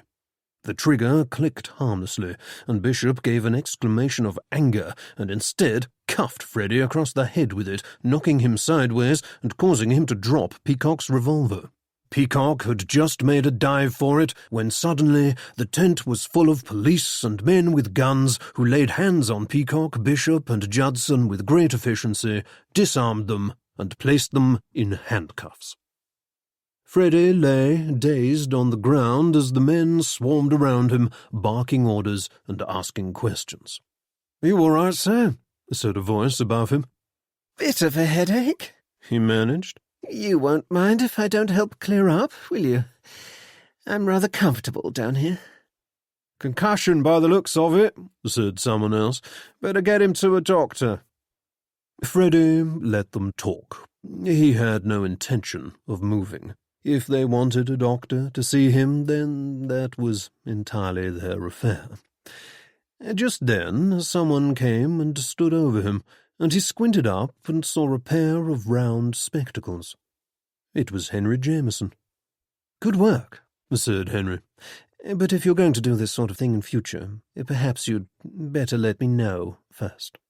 Then he went away and began giving quiet orders as Freddy lay on the cold ground and waited for the doctor to come. Chapter 22. 10 days later, Freddy arrived at Clerkenwell Central Hall to find Mildred Starkweather and St. John Bagshaw in the kitchen, stacking cups and saucers on trays and talking comfortably in the manner of old friends. Miss Hodges was there too, crossing things off a list. "Hello, Freddy, old chap," said St. John. "Should have thought you'd have had enough of this place by now, what?" "Not at all," said Freddy. "I came along to make sure the temperance ladies were behaving themselves. But what are you doing here? I thought they'd forcibly disbanded the Communist Alliance, or proscribed you or something." "Oh, I'm here to help Mildred," said St. John. Yes, the police have shut us down. Rather unfortunate, really. They've been crawling all over the Radicals' offices, too, looking for evidence that we knew about the plot. Of course, I told them I didn't suspect a thing, and how could I help it if people wanted to pass secret messages through the small lads? I think I've convinced them now, but it hasn't helped business. Ruth's left, you know. A good thing when all's said and done, I suppose, but she left me short-handed. It's just lucky I thought to ask Mildred. Are you going to work for the Radical? Said Freddie to Mildred in surprise. How did you get permission? As a matter of fact, Mummy doesn't mind at all, said Mildred. At least she didn't once I told her that I'd made it a condition that St. John must give the association 2 pages every week. I hope you're quite recovered now, by the way. That was a nasty knock on the head you got. Oh, it takes more than a clip over the ear to keep me down, as my mother will tell you, said Freddie airily. 2 of you were terribly brave, said Mildred with a glance at St. John. You might have been killed. We'd have been perfectly safe had it not been for that ass Trevor, said St. John. I always knew he had more beard than brains. Ah, yes, said Freddie. I understand he's feeling let down by Schuster. He is, said St. John. They'd been in secret talks about forming a new political party with Trevor as the leader. But this plot to assassinate Rowbottom has put pay to that once and for all. I expect you've heard that the police have found enough evidence to charge Pettit. After his house burned down, he moved to his sister's and they discovered a lot of incriminating documents there. Old Rowbottom is breathing fire and brimstone and says he's determined to root out any militancy he finds. Any supporters of Pettit are going to be chucked out of the Union, apparently. But then presumably they'll mobilise elsewhere, said Freddie. Oh, no doubt, said St. John. Still, that's not Rowbottom's problem, is it? And I can quite understand his point of view. I mean to say, it doesn't do to have one's own associates plotting to put a bullet in one's head, does it? I haven't seen much about it in the papers, said Mildred. I expect they've asked you to keep quiet about it, have they? Yes, said Freddie. They didn't want to stir things up any more than necessary. And I think they're a little worried about possible attempts to whip up public sympathy for Teresa Schuster, beauty in distress and all that. Unfortunately, it seems she's decided to claim that Peacock forced her into taking part in the plot, and there's no saying that a jury might not believe her. She's rather good at convincing people to take her view of things. Mildred snorted. I say she deserves everything she gets. She's nothing but a troublemaker. But what about Mr. Schuster? I can't believe he didn't know what his wife was getting up to. Oh, I'm sure he knew perfectly well what was going on, said Freddie. The police can't prove it, but they've arrested him anyway. I dare say they'll find something to charge him with. He always said they would. Poor Miss Stapleton, said Mildred. She was right after all. She was convinced they were plotting something, and we didn't really believe her. But all that snooping did her no good in the end, did it? They must have caught her listening that night and killed her for it. Have they admitted to it yet? No, said Freddie. I don't know why they're bothering to deny it, she said. They're murderers, all right. You know they found Dyer, don't you? Poor thing. I only hope he didn't suffer. Was he really passing information to intelligence? Said St. John. So they tell me, said Freddie. I'm not certain I like that sort of thing, said St. John. Seems a sneak's business. Perhaps so, but if he hadn't, then the plot might have succeeded and Rowbottom would have been shot, said Freddie. I think on balance I shall cheer rather than jeer him. Where's Mrs. Belcher? Said Mildred suddenly. She's late. She was supposed to be bringing some printed pamphlets, and I wanted to put them out on the chairs before the meeting begins. And I must take a look at the subscription book to see whether it's up to date. I do think Mr. Bottle might have given us a little more notice before he left. Left? Said Freddie, pricking up his ears. Oh, he's gone abroad for his health, apparently. We only found out about it on Sunday. But it means we have no treasurer now. I expect Mrs. Belcher will bully Mummy into doing it. Come and help me in the hall, St. John. At least one good thing has come of all this. Now that you communists have gone, we can have the big hall to ourselves instead of being squashed into the little one. She and St. John departed, and Freddie was left in the kitchen with Miss Hodges. Can I assist? He said. He waved away her stammered protests and started collecting spoons and sugar bowls together. Good thing they caught the desperate men who killed Miss Stapleton, don't you think? He said. Oh, Yes, she replied. queer, isn't it? He went on. If you'd asked me, I should have said they'd had nothing to do with it. Oh, but they must have. Said Miss Hodges. They killed Mr. Dyer, after all. True, He conceded.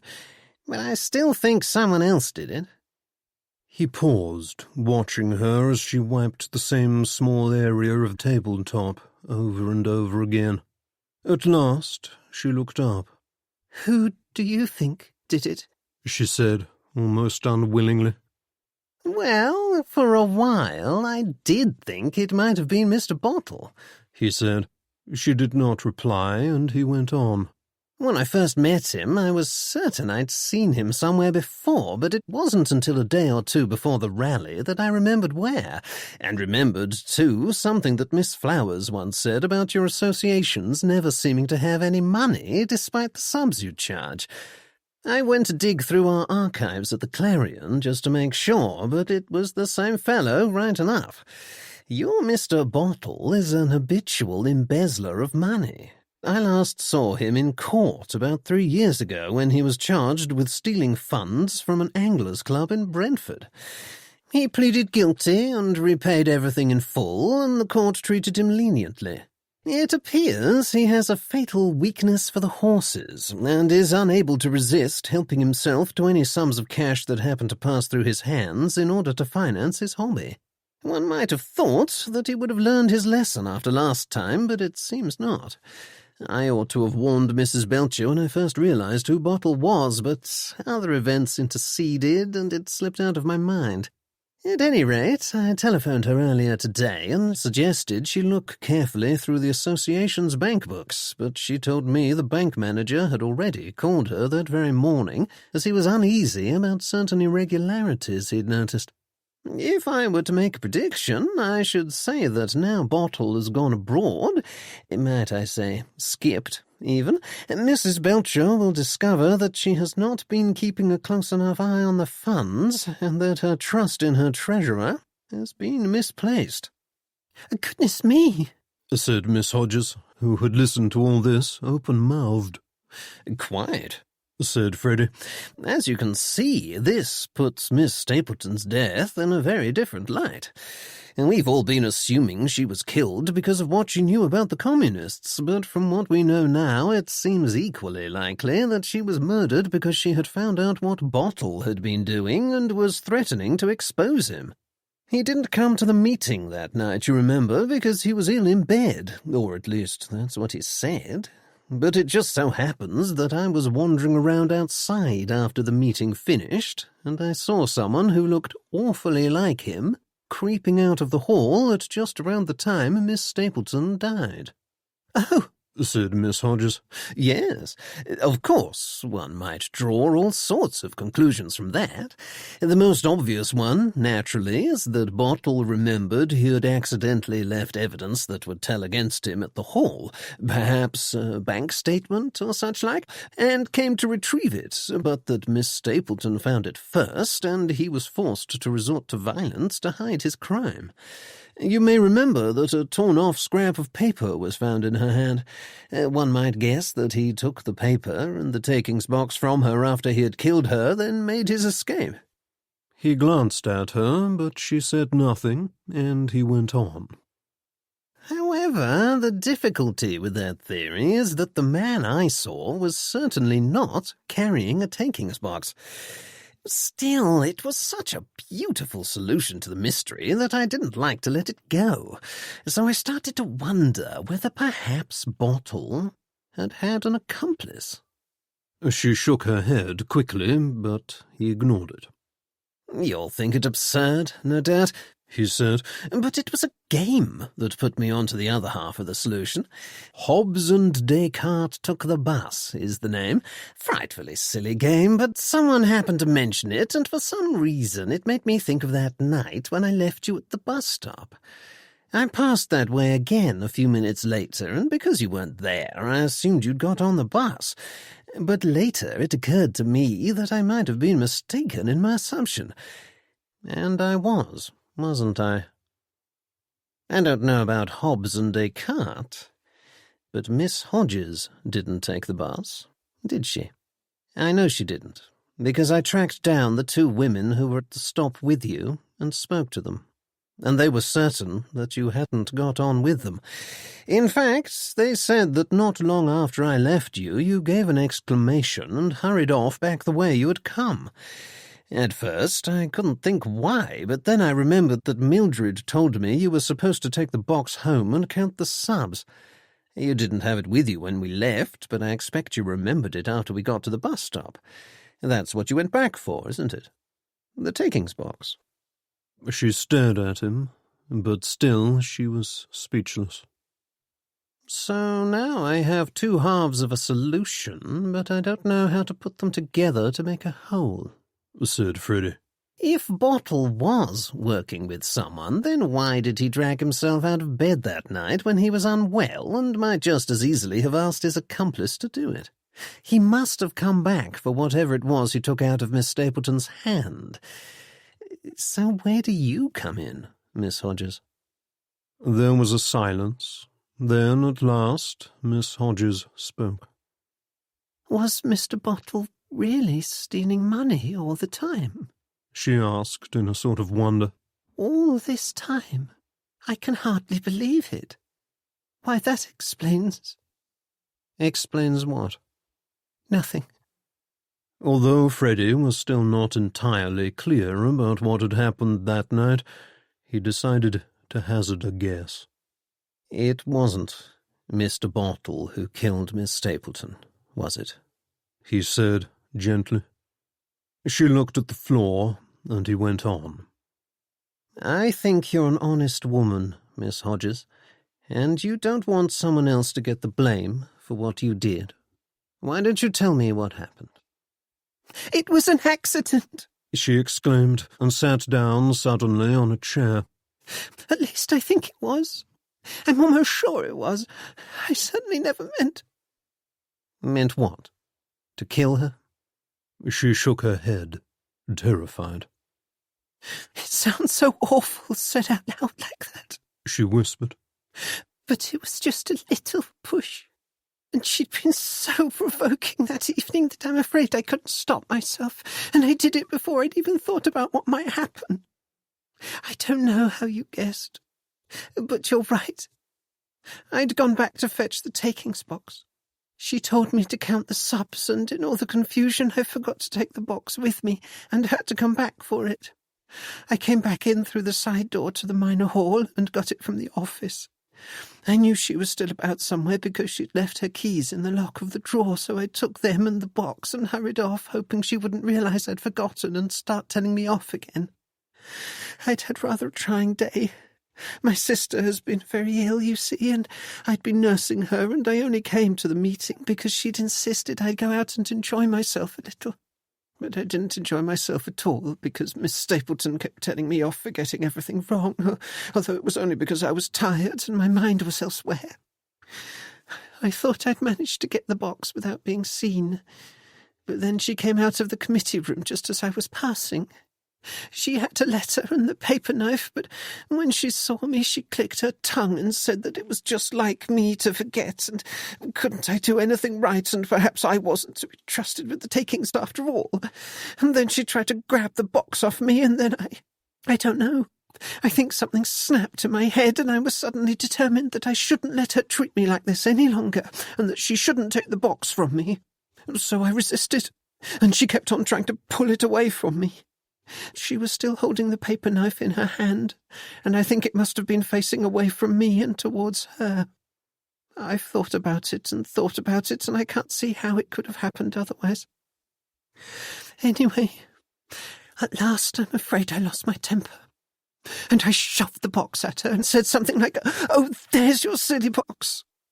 I thought then that she'd overbalanced because she sort of stumbled and fell backwards, and I was so sure she was going to get up and shout at me. But she didn't move, and I looked, and there she was on the floor with the paper knife sticking out of her and the box by her side. At first I didn't understand what had happened, and I was waiting for her to get up. Then I thought she must have knocked her head against something. Time seems to pass so slowly, you know," she said, looking up suddenly.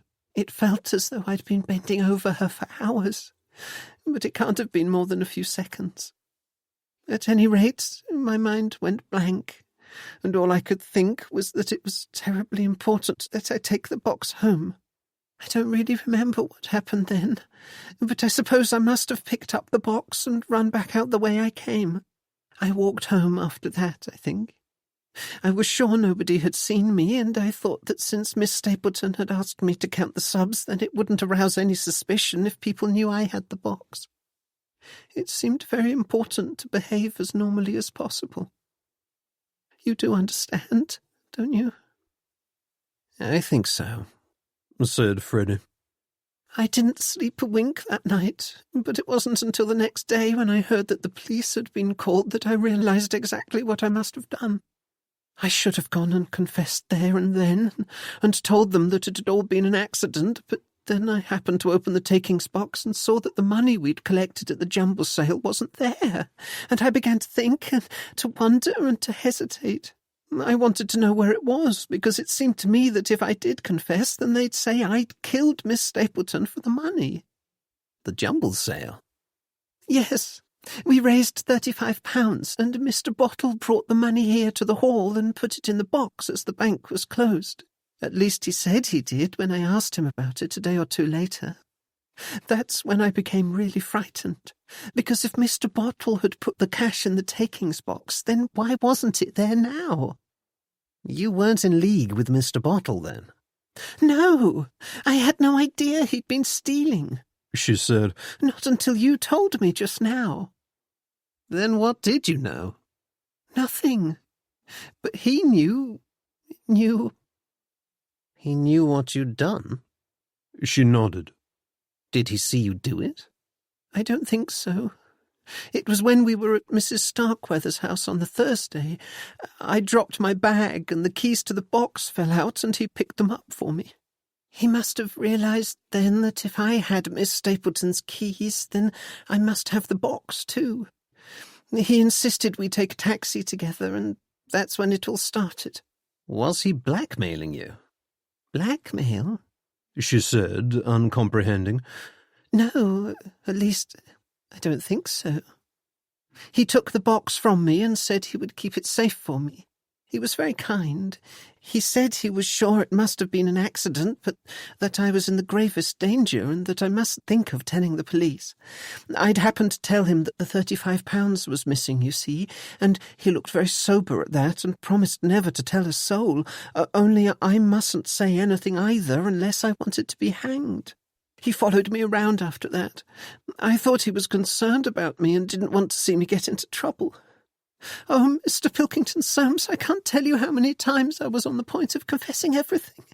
Why, I believe it would have been nothing but a relief, but each time he reminded me that I should be hanged as a common murderess, and everybody should know I killed a woman for £35. My sister was beginning to recover by this time, and I couldn't bear the thought of the shame and disgrace I'd be bringing upon her if I were to be arrested and hanged. I didn't want to see her fall ill again, and so I kept quiet and said nothing. But I've been a fool, haven't I? Because he was the one who took the money. I suppose he persuaded me to hold my tongue because he didn't want his own misdeeds to be discovered." "I'm afraid it rather looks like it," said Freddie. "If you'd confessed, then it would all have come out into the open and he would have been arrested." "Then he wasn't concerned for me at all," she said, sadly. "And I thought he was so kind." "No, he was driven entirely by selfish motives," said Freddie. "Quite a coincidence that he decided to come along to the Central Hall that evening, though. I expect he left the incriminating bank statement, or letter, or whatever it was there, when he brought the takings box back to the hall on the day of the jumble sale, then came back to retrieve it on Tuesday night. I don't know what happened then, but I can make a guess. He found Miss Stapleton's body and took the letter from her hand. I wonder why he dragged her into the committee room, though. Perhaps he wanted to search her pockets thoroughly in case she was carrying some other evidence that would tell against him." Miss Hodges was no longer listening, but was absorbed in her own thoughts. But if Mr. Bottle has gone, then that means I may confess now, doesn't it? She said, suddenly. Yes, I suppose it does, said Freddie. Then I shall, she said. I shall go and speak to the police tomorrow. I shall tell my sister first. I only wish she were well enough to come with me. I'm a little frightened of the police.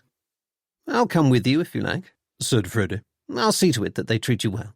Oh, would you? She said. That would be terribly kind. Not at all, said Freddie. It was impossible not to feel sympathy for her. Do you think they will really hang me? She said in a small voice. Not unless you're very unlucky. But you won't be, as long as you have a good lawyer. As a matter of fact, I think I know just the chap. He's terribly good in cases of this sort, and he'll see you right. They may not even prosecute if you can convince them it really was an accident. Oh, she said faintly. The sound of a woman's loud voice could now be heard from the lobby. Miss Hodges jumped up. It's Mrs. Belcher, she said. Nothing's ready yet. Oh, goodness. She picked up an armful of tea things and hurried out of the room, scattering teaspoons behind her, and leaving Freddie to wonder whether he had dreamt the past 10 minutes, for the whole conversation had had an air of unreality about it somehow, and Miss Hodges was now bustling about in her usual apologetic manner as though nothing had happened. At length he wandered out of the kitchen and into the lobby, where the first thing he saw was Ivor Trevett, looking as pleased with himself as ever, and holding forth on the subject of the temperance movement to several young women who were hanging on his every word. A little way away, Mr. Hussey was watching the little group with some displeasure. Just then Trevett looked up and saw him. The two men nodded stiffly to one another. Too funny, isn't it? Came a voice at Freddie's ear. It was Mildred, who was watching the scene with malicious enjoyment. The Chudderley has decided she wants no more of him, you see, and now that the Communists have disbanded, Trevett's found himself without an audience, so he's decided to fasten on to us. Mr. Hussey is appalled. Watch out for fireworks now. If I thought your mother wasn't listening, I should call you a minx, said Freddie. Get along with you, she said, by no means displeased. She went into the hall, slightly pink in the face. St. John was just coming out, and he smiled at her as they passed one another. He was wearing a slightly sheepish expression that Freddie recognized only too well. She's a fine girl, isn't she? said St. John. Mildred, you mean? Of course, who else? I thought you were in love with Ruth. said St. John in disdain. A mere passing interest. I mean to say, she's not quite the thing, is she? But Mildred, now, there's a girl a man could really depend on. Sensible, intelligent, and without any of these silly modern ideas. A jolly good sort, in fact. I quite agree with you, said Freddie. She's already come up with some marvellous ideas for the Radical that won't cost too much, and she's also thought of some people who might be interested in advertising with us. Ruth hadn't the first idea about money, had to keep reminding her that it wasn't a bottomless well, but Mildred has already been looking at the accounts. My, didn't she shake her head when she saw some of the things we've been spending the funds on? If anyone can get the Radical into profit, she can. It sounds like the perfect match, said Freddie. Do you know, I think perhaps it is, said St. John. Mother knows her and is fond of her, so I don't think there'll be any opposition there. Everyone's all caught up with Iris's wedding, but who knows? If I work fast, perhaps I can get in before her. And then you'll have 2 weddings to go to. What do you say to that, eh? Splendid, said Freddie dryly. This has been A Case of Conspiracy in Clerkenwell, a Freddie Pilkington Soames adventure, Volume 3. Written by Clara Benson. Narrated by Gethin Edwards. Copyright 2017 by Clara Benson. Production copyright 2018 by Clara Benson.